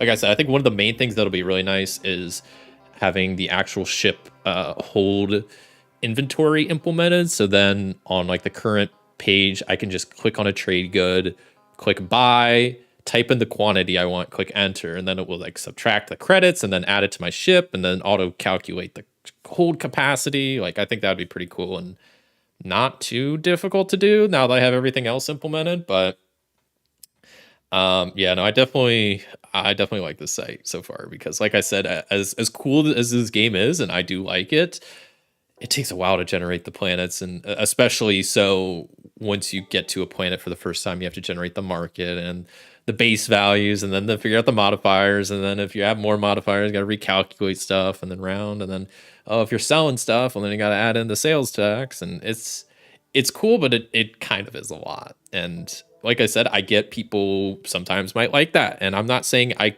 wholly dislike the process of that, but it's just the fact that it takes so long is what I don't love, and maybe that's partially on me. I'm not going to deny that, but I played through 9 different planets, and I scanned at least 45 planets. Like, that would have taken so long to do if I was doing it not with this. So I'll keep working on this, and I'll definitely return to this once I have this a bit more polished. But this is just a very early prototype that I literally only did in a week. I started this last Sunday, which is also one of the main reasons why I postponed the stream, is because I started this and I was like, man, it would be cool to try, when I play this on stream, to have something working. So that's why I was like, I'll postpone it a week, see what I can do, and got a lot done. I could have gotten more, but I at least got the planet generation done, which is like the main thing I wanted, because I'll start adding in some of the other features for like managing the ship upgrades and the hold and managing investments. I want to add in there too. But yeah. So, but yeah, this game, like I said, Christopher in chat brought this up when I was playing Star Tycoon, because I'd offhandedly mentioned that a streamer I love watching, Germa, was playing a game called Gazillionaire, which I had never heard of, but I was like, man, the game looks kind of cool. It's like a space trading game. You got a ship, and you're traveling to planets and selling stuff and bringing people along. And I was like, oh, that sounds really cool. And Christopher mentioned this game, and I was like, okay, I'll try it. And Star Tycoon, I enjoyed, but it's just a board game with like a space economic theme. But this is like, it really is, from what I was watching Gazillionaire, like, it's basically that game but made into a tabletop game. Like, it's crazy how similar this is. And like, I would say the only main difference is Gazillionaire, like, you transport passengers, and Toby even said in one of his streams that he's planning on adding this soon as an expansion, that you can like transport passengers. So I want to ask him if this is maybe an inspiration, or if this is just like, if this is a genre of old games and this is just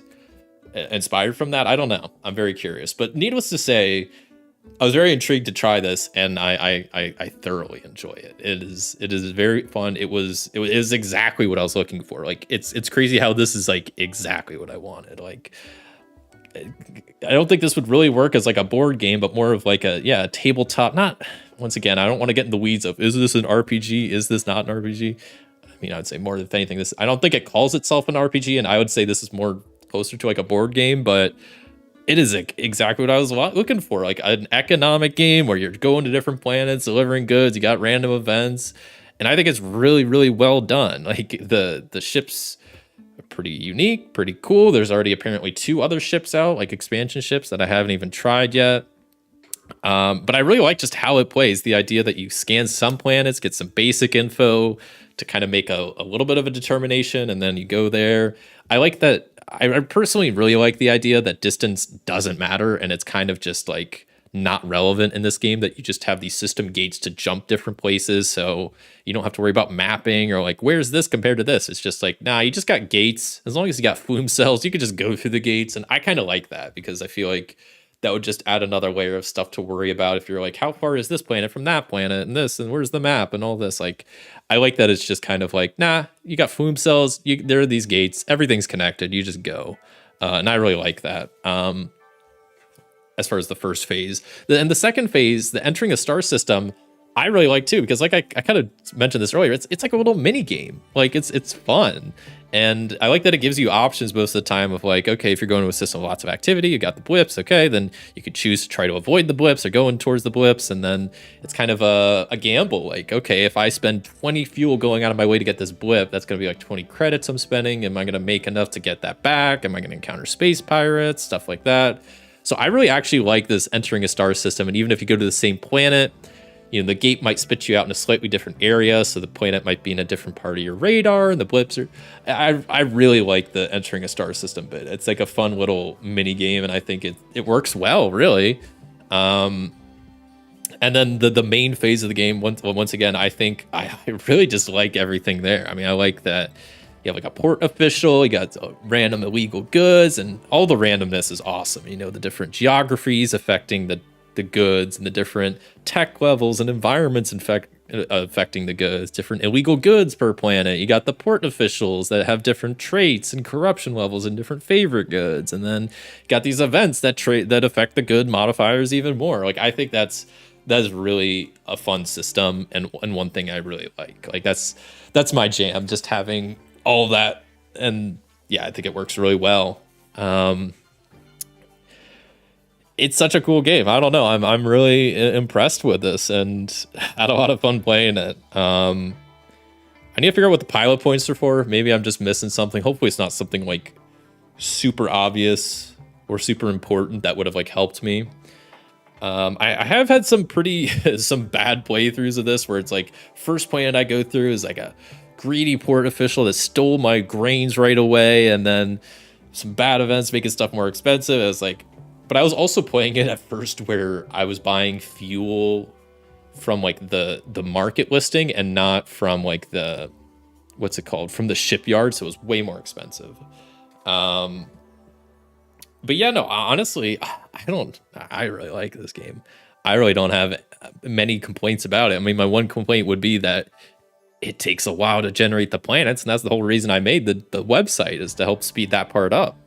Like I said, I'll slowly integrate other parts of this. I mean, I think the one part, the entering a star system, not that I couldn't implement this in the site, but I probably just wouldn't want to, because it would take too much time and effort than I think it would be worth. But I think slowly I'd add more and more to this till it's not, I wouldn't want the site to completely replace, playing physically, but it would be nice to have most of the upkeep and stuff done there.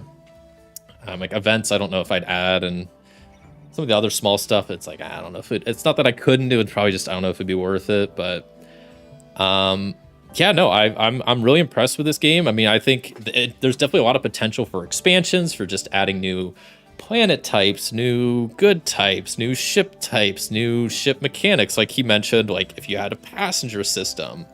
I also think there's a lot of room to expand on like some of the tables. The event tables rolled a lot, so I think there's I wouldn't mind more events. I think even Dallas said that earlier. Like, it's not a whole lot of events, which, yeah, you're rolling on that a lot, so I wouldn't mind. The people encountered, I wouldn't mind more events, but that's just nitpicking, Because at the end of the day, this game's free. It's a free game. You can get it on itch.io. I think it's a pay what you want. So, and I think if you go on a drive-through RPG, it's like $1. Like a single dollar, I'm pretty sure.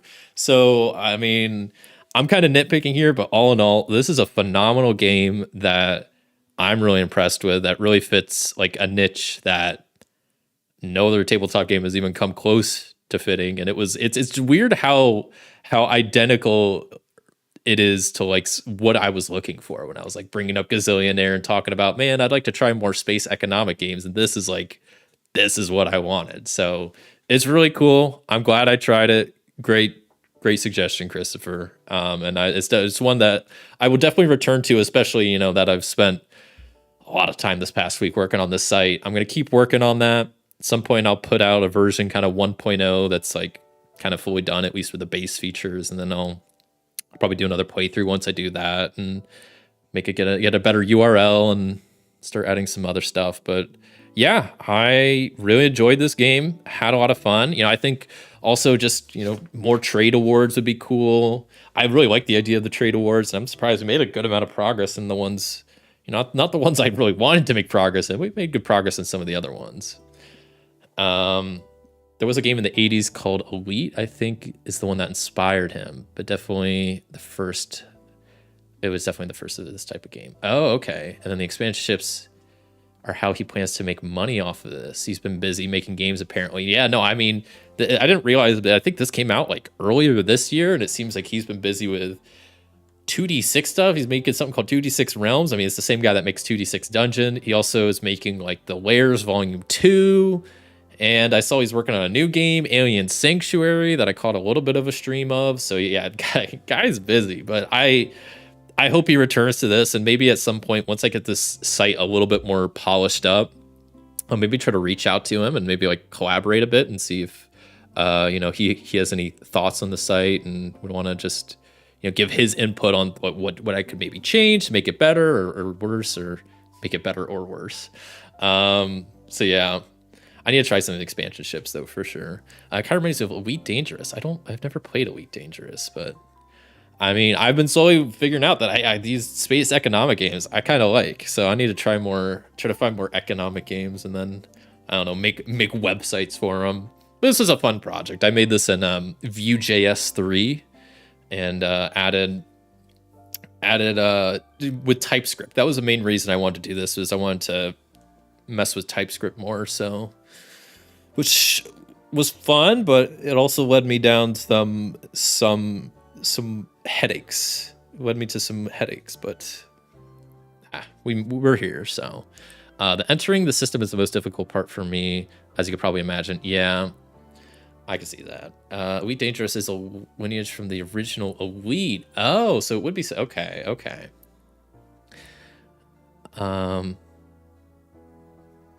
I think the Alien Sanctuary thing was right up my alley. Yeah, from what I saw, I mean, it looked pretty neat. It also looked like a bit of an economic game, but more with like, you have aliens to worry about, so it's more of like I don't even know how to describe it, but yeah, no, I mean, honestly, I need to keep a closer eye on what Toby is up to, because he's putting out solid games. I mean, I still think 2D6 is my favorite of the dungeon crawling type like tabletop games. I personally wasn't a huge fan of like 4 Against Darkness, and D100 Dungeon was like one of the first solo RPGs I played, and I kind of bounced off it because it felt really light. And I know there's a lot of expansions for D100 Dungeon, but I wasn't too impressed with it. But 2D6 Dungeon is definitely my favorite of them, and I don't know. I think maybe at some point I might also try to tackle making like a little helper site for 2D6 Dungeon. At least not for actually like making the dungeons, but for just inventory management. Because I remember I even think I made that comment last time I played 2D6 Dungeon. That I was like, this could be a nice like, this could be a game for a nice like web helper, especially with like, because you have the different pouches and like tiny items, and then you have like the stuff that for crafting. Like there was kind of like a lot of items, and it felt like a kind of a lot to manage at times. I didn't get too far in that game, so I imagine if you keep playing a while, you'll get a little bit cumbersome. So I don't know. Maybe at some point I'll try that. And I think there's a couple other like board games and RPGs that I wouldn't mind like making little fun sites for this, like either to help speed up gameplay or something. I don't know. Like, I think one that I think would be fun, like Space Empires 4X, like it would be kind of fun to make like a site for that, just to have to manage your like economy and whatnot. instead of that little spreadsheet. I think that'd be cool, or stuff like that. I don't know. Or making like, yeah, just digital character sheets for some RPGs just for easier management. I think that'd be fun. So I want to start doing these more, but I definitely want to finish this site and kind of get it more done before I move on to other stuff. But yeah, that's what I gotta say. Overall, super fun game. Definitely recommend trying. If you want to try the site, I'll have it linked in the description after this. But once again, fair warning, it is still in very much a development stage. You could definitely mess with it, and I'll listen to any feedback, but just know it's still absolutely in development. There's going to be bugs. If you create some planets and characters, stuff might happen at a later point. Like a later version might mess stuff up. So I'll post it so you can mess with it if you're interested, but just fair warning that it's still in a very developmental state. So I'll do my best to not mess with like previous saves and whatnot. And I want to add like a way to export like saves and planets and stuff so you can manually back stuff up in case something does happen. But I'll jump off that bridge when I get there.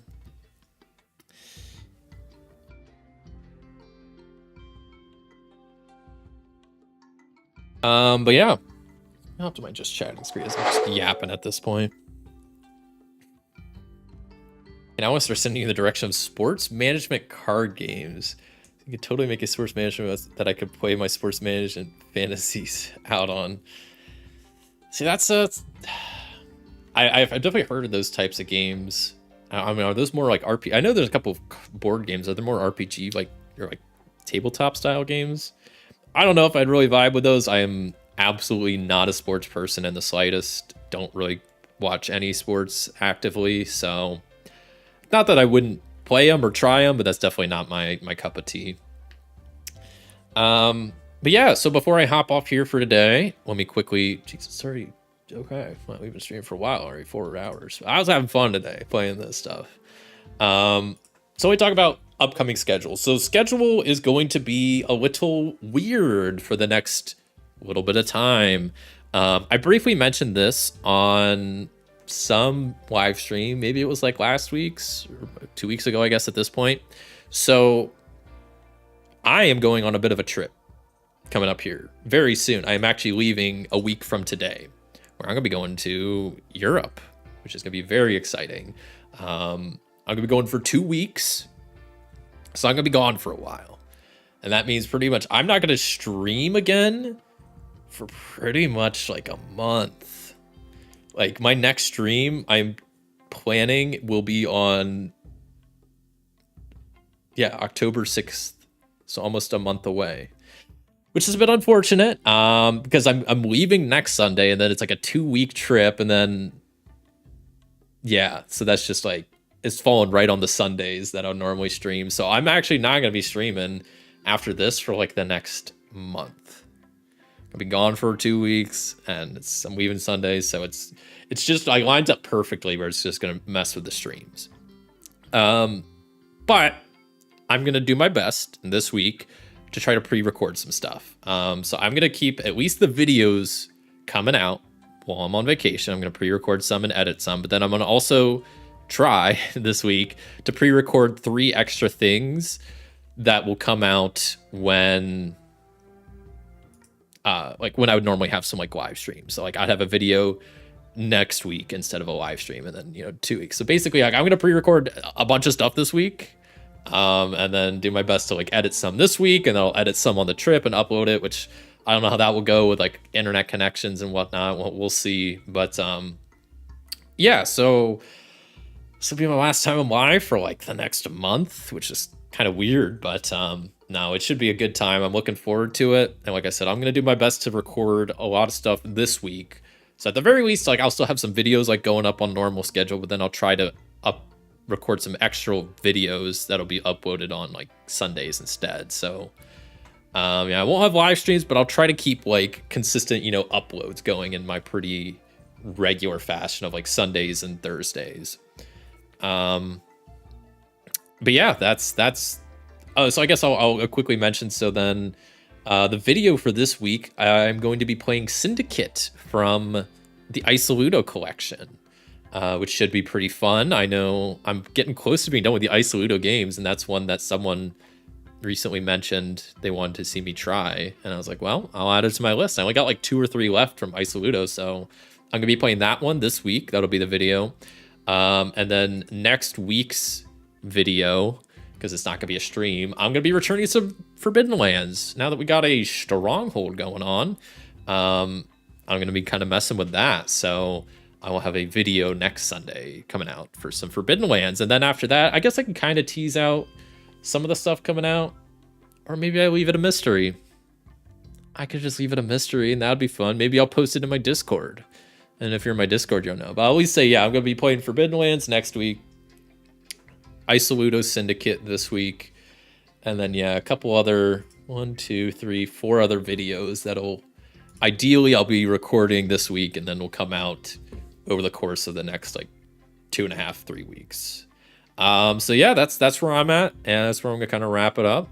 That'll be just after my birthday when you stream next. Oh, okay.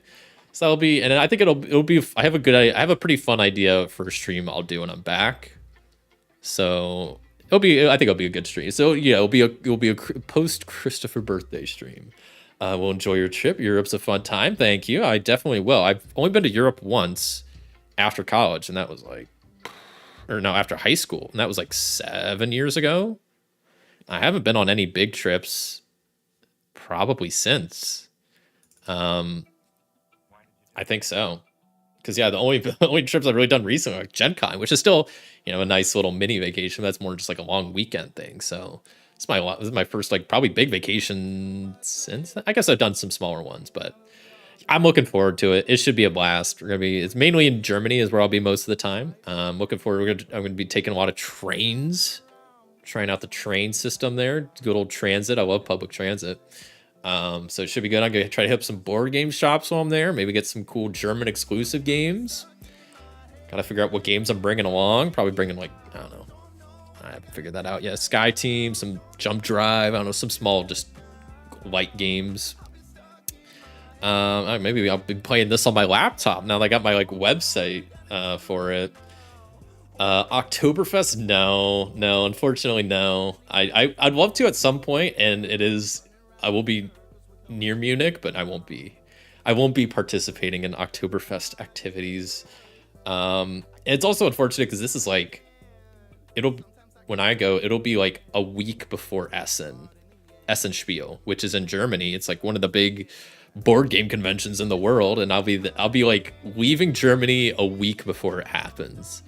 So who knows? Maybe sometime in the near future I can make another trip back for Oktoberfest in Essen. That'd be a fun little 1-2 because they seem like they both happen around the same time, and they're both, not too far away from each other. So yeah, but no, just going over just to sightsee, see some of the cities, and just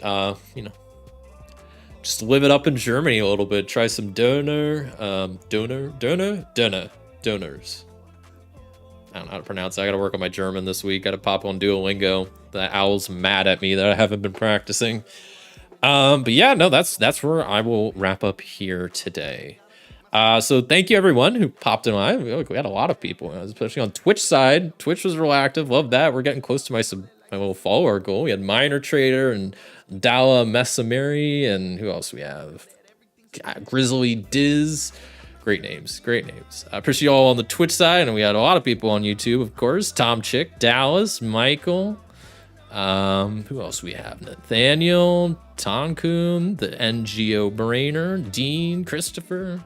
Appreciate you all coming by and hanging out and watching me trade it up in space. It's thankfully stayed out of debt, not dealing with the space banks today, not having to deal with any space loans.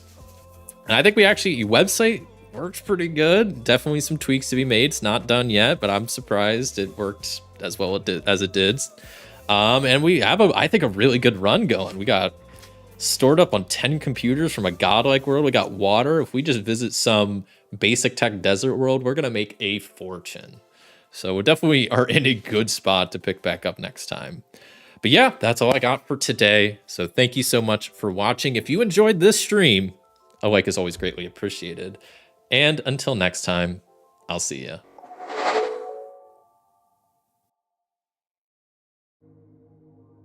Have a good week, everybody. Go trade in space. I'm sure you'll make a lot of money and not get in debt with the space banks. Surely. Become a gazillionaire. That's what you gotta do.